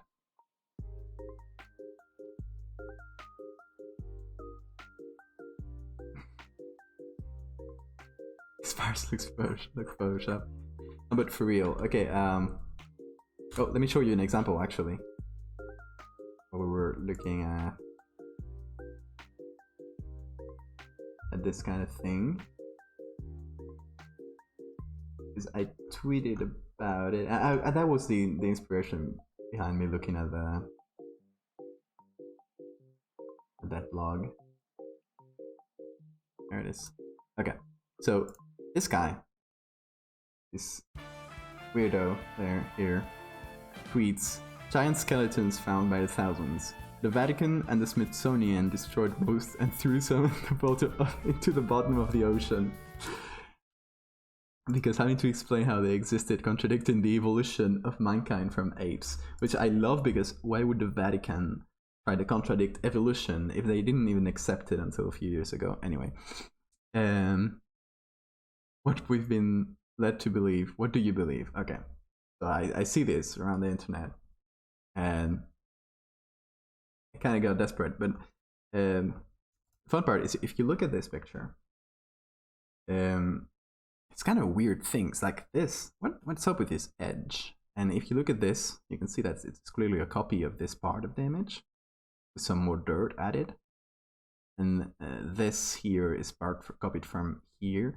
So you can clearly see that they did some editing, but why is it so obvious on the side? Why is this line here?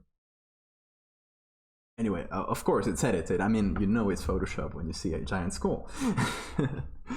But it's kind of weird, and it's very compressed, and it's bad quality. It's strange, right? And so here I just pointed out that edge. So I with some Google reverse search and a bit of time, I ended up finding the source. And this is the original image. Look at how crisp it looks. This is good. Like, this is a pretty good job that some Indian designer did for contest. Right? They just did this for a contest.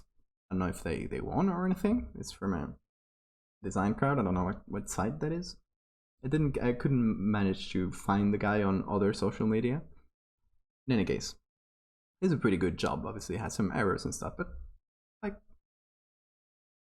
first glance, that's good. And someone, for some reason, turned it into this like horrible compressed thing.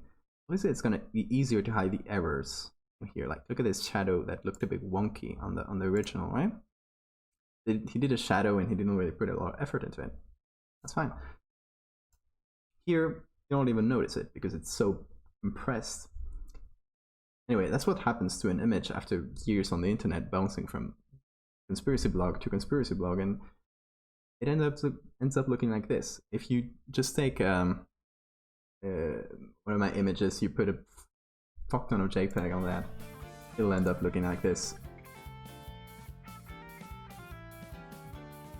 Anyway, let me catch up. The Mega custom quick edit. Can you make me a passport? No. No illegal things. I should put a disclaimer there.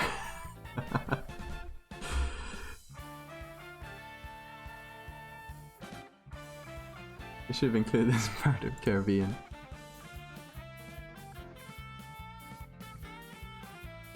But do you know the reason people thought cyclops were a thing? It's pygmy elephant skulls. Really? I mean, yeah, the original would fit better the story, but think about this. Let's look at that.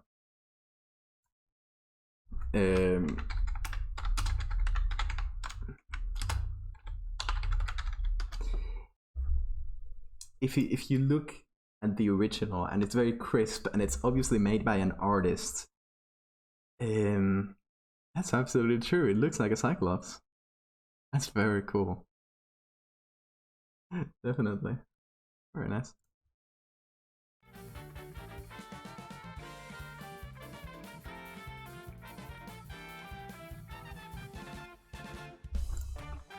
Anyway, yeah, if you get the full crisp image and try to use it as proof,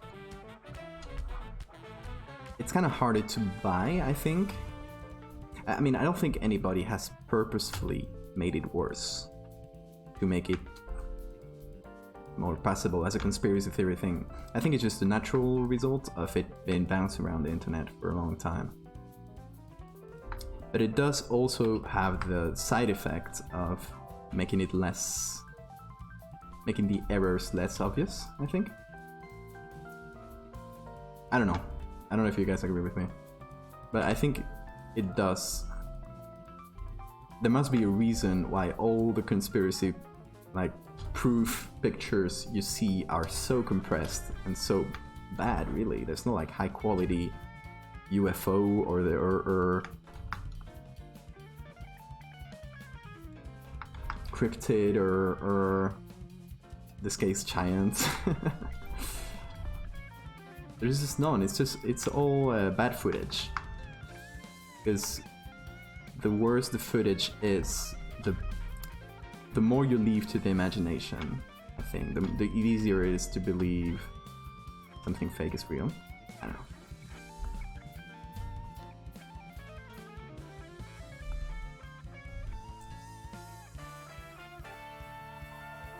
You're not gonna get your citizenship. Not by me, but I don't know if you were here when we were doing the Fiverr contest, but we were looking at some people's Fiverr profiles and people that do Photoshop on Fiverr, and you could see some clearly fake documents.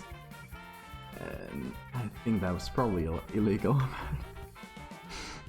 Because you can see their past orders, right? So you can see they had done stuff like that. And that's like out in the public.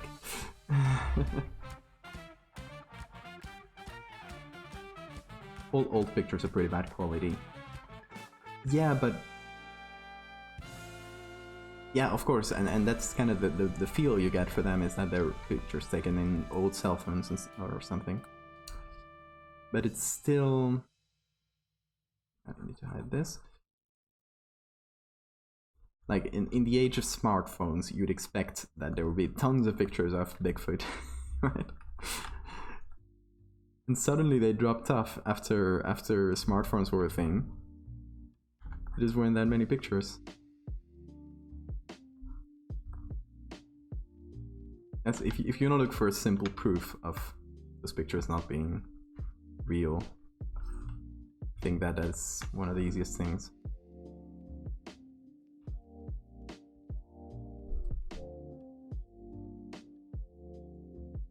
You could actually sell it with the original image. Yeah, technically, I mean, you could definitely put that image into those people's blogs, like straight up full quality. Thing is, they didn't find it from the source. They didn't go to that guy's Photoshop contest thing. They found it because their aunt sent it to them through an email chain, a WhatsApp chain, something like that. So for every WhatsApp chain, it gets more compressed. And you can squeeze 4K quality out of a really old scan, but if you look at this picture, the quality you're gonna get is only so much, right? Depends mostly on the hardware they had at the time, and you can get super crisp images. That is true, especially if you have a negative. You can get super crisp images from old stuff. Usually though, you don't have the negative.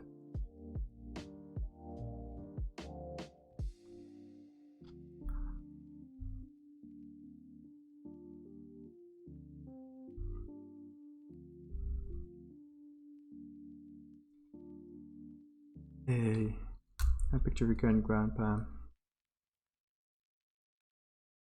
yeah, of course, you can scan it in 8K, but it's obviously it's going to be limited by quality of the original pic. And then there were some films and old cameras that had like really high qualities by today's standards, and you could scan those and get super high quality. That's not the norm though, because usually you'll just find the printed picture. I wish, oh god, if I had printed negatives for this series, that would be heaven for me. I wish.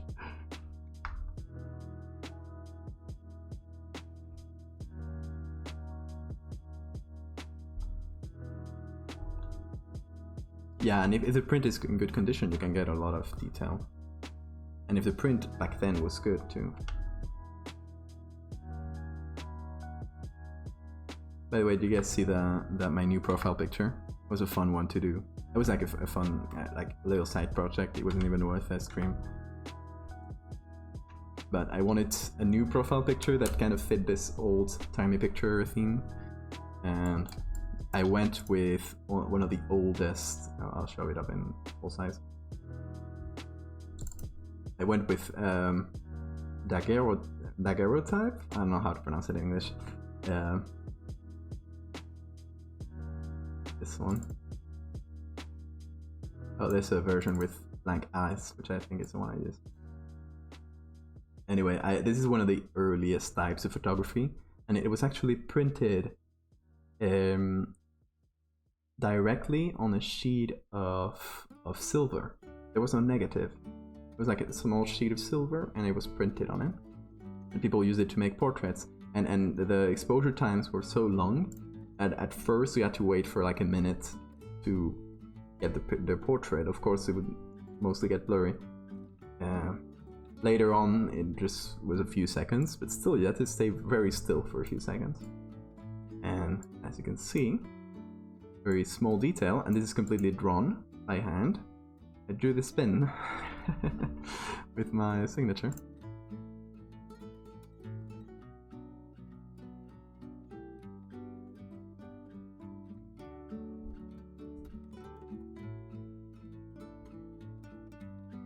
Silver print. It's cool, isn't it? It was like one of the earliest types of commercially available photography. So it was like a huge boom of people going to take their portraits. Because imagine before photography, taking a portrait of yourself was, I mean, you literally had to hire a painter. It was prohibitively expensive. Nobody could get a portrait except for important people. And suddenly you get everyone, and it's, I don't think it's something we can really visualize nowadays because we are constantly surrounded by cameras of really high quality. But imagine being able to have a portrait of yourself at home. That would blow people's minds. And it was a tiny sheet of silver like that, and it probably was fairly expensive. So people were like all dressed up, and if you look for these kinds of pictures, they're very fun to look at. It's written like...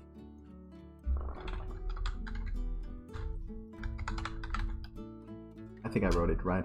You can Google that and you can find some really, really fun results.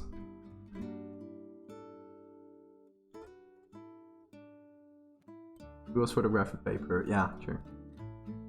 Silver was first photographic materials, yes. And it was silver, I read a little bit about it. And it was silver that was coated with some gas. And the gas, mercury, I think? Mercury gas? It was actually toxic. Like, mercury gas is toxic. So, yeah, a lot of people probably got intoxicated by revealing the revealing the pictures. Because when you reveal them, you have to get all the fumes.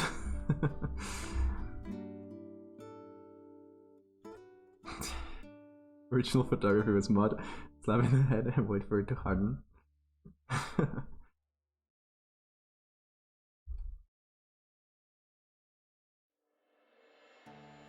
Expeditions, so people are taking, yeah. They did take pictures of dead people. That was a thing for a while.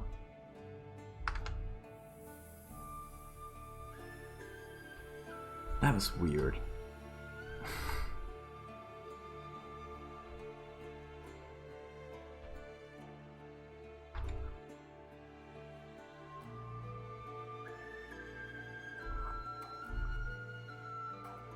Most of them are really toxic. Didn't read about others, but that's the one I read about because I did that portrait. So the rest of them were just as bad then.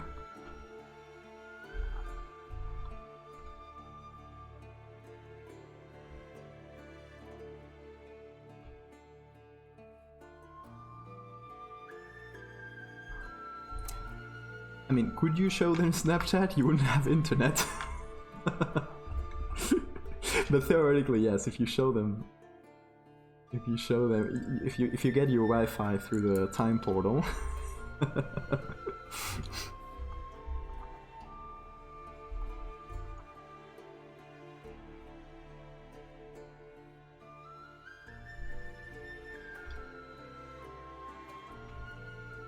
I saw this quote. I don't know who said it, but if you went something like, if you take technology and go back in time a specific amount of time, it is magic to those people.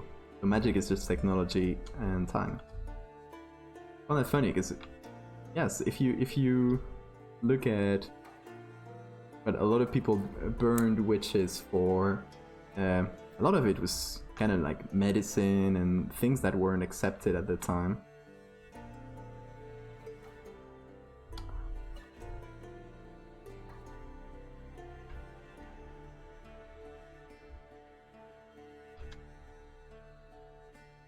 So I bet if you brought a smartphone, it would be magic to them. Like literal straight up magic. They couldn't imagine it as technology.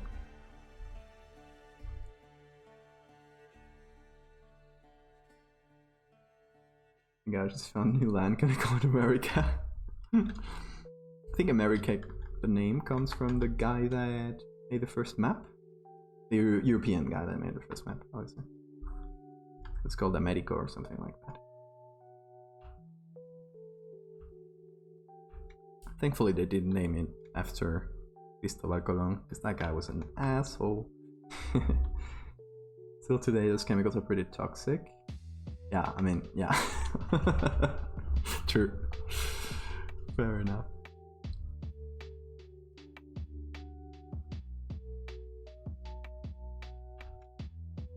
But today I feel like people take precautions. They're gonna do reveal pictures. But at the time it was probably all loose. No face mask.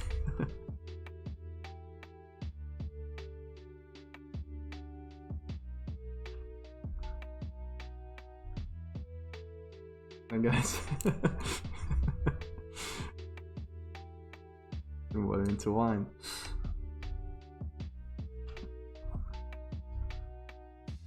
Who cares?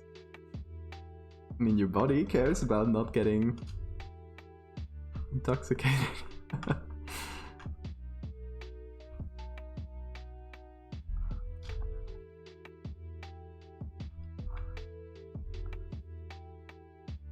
Well, yeah, yeah. At that time, it's like, gonna die anyway. Gonna die of syphilis in 10 years anyway, so. Let's fuck shit up. Make some pictures. And ancient Snapchat. You know, one of the things I've been looking at lately, one of those recent trends, is people doing bard covers or medieval covers of today's songs of like pop music. Those are really fun. If you look in YouTube and you look for bardcore, you'll find that. Okay, I think that's all there was. Okay. Yeah. Did I miss any? I didn't miss any. Okay, pretty good.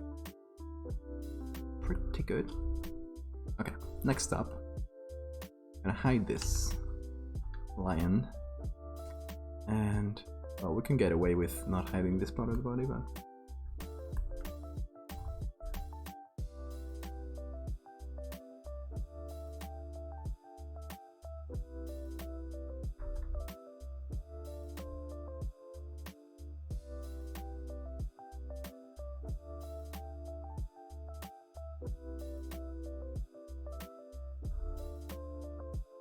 gonna be a lot of clone stamping here.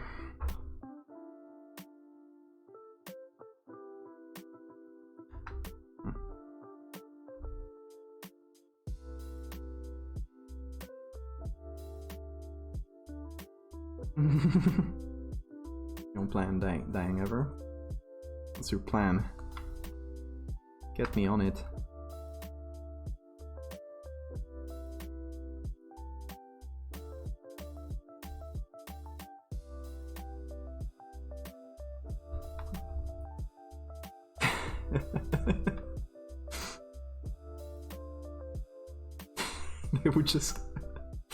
They would just cancel the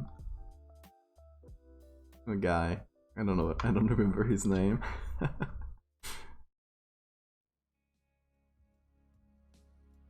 Honestly, history would probably have been very different if we could just cancel people before the internet.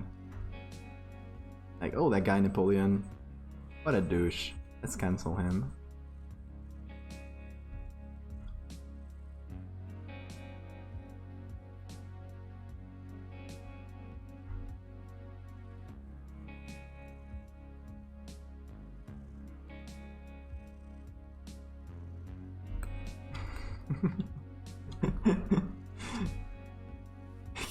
Gabriel Principe is over party.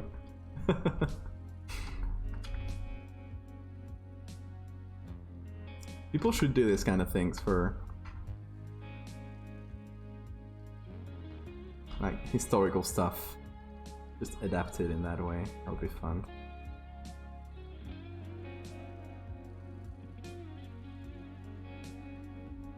And a good way to teach history.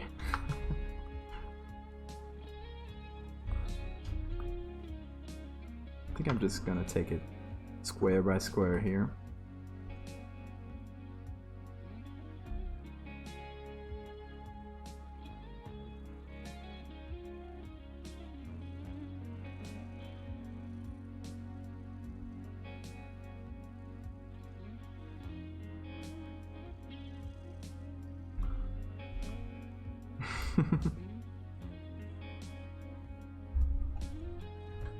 Honestly, yeah, I'd watch that.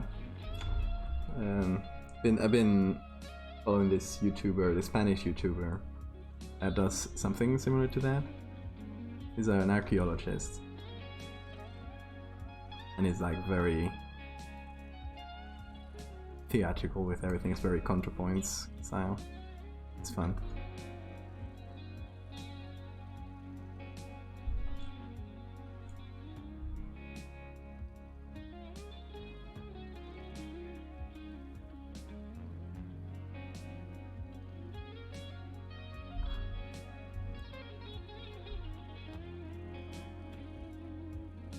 The one I've been watching, if you guys are interested in history, I've been finding really fascinating, is a channel that's called World War II, literally just World War II, and they cover the Second World War weekly, as in real time, like as if it was happening right now, and they just tell you what happened every week in each episode, and it's very fun, cause it's very like fascinating because you can see the moment to moment. You've heard about the Second World War obviously, and you know, if you're into it a little, you know what happened, you know, like the broad strokes. It's actually cool. It's like being like living there and being like in Switzerland or wherever just chilling and reading the newspaper every day. So I really recommend that channel if you're into that. I'm just realizing now that the background is painted. I was just seeing it as random patterns, or like stains in the wall. But now I see there's a fence here. Probably, maybe I'm just making. Oh, so there's definitely a fence. Like something up there. Like some arches, maybe. Definitely, yeah, arches. Oh god, I'm gonna have to make that. Whatever, I'll do it. I'll do it for the meme.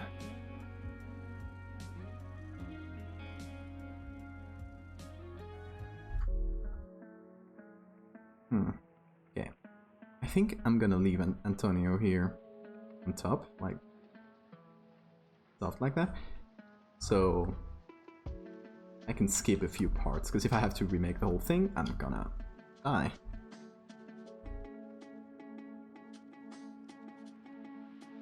That way I can just cover this, for instance.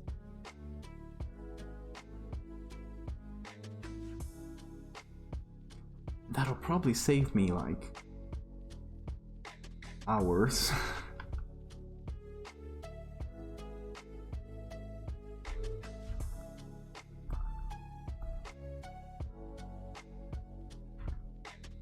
Also, when we're getting this close, the quality you can see is not that good. Unfortunately, I couldn't find any better quality versions of these pictures, so that's the best we got. Still an old picture, so you know you don't have that same expectation of quality, so I think we'll be fine.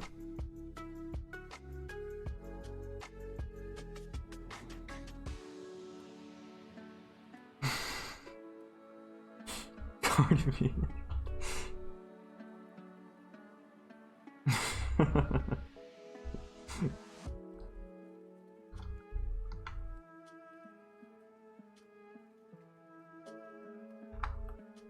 Honestly, like, make a YouTube channel, make it like that.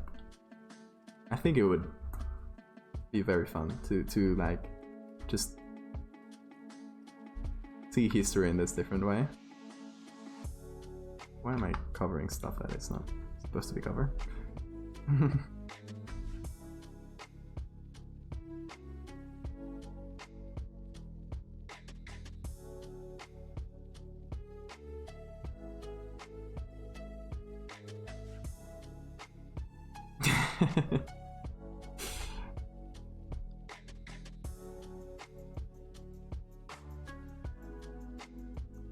I think it's a topic that everyone should be fairly knowledgeable about, for obvious reasons.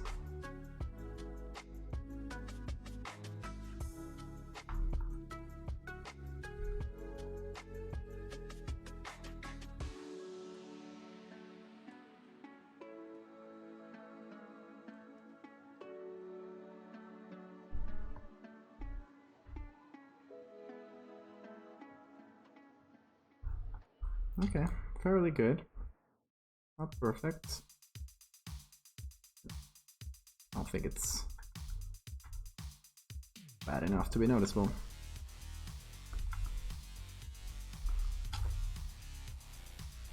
It's cool. Well, I guess.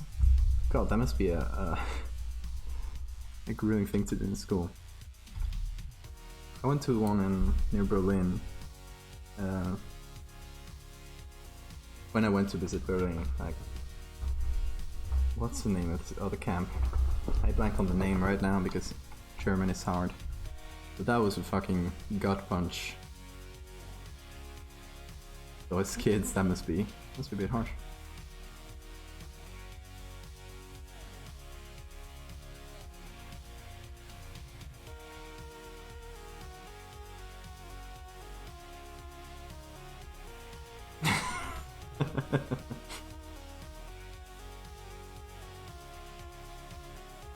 Classic Italy.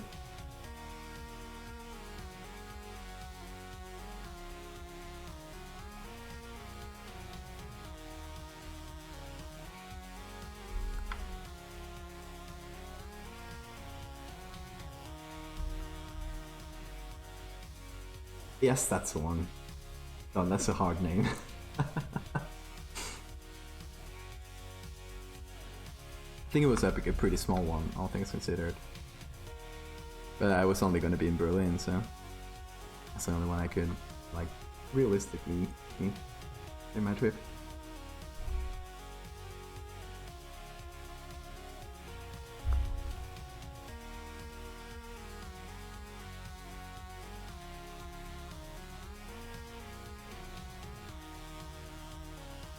There's lines here, and that's messing me up.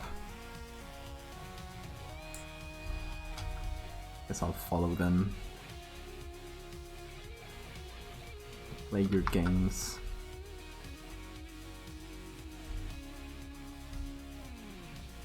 Good enough. At least we follow the pattern. There you go.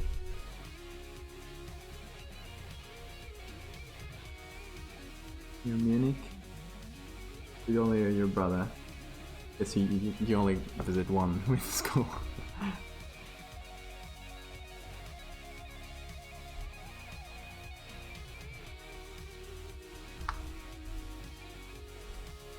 When I was in Berlin talking about this, so one of the things that infuriated me the most about my visit is you see in Berlin this monument of the victims of the Holocaust, and it's a huge, like, block wide. You can look it up if you haven't seen it. Obviously, Hitzel, I know you know it, but it's like very impressive. It's like a whole block of the city, and it's just huge concrete blocks, kind of like a cemetery. And it's like very, like, impressive, and you see people there. I saw tons of people taking dumb selfies, and just, it was so disrespectful. It made my blood boil.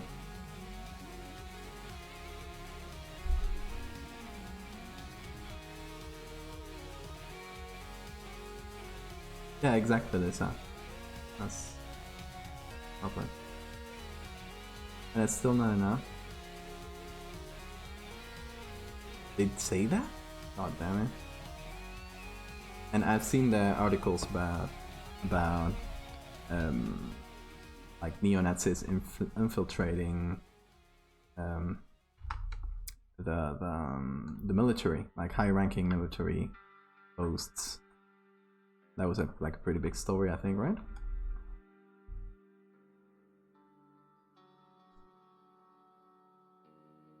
I saw that video, Lisa. I saw it the other day. They got both suspended? God.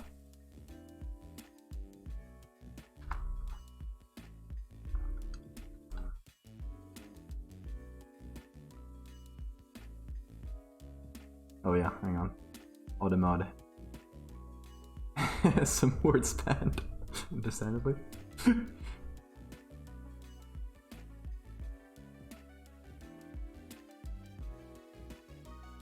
Yeah, I think in Spain and our own brand of fascism, you get a lot of that in the military.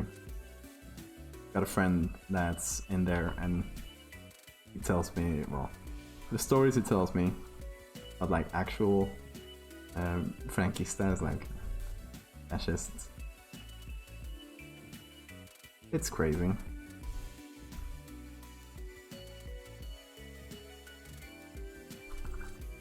Oh, hang on. This is behind the bug. I'm not gonna touch it. I'm not gonna bother. The most delicate part is gonna be here. The face of the guy.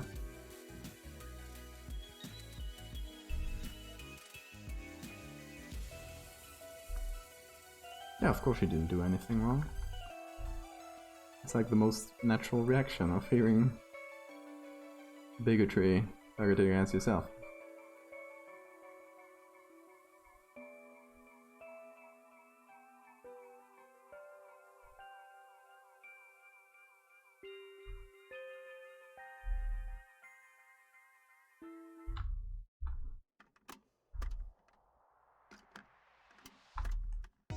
Always found the word bigotry very funny from a sound perspective, because in Spain, oh, I'm just matching this guy's suit.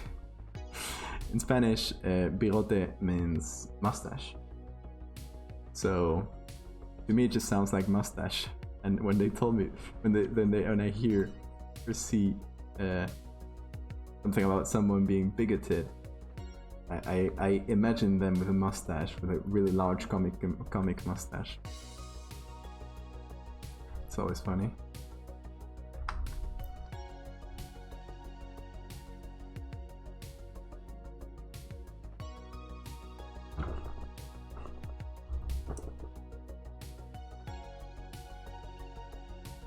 Oh god. That is troubling. There's something with Mexicans and ledges? Is that like a crop in Mexico or something? I have no idea. Didn't know whether that was a stereotype.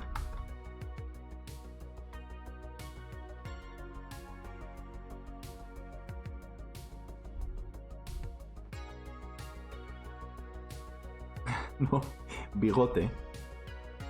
It's like the word bigot with an E at the end. That's mustache.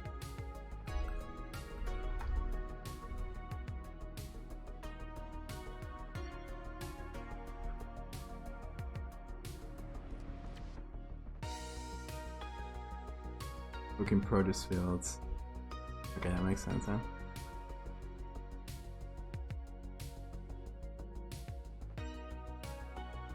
And that kind of language is allowed in classrooms, right? It's very troubling.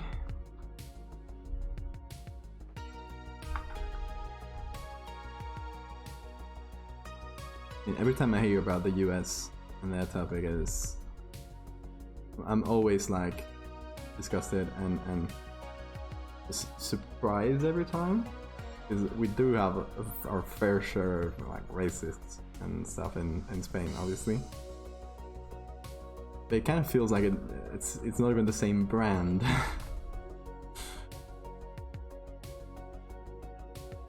It's not like institutional, you know? Like a lot of racists, but institutions are not so. There probably is, not to that extent, I believe.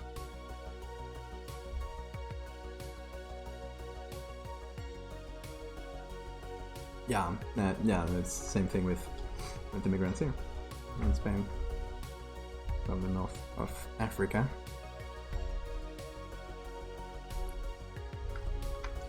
But is it a problem, Hitzel, as in institutional? Like, I don't know, like police targeting people from other races? I guess that's a lot of Turkish people and Syrians in Germany. I don't know what's the main target. For us, it's mostly about the South Americans, because we got a lot of South American immigration because of the language, of course, and the culture. They're similar, and Africans, like North Africans, mostly. A lot of Islamophobia.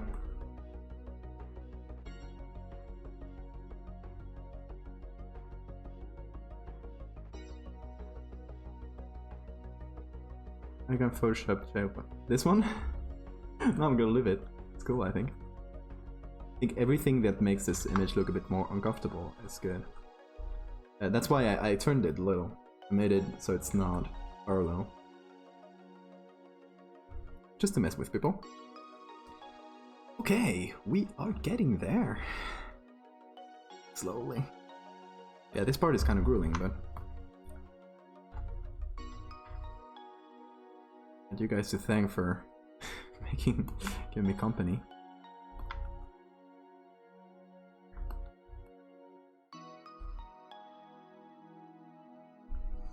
Comments, stop the investigation.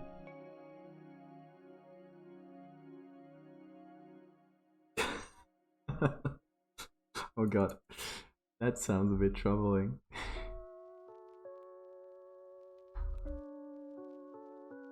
What is this? Oh, that's just part of the leg. It's very bright. Gotta darken it.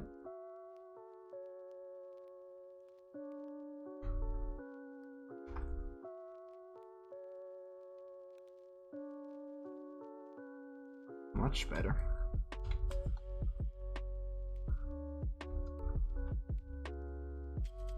Okay, do we have any... Okay, yeah, obviously this, and then the sensitive part here with the guy's face. Gonna be hard. But we'll get through it.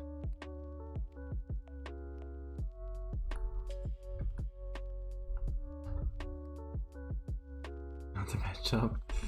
Yeah, I guess so. Yeah, I mean, I'm probably to an extent talking out of my ass here, because I always come from a privileged position. So definitely, if you go, especially to the south, because in the northern part of Spain is pretty like it's not multicultural at all. It's just white people. There's not pretty much no immigration and this in big numbers. I guess the most of it there is from South America. But if you go to the cities in the south of Spain, you'll probably get like way stronger problems. I bet.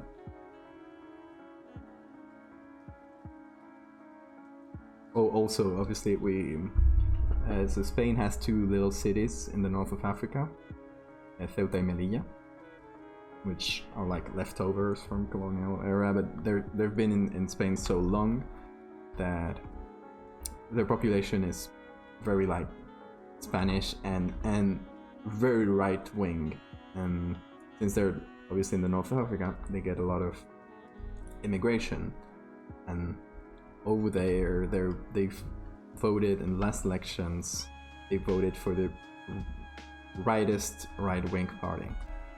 So yeah, bit troubling over there.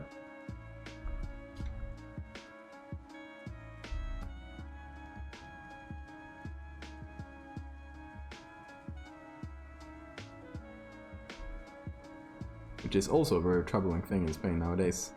Like, pretty much every country in Europe has got, like, in the last few years, has gotten like a very big extreme right-wing renaissance, I guess. And that's happened in Spain too, a bit later than other countries actually. Yeah, people are pretty scared of them right now.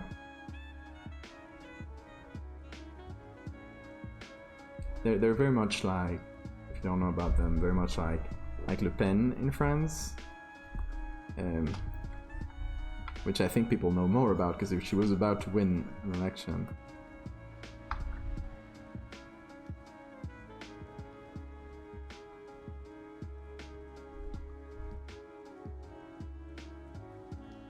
Okay, we just got this guy. Hey, what you doing? What's up? Look, he has a bigote. Okay, we're gonna make a new layer, I think, just to be able to move it around on its own. And I'm gonna copy the right side of his face, starting with the nose. I'm just gonna... I don't need the eye, really. Hey, thanks for the follow. I got the Hawaii. Or however that is. Sorry if I mispronounced it.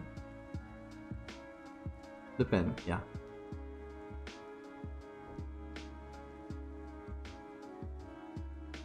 So we have a similar party to them. We're similar in like ideology.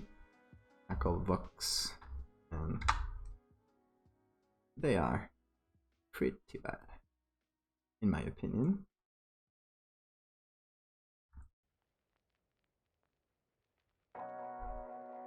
Honestly, like I don't really. The politics of Spain are pretty bad, and I don't have opinions about a lot of things. But this guy's, yeah. Okay, some bar here, which is very annoying. At least I can get like a base. Base.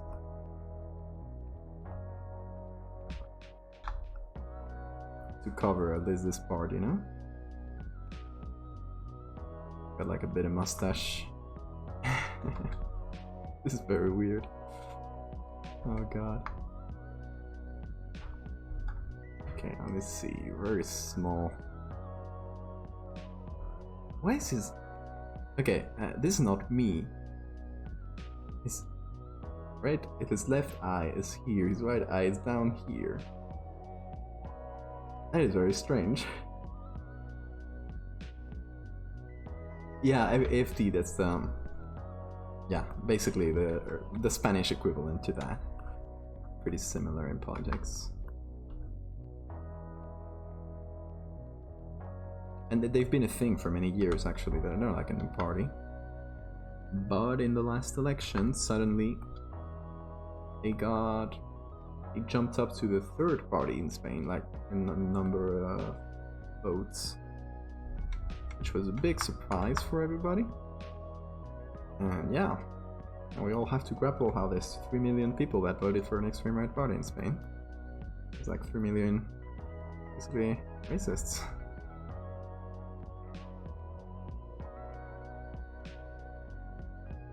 I mean, there's more than that. Most of them vote for the normal right-wing party. Probably didn't bother to change it up for this election.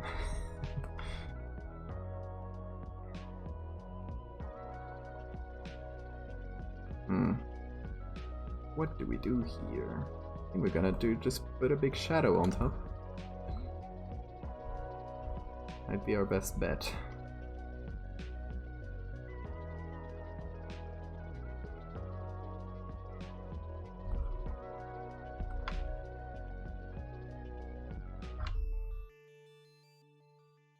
Welcome back.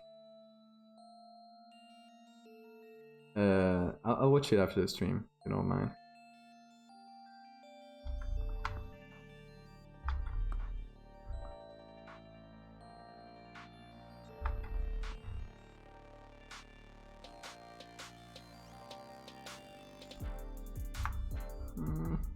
Good enough?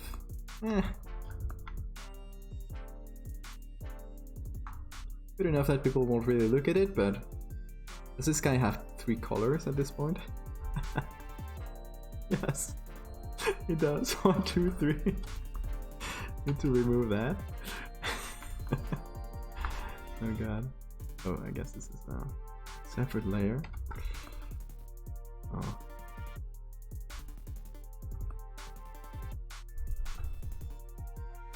Corona helped build into Germany. Conservative Party's Merkel, right?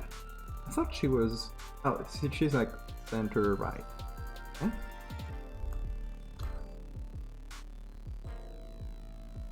What's your opinion on her? Since the idea we have of her outside is like she's pretty beloved. I don't know. Or like she's handled things well.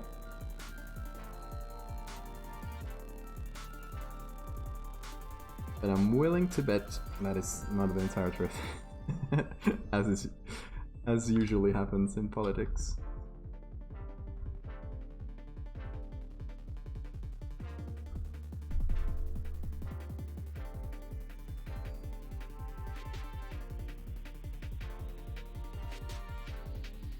Center right, but she's popular then, right? Because God, I wish we had that. But now we have the center left in power, but by a guy that's pretty unpopular. Like personally, I consider myself left-leaning in most things, and that guy, I just can't stand him, and I think it's the case for a lot of left-wing voters. But they still vote for him because it's better than an alternative. But the guy is pretty unpopular, like a bit of an asshole, I think. Egotistical kind of guy. Yeah. It's never perfect choices.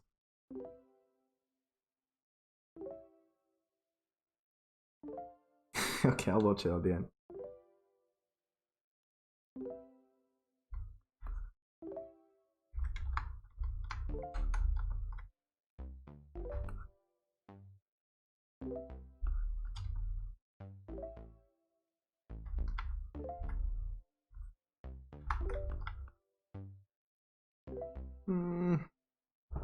Okay, so considering this is the base, I think that's so far pretty alright. I'm not gonna pat myself in the back too much, but the problem is, what the hell do we do with the mouth?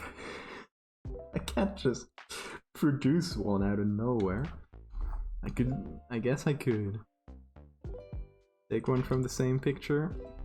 Because if I make a new one or take it from a different picture, it's gonna have to be a whole blending thing. And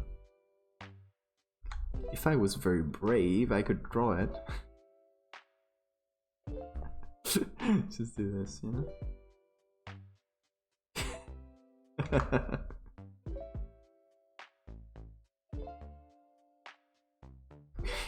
Perfect. Oh, hang on, I messed up the eyes.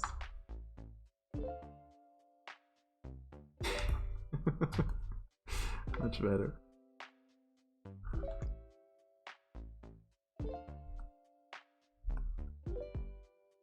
He's so happy. I guess in the original picture we can't really see the expression, but he kind of looks happy there, right?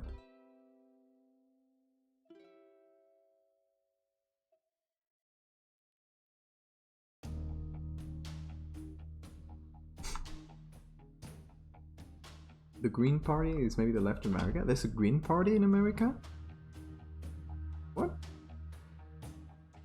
It's like not important, right? It's like realistically there's only two parties.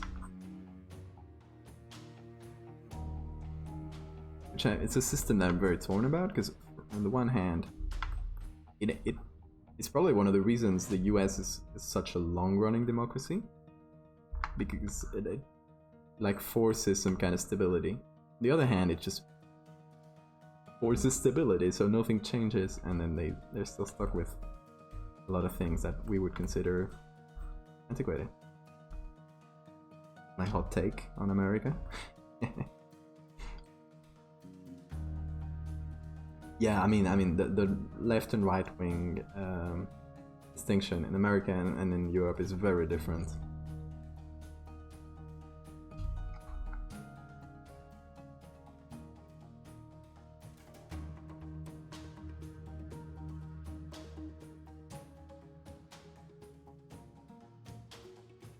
Oh, so it's a Green Party. I've never heard about it.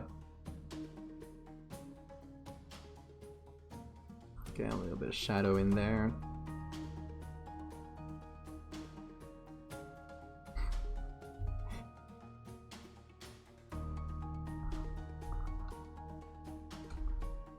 So yeah, pretty good except for that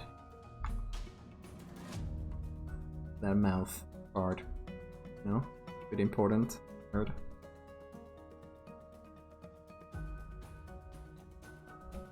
Combining this 3.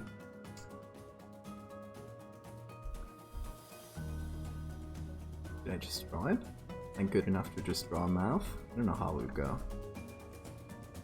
As you probably know because I keep saying it, I'm not good at drawing, and obviously drawing on top of a picture, then we're gonna look great.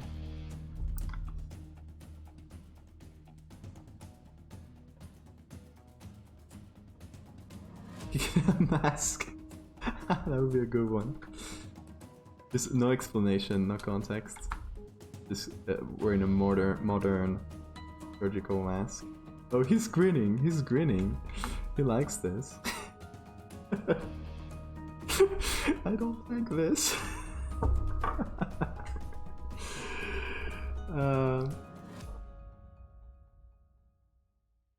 Yeah, I agree with the.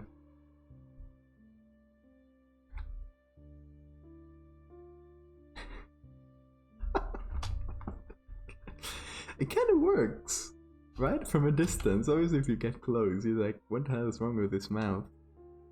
But take a few steps back, you don't even notice, right? I don't know. It's very weird to me to do this. Like, I don't think you've ever seen me draw in a stream. Oh, I showed you before this one. I did draw this, like, from scratch. I thought it would look pretty decent, just from a distance.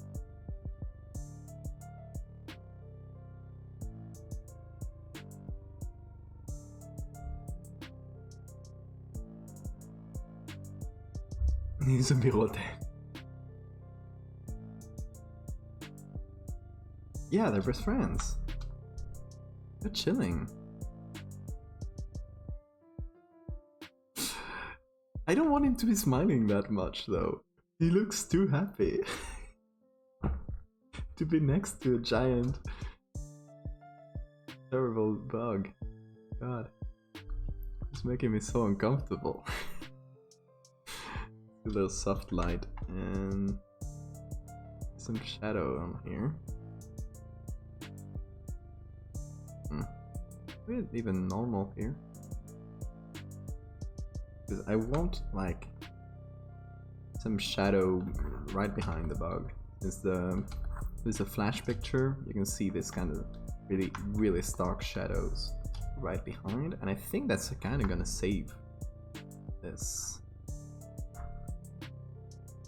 fake face. The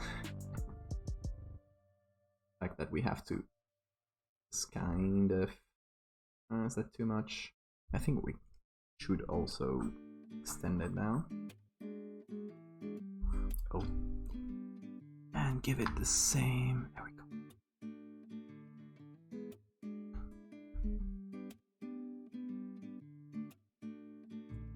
Yeah, I think it is.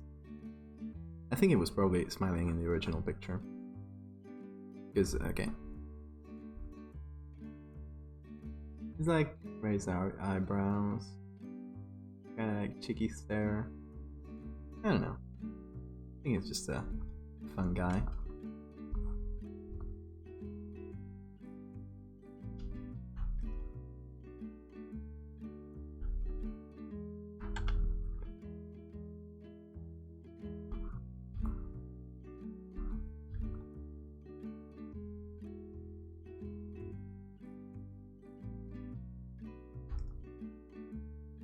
Okay, more shadow here. Obviously this is super high quality, like this is so crisp. It's not gonna be like that. Do not worry. Fret not.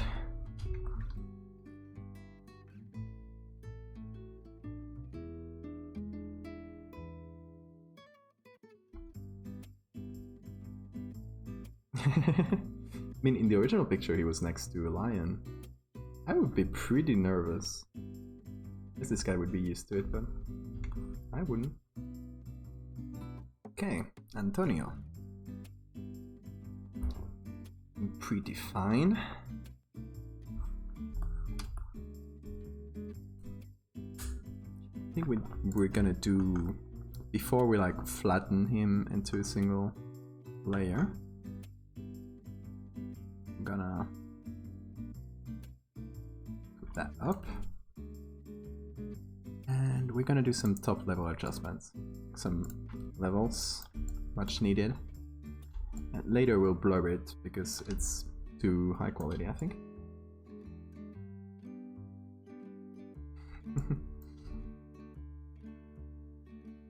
They're buds.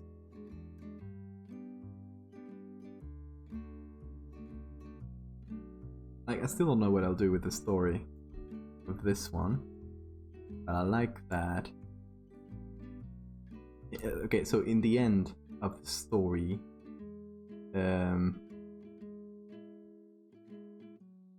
end of the story, the bug has to get away, right? He can't just stay in the circus forever and die there. That would be That would be a bad ending. Has to escape somehow. Am you say pretty fine? Pretty fine? Am I saying it wrong? I didn't realize.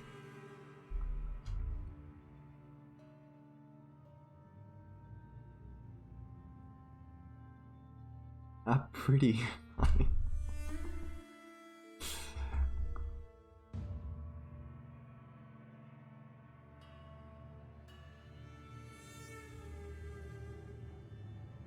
So I kind of want that. I want it to be like a bit brighter in general, because it's looking too dark here, I think.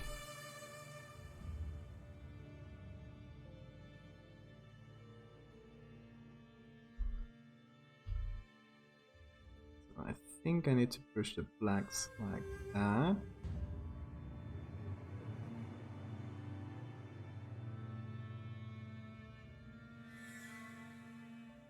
Maybe adding some noise later too. Actually, not later. I'm gonna do it now, since I have this full grain action, courtesy of Larry Hakela.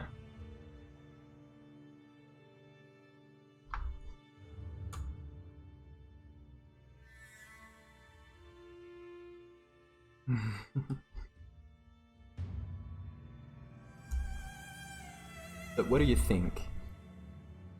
Does the bug A kill someone and they have to put it down?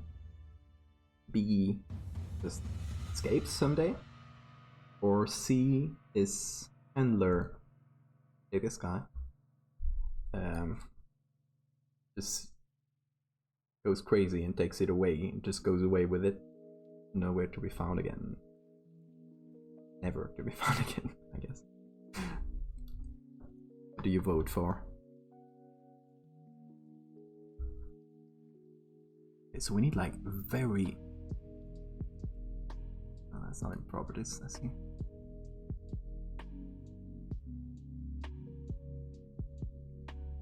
We need like very big grain. I'm gonna have to increase there. Sharpen. There we go with the radius. That big enough? I think it's even bigger. Do more blur.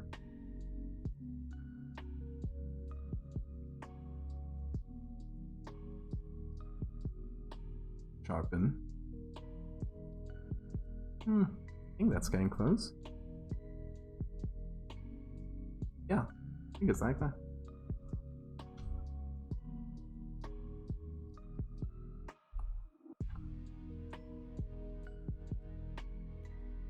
So it just adds this like background noise to sort of match the rest. That'll help.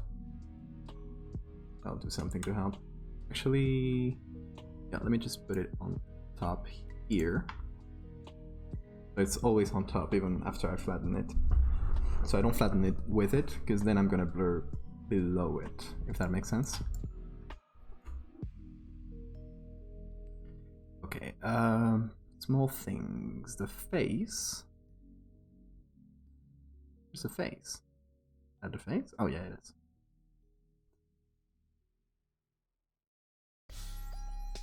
It's gonna darken a little.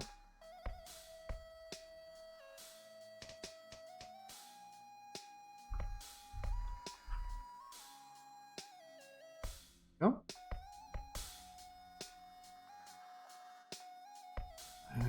Other things. Oh yes.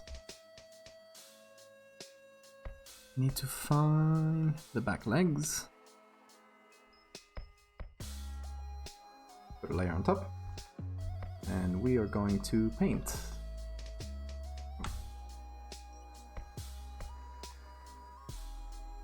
Since they're back here and they're receiving a lot of shadow from the flash, it's gonna be pretty dark in general. Over here too. Let's fun to try to recreate that. Those stark lights and shadows from a flash. Also fun to get an old school flash photography. You probably saw it in the movies where they had like a whole separate thing for the flash. It was probably like a manual, or I don't know if it was very advanced.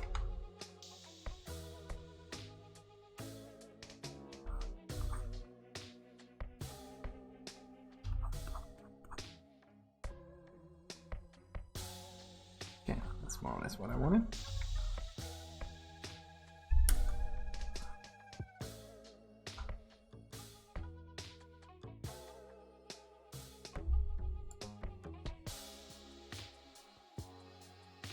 Again, under the levels here, just as a top level change. Want to make some more of those shadows. This one works. Works. One should probably be a bit darker.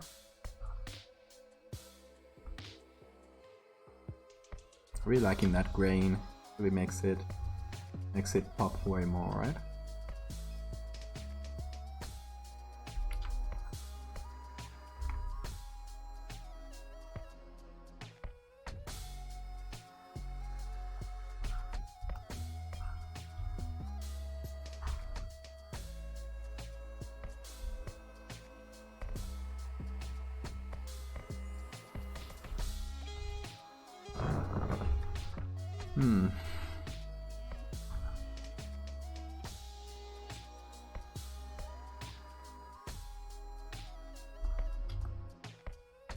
Yeah, let's see with the levels again.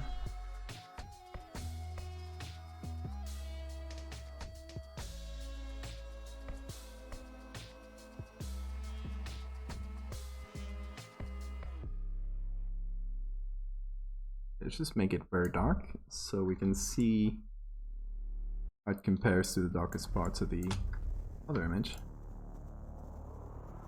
Yes, and yes, pretty similar. Oh, there's more dark. Okay, yeah. I think we can go a bit darker with black points. I think that should be about right.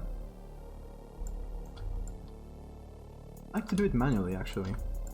It's pretty good to do it manually, because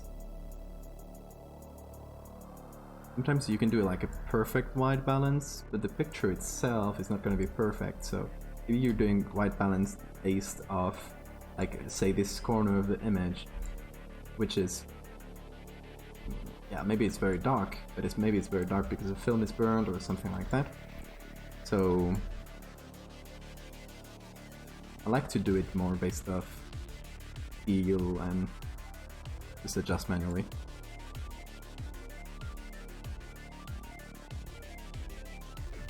Might be a dumb way to do it though.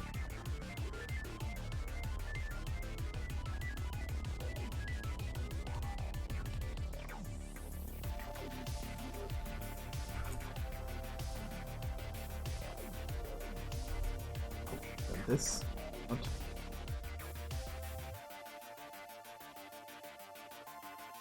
Actually, everything that's pretty close to the bars. Yeah, I'm gonna do that in a separate layer, I think. But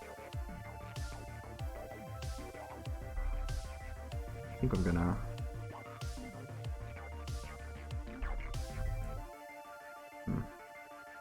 remove this. This is the back leg. One of them. Anyways, I'm gonna try to add some shadow to like print the shape of the bars on him. If that makes sense. But only the parts that are closer, like this leg or the face.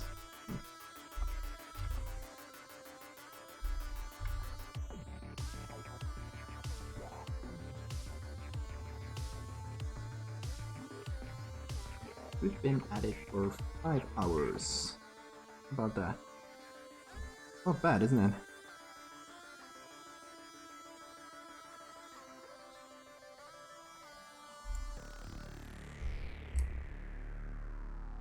Get a little bit more here.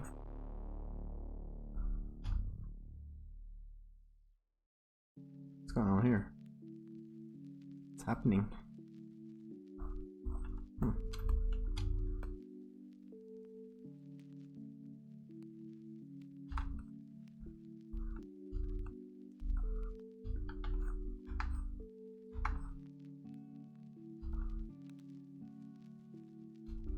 Still too crisp.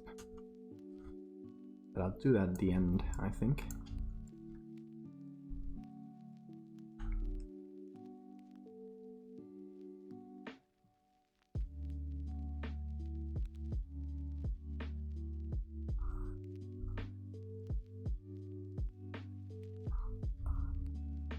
Okay, that's gonna be the bar shadows.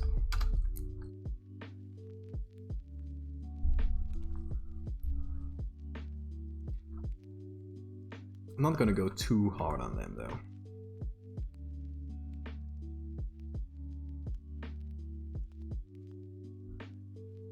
Because they would probably be far away enough that that shadow would get diffused. Like, it's not the shadow between this and this. More like this and this. That's what I'm going for.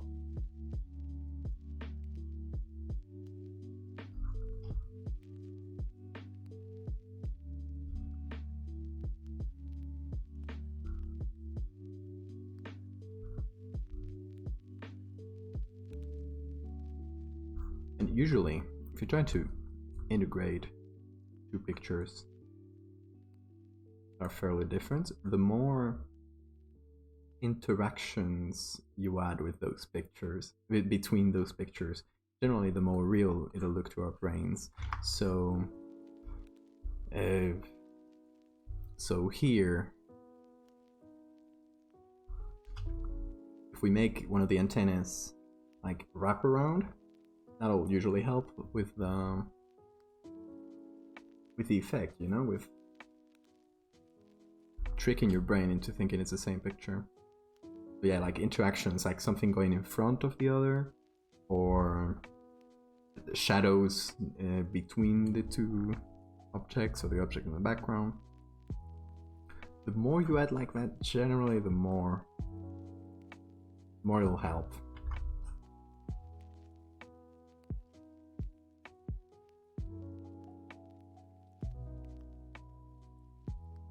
Obviously, the more realistic you make those interactions, the better. Pretty obvious.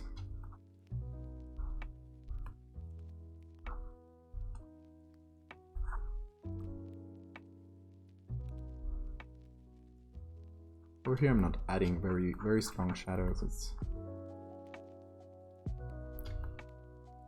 not that big of a deal. Since the bars are also pretty thin, most of them. So it wouldn't cast the biggest shadows.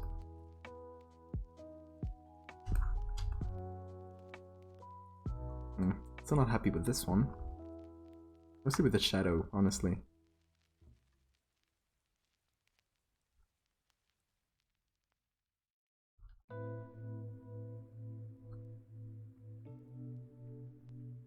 That mouth.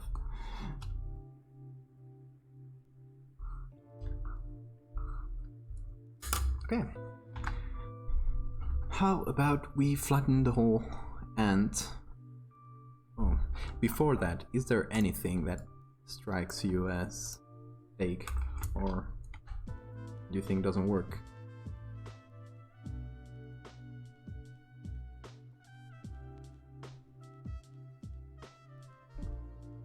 It's okay. I think it's one of the most useful criticisms people can give to these kinds of things is like what looks real to them, and often it's just a gut feeling more than anything. Like, I don't know why, but this doesn't look right. It just break your head trying to figure out why.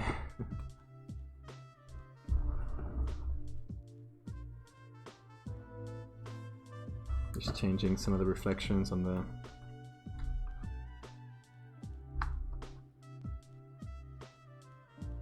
corners here, because if they look too similar, they'll look like they're the same, which they are.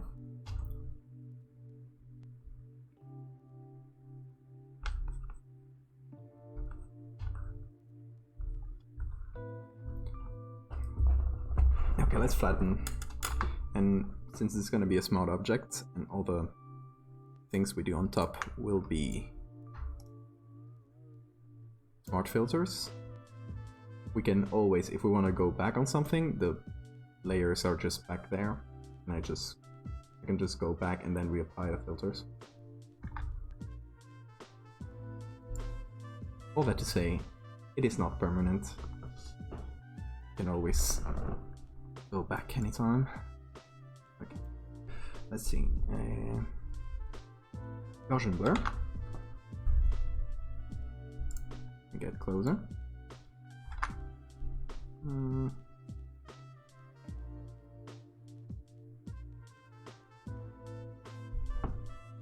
You know, I'm gonna slightly Gaussian blur his mouth. That might work. Yeah, that helps. That does help.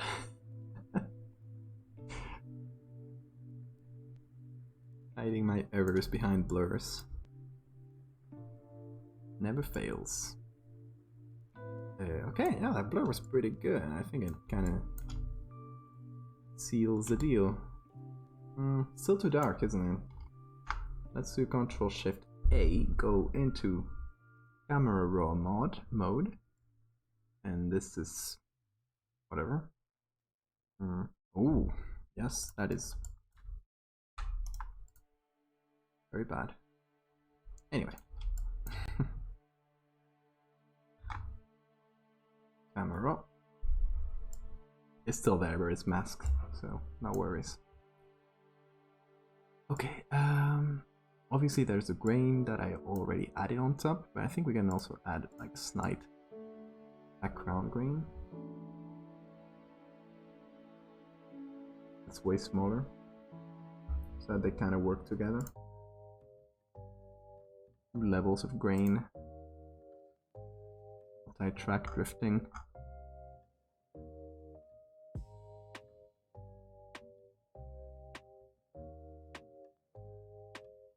Bump the exposure a bit while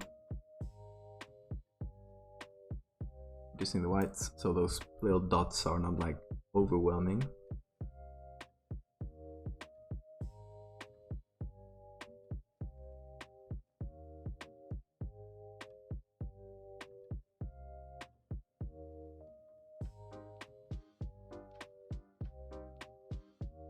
Reduce contrast a bit. Let's see before and after. Yeah, I think it really benefits from brightening in general.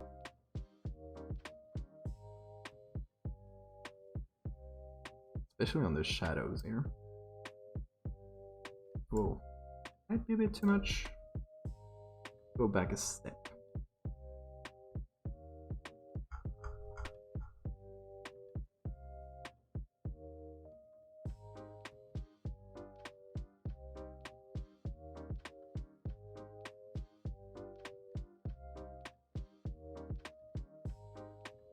That definitely changes. Yeah. Couple shadows I forgot to add. I'll just add it on top. Like a lazy guy. And if we go back and change something, I'll put it back on the original. This needs some shadow. Realized. And it'll also make the leg more readable, which is a big plus. Just do normal instead of soft light. Works well here. And what was the other one? There was a bit that was bothering me. I think it's behind the bars, so that's not even part of the ant.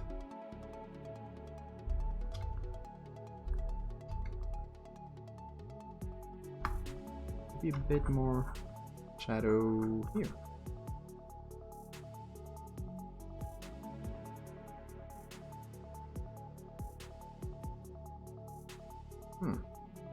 On the face. I don't think we did the face.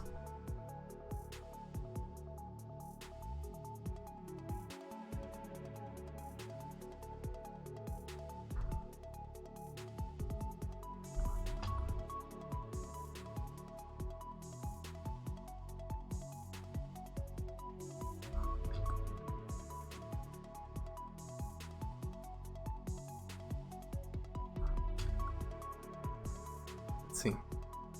We're just defining some edges there, mostly.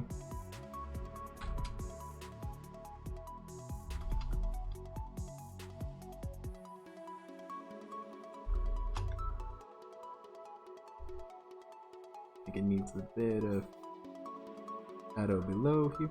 Let me check the original, by the way. Because how the lights and shadows fall on the lion. Oh god, you can clearly see that shadow right below the bar. I guess it's very close. Yeah, that would make sense. I need to pop that up a little bit. There's not really shadow from below. No. Okay. Okay. Useful to look at that.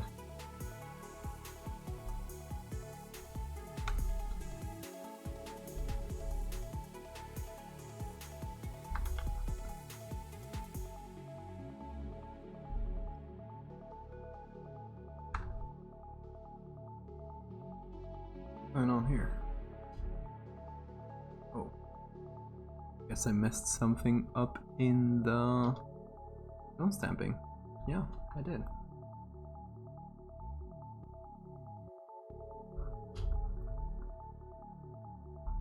Better? Oh, it's getting so warm. It's terrible. In before. Comments from Arizona.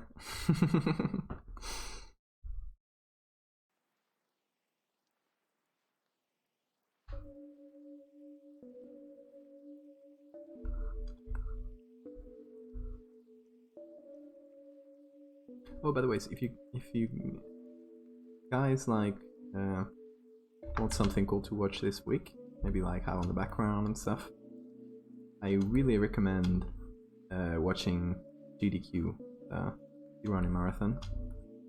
It's always so fun, and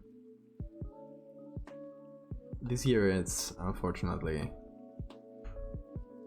online, like from their houses, but you know, makes sense. It's always so fun. I don't know if you guys like speedrunning, but if you do, check it out. Actually, post them later. If there's no one from photography streaming, I don't know if there is. I came in right after the bigger channels like Shu and Midnights were streaming, so I think probably not a lot of people live right now. Probably hogging that post. Oh, I say that, but I see there's a few people live. Okay, cool. We'll host them later.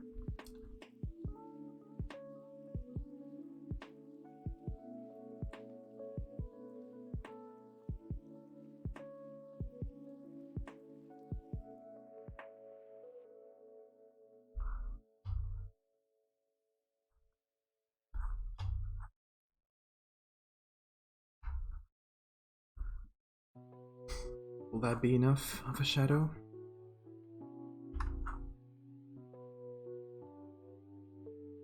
I kind of want to follow the shapes of the bug though when I do shadows. It also helps sell the like physicality of it. If you do shadows like everything is a flat surface or flat object, everything will look like a piece of paper. That's a pretty common thing you see. Like go on Instagram and start looking at hashtag Photoshop edits, and you see a lot of that. A lot of things shaded like they were flat surface.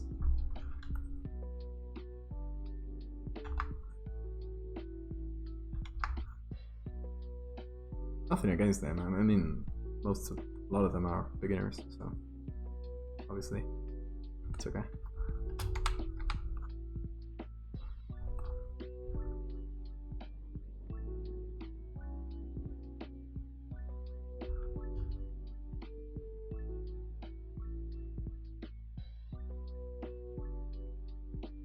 Remember, I have a shortcut for increasing and decreasing the size of the brush.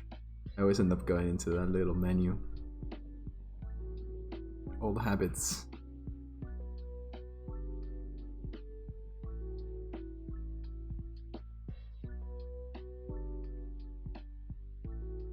And hey, on the good side, my arm is doing pretty good. My wrist is holding up after 5 hours of editing, which is good. Since I have this, I obviously it takes a little effort to move your wrist, so it makes me have to use the rest of my hand, the wrist. I think that's all right.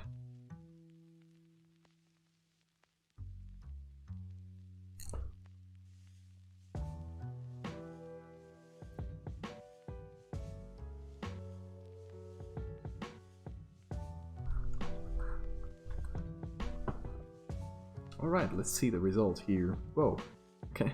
It does help, doesn't it? Like that.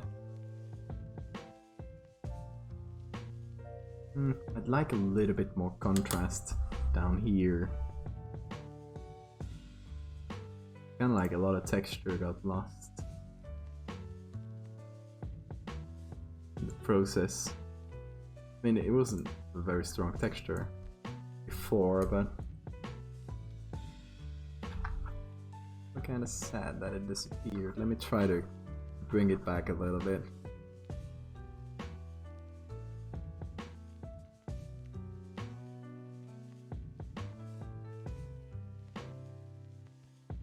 Like follow those lines. Maybe a bit too strong.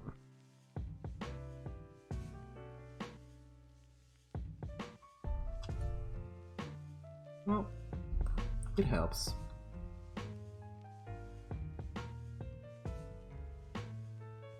Let's keep going there, just a little. Finish that up.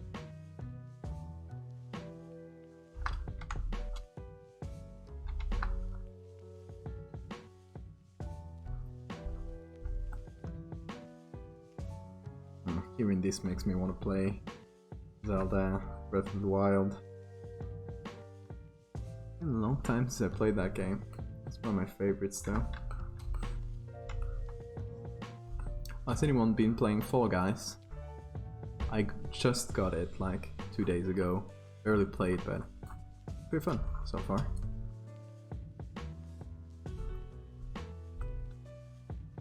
Could be a good choice for an eventual gaming stream when someone gets that ridiculous amount of points.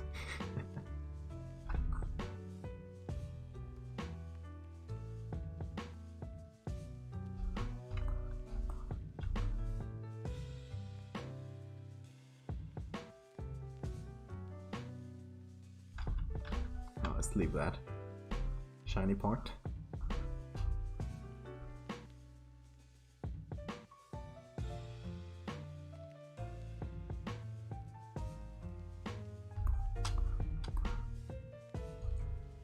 Okay, how are we doing? Let's see what we got so far. Oh, this is going to need noise. It's gonna be not noise, dust, like this. Little black dots all over. hair, that kind of thing. Gonna need some of that. And I got a pretty good idea. So we got this, right? Pretty simple.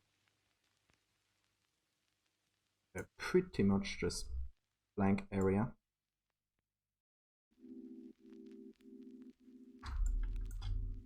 That we are going to put in multiply or darken, multiply. And then we are going to mess with the levels until that white disappears completely, and we are only left with the small dots like that. I don't think we got too many of them actually. Just a few. Need more. Go back to the levels.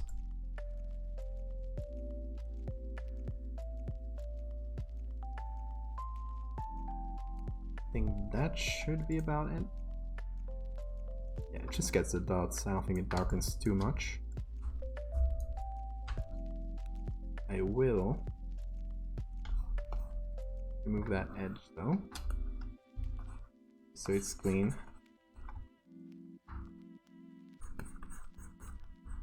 There we go. Okay, so we can put this, flatten it.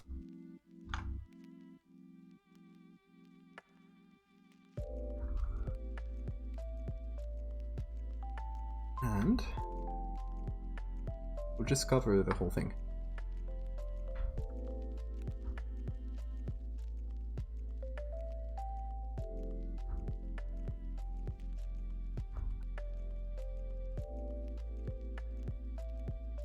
It's not gonna be noticeable that I repeat it, I don't think.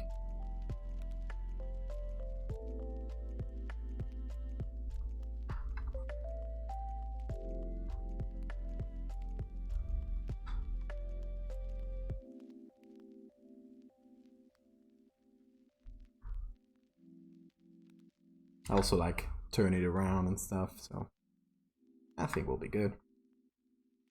I'll just combine all of these. One big thing.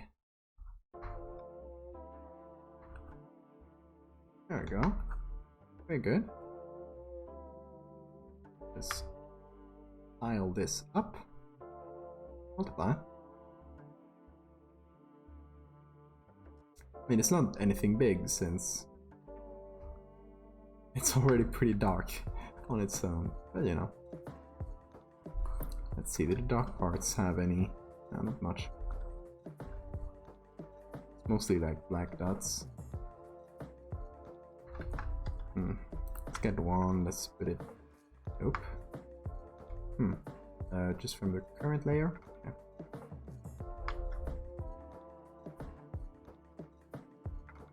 Let's pepper some small dots over white surfaces, so looks like there's more.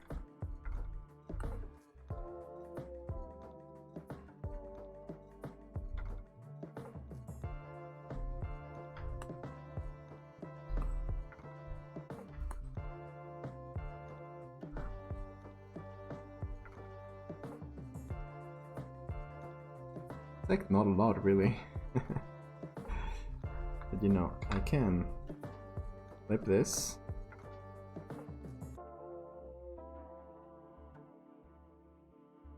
So between both of them, they're at least do a bit more.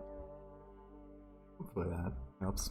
Anyway, yeah, that should be good.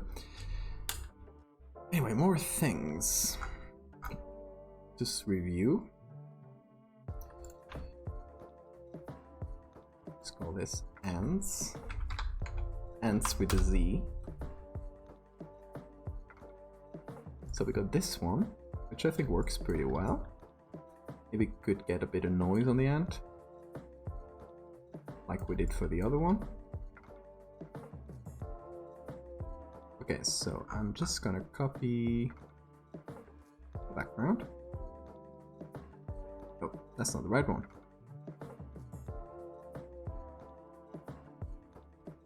Where is the background though? Oh, I am on the other one.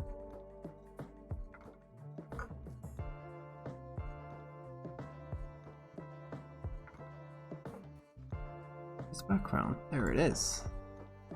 Found ya. I'm just gonna do this. Bring it up here. Okay, there we go. Clean that selection up.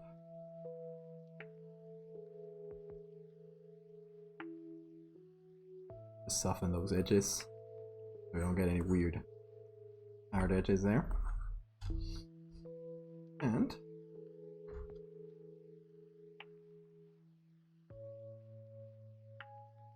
over on top here, there we go.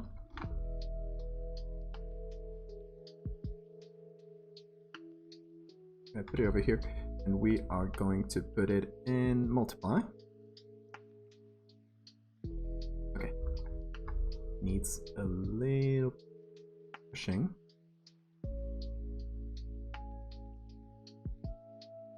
So it doesn't darken the whole thing. There we go. Good.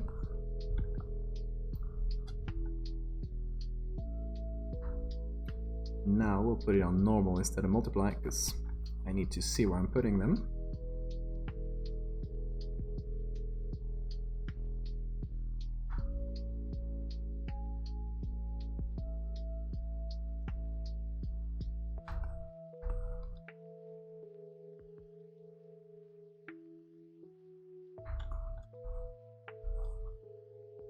Just like very badly like this.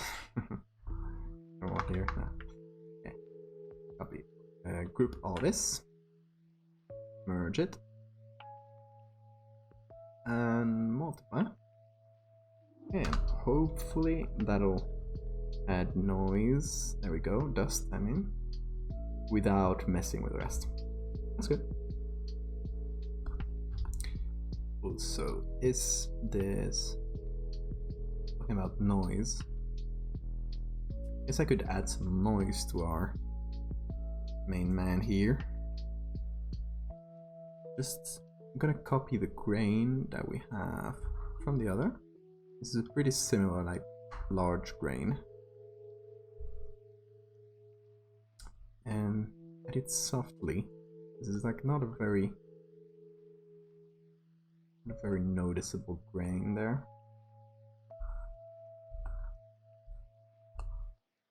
Nah, it's not. That should be good. Doesn't change much, but it's for realism. Those little details that matter. Anyway, it's like 3 AM. Let's keep going for a little, but don't know how much more. What else do we need for this? So we got this and this. I think the ant looks way lighter than this one. Just for consistency, this should be lighter too.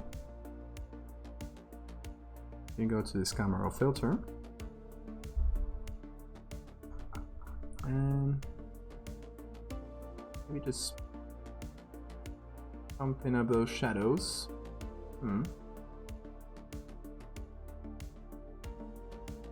That's kind of better.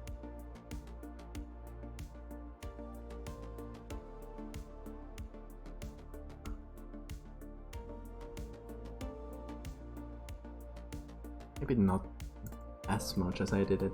No. So let's go. Reduce exposure. Increase the whites a little bit and increase the shadows. Maybe I should keep the blacks very dark, so I said that contrast while still being a bit brighter than it was. Could be better. Let's compare. That was before. It was in the middle. That was after. That's not that much change, to be honest. It does increase the contrast, which I like.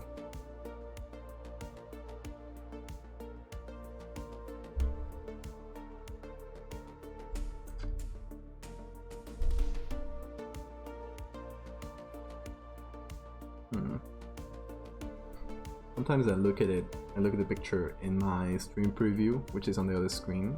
You cannot see. Because you can see it in a small box, so you can see it like from afar. It's pretty good. It's kind of having the navigator here, a little bit larger than that.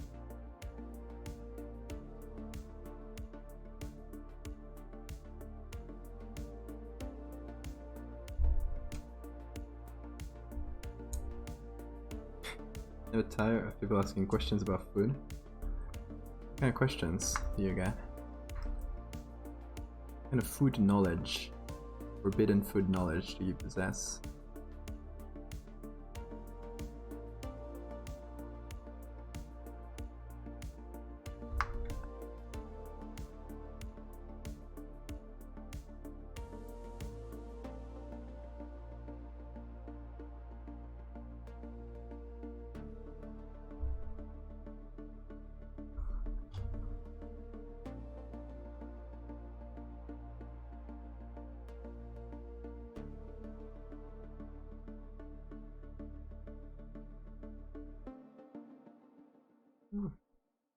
I think that's better. I think that was a bit too bright.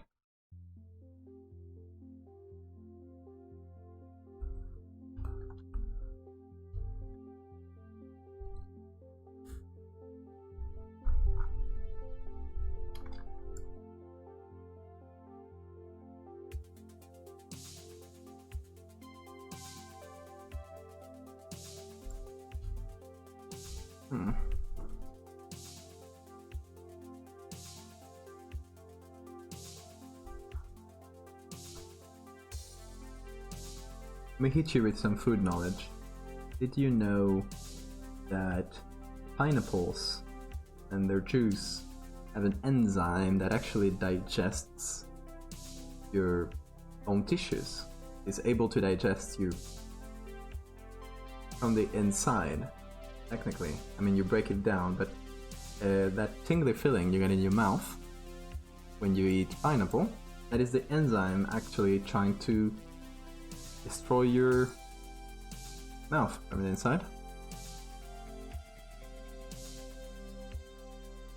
And that enzyme is actually used, it's extracted and used in medicine to remove dead tissue.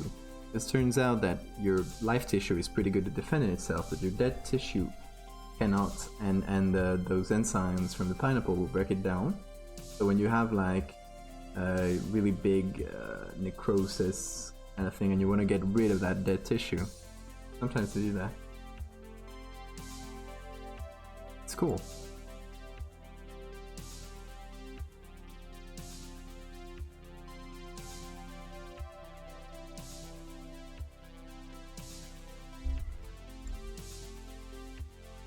Still trying to find the right balance here so that it both looks like this and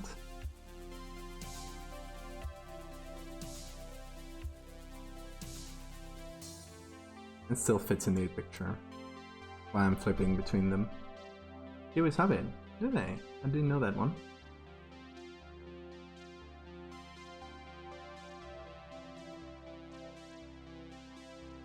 It's true they do have that tingly feeling too. Less so, but they do have it a little bit.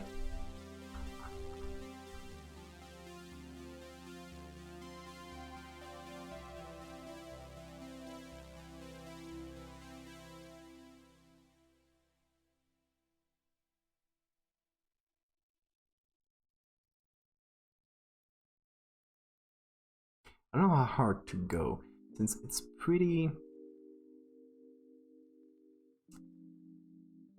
The lighting in this picture is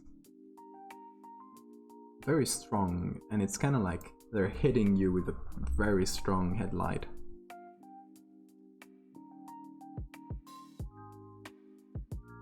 So it should be like a lot of contrast. It's like pretty. What if I blow it up like this? That is too much. Gotta try though.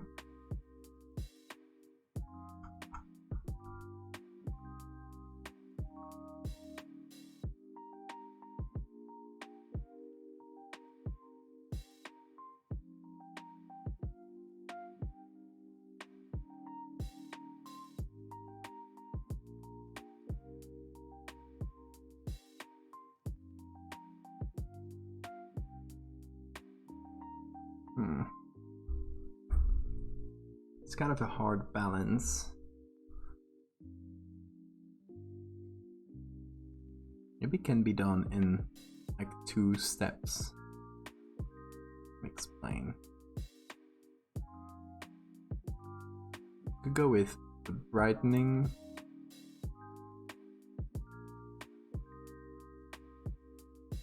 Something that really brightens, like that.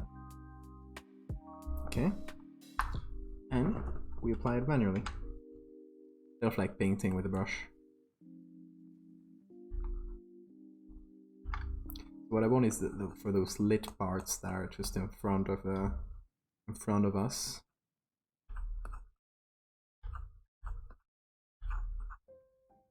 To kind of get that like headlight feel.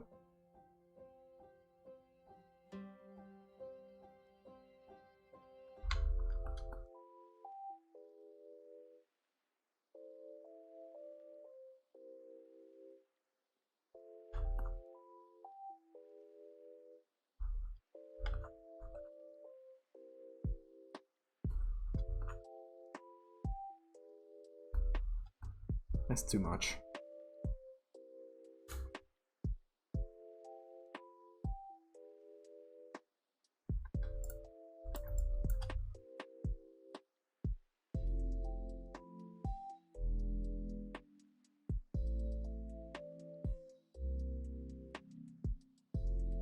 Then another levels to pump up the shadows, maybe.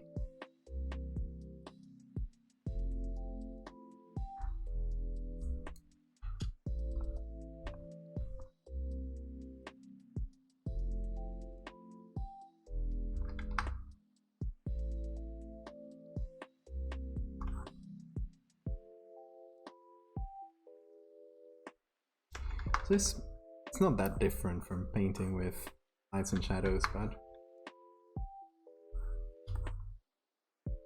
control it a bit more when you're doing it with levels, because you can edit it afterwards. So it can be quite useful. You want to like do a lot of temps and iterate and kind of stuff.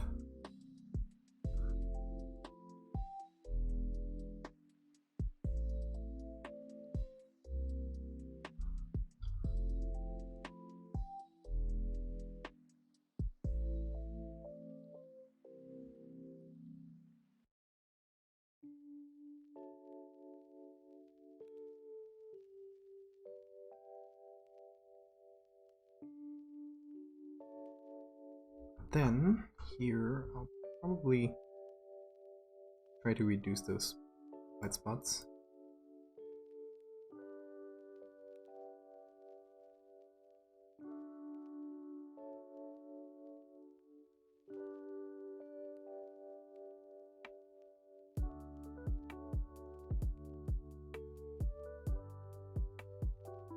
Let's see.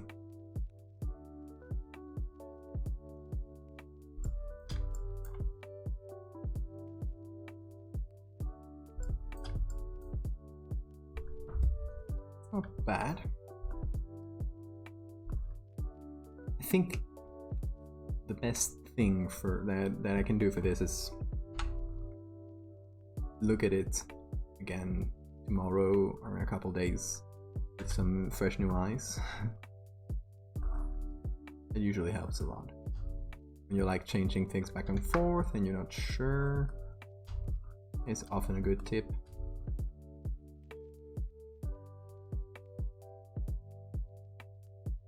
So let me fix some of these edges that I just noticed. And I think after that we'll move on to adding the signature.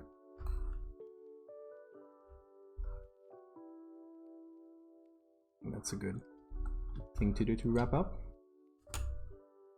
Yeah, let's see, where can we add the signature? So for those that are new, for those that don't know, my signature is a little symbol that I add in every edit, and I don't make it easy for people. I always try to hide it in some way. So this is a symbol. VA. Yeah? So if you check out my other stuff, you'll always find it around there. Well, maybe not the last one with the guy jumping, because I didn't bother to put it there.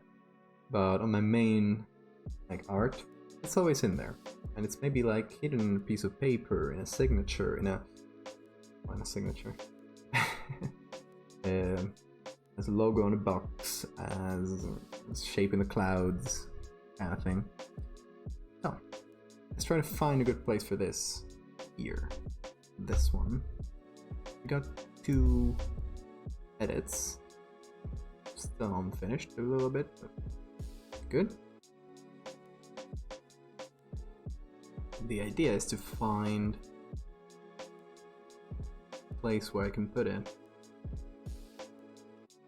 And etching it in wood is a possibility. Got a lot of wooden surfaces here,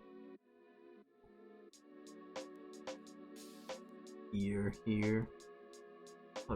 Pretty good places to put that.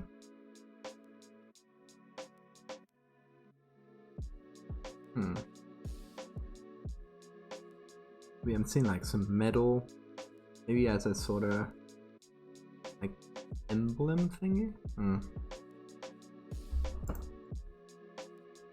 Maybe on this guy. This guy is part of the something to do with it.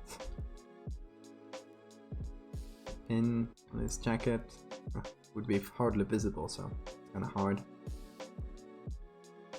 Or I mean, I can also put it on the flyer for the. Yeah, it's a good one. Do that actually. They're putting it on the pictures, putting it on the flyer. So the flyer is going to be the text that's going to go with these pictures. And in all of these pictures in the series, I've done a little text to go with it, and it's usually like a different type of text. Maybe it's a letter, maybe it's like a signed document, maybe it's a book. Each of them it's different. You can check it out if you want. And in this case, I wanted to make it look like an old circus flyer.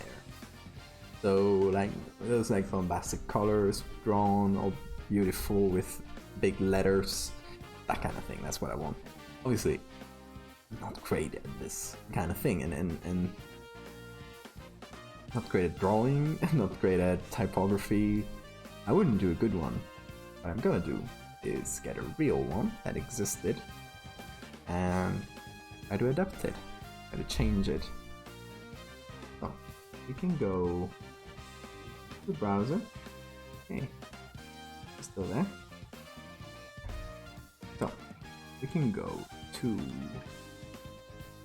stock website. Here it is.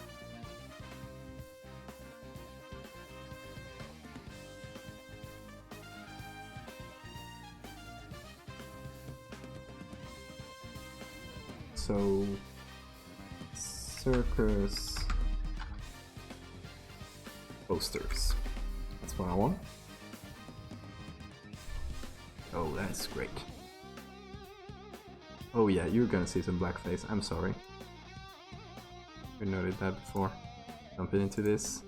This is early 1900s. There's some nasty stuff. I'm not gonna use any of that, but you'll see it in here. So, I don't want to see that. Maybe it turns off.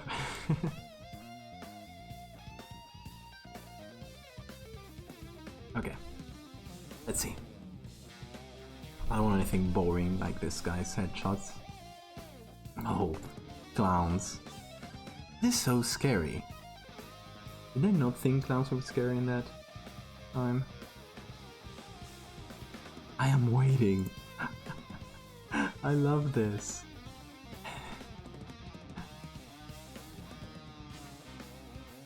This is great.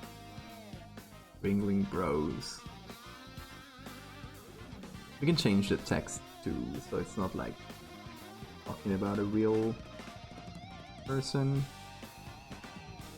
Depends.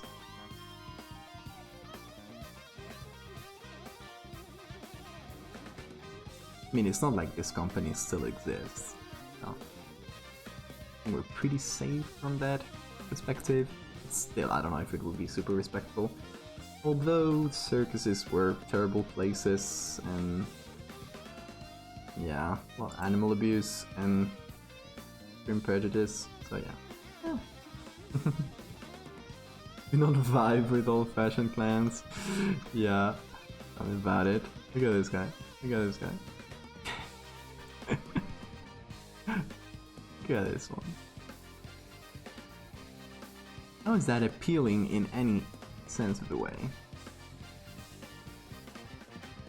This one's pretty cool. Valdevia, the man from India. Ooh, that's probably getting into some pretty bad territory. Yeah, Native Americans.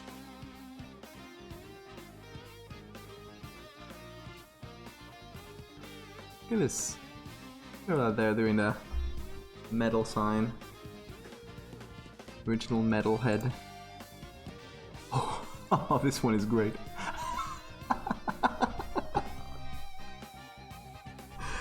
I love this.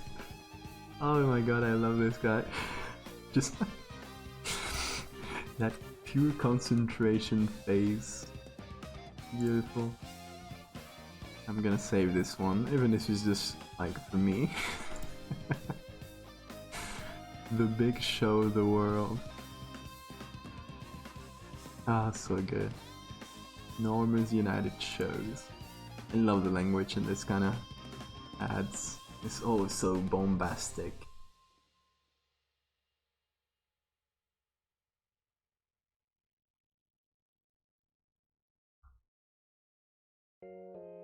This is the kind of thing I want, like an animal with a ridiculous sounding name. Mrs. and Mr. and Mrs. Gargantua the Great, like, come on.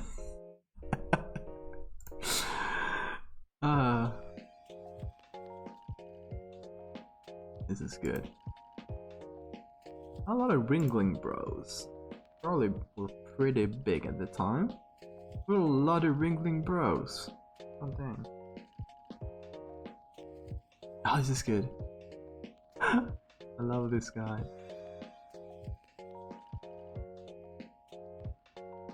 Ooh, yeah. Fat shame. God.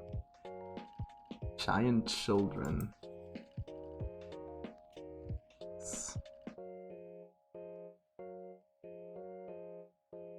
Oh, this is good. See, I want something with animals. I don't want something with presenting fat people as entertainment. I want something cool like this. This is good. I like this one. Oh, where was it? Save it. I'm saving them all in tabs. It's probably not something I'm gonna do right now because late. I've been at it for a lot of hours. I still gotta kind of plan this out.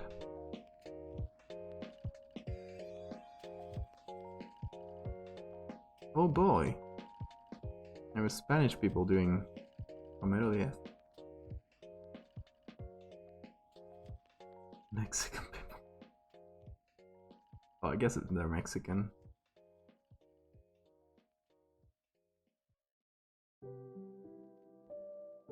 Oh god.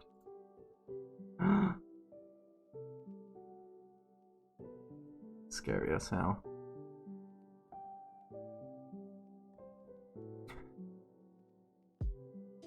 This guy. It's the mustache. It's the handlebar mustaches that really make it for me.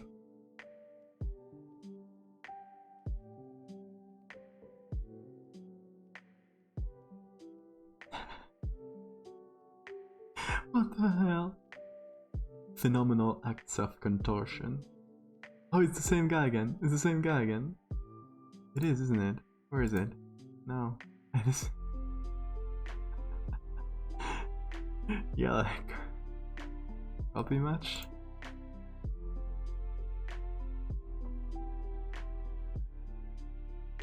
I love these though. Oh, look at this one. Great jumbo skeleton. The colossal, prodigious frame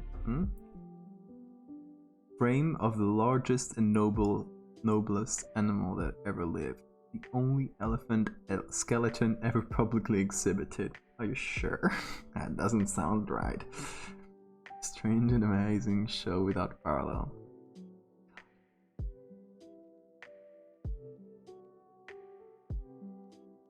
This is good. A lot of animals. You could just take the hippo here and put a... But I would need watercolors to fake that. That sounds like a hard one. I mean, I guess most of these are watercolors. Similar thing.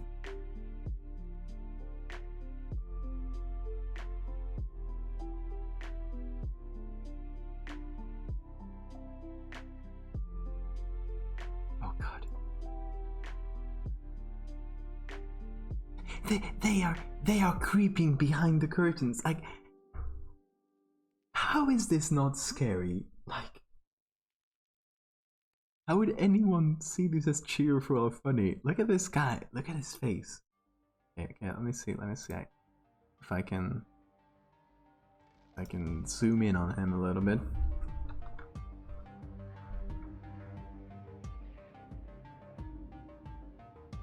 Okay. What the hell? Oh, sorry. What the hell? Look at these guys.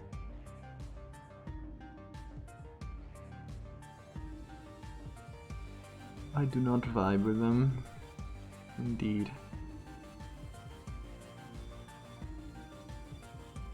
Oh. Oh no. No, don't die.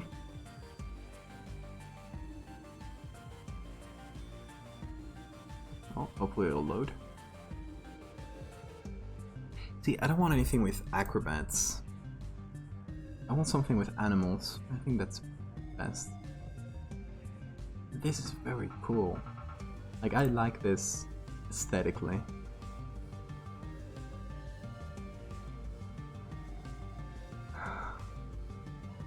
Only white buffalo on Earth. This is pretty good. Although if I use this one, I would have to change a lot of things, like the Wild West theme doesn't make sense, so I would have to change it. A lot of Wild West and Indian theme stuff that wouldn't make any sense. So, couldn't use it, but very cool from a aesthetic point of view.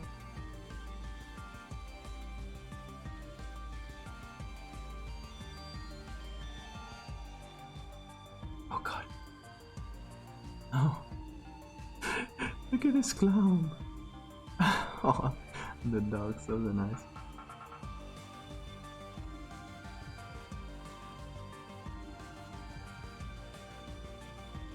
Amazing. This reminds me of Dumbo.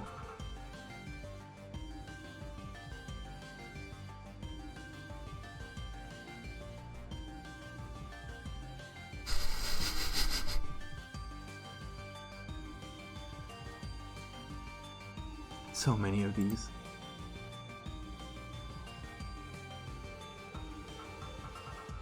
But most of this, the problem I have with most of this, that they feature mostly people.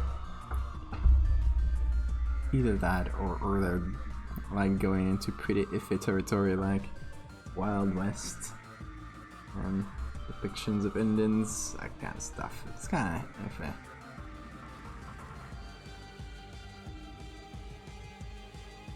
I do really love that style of poster. Oh, a Russian one? Oh, it doesn't load. Oh no.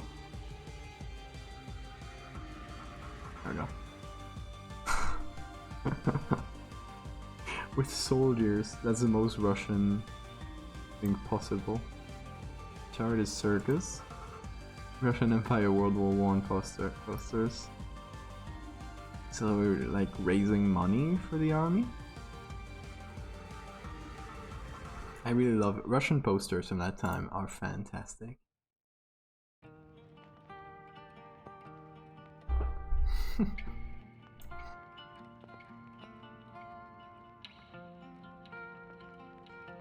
Kinda like the simplicity I want.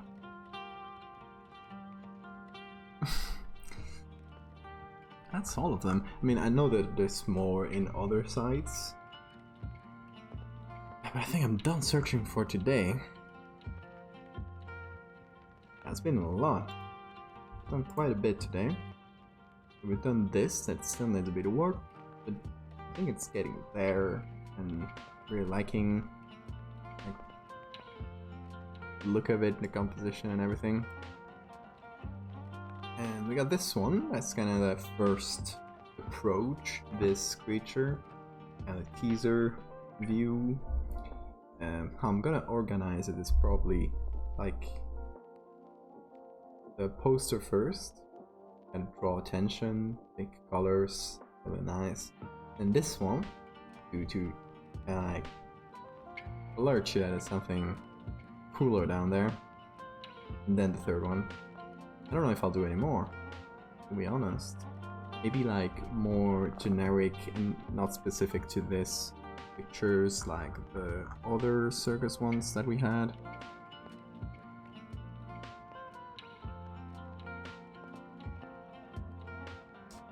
Like this one where they're building the circus, and more establishing shot or kind of thing. That's more like to fill up. I'll just leave these pictures there. I don't know if I'll use them, but they're there. And yeah, I think that's it for today.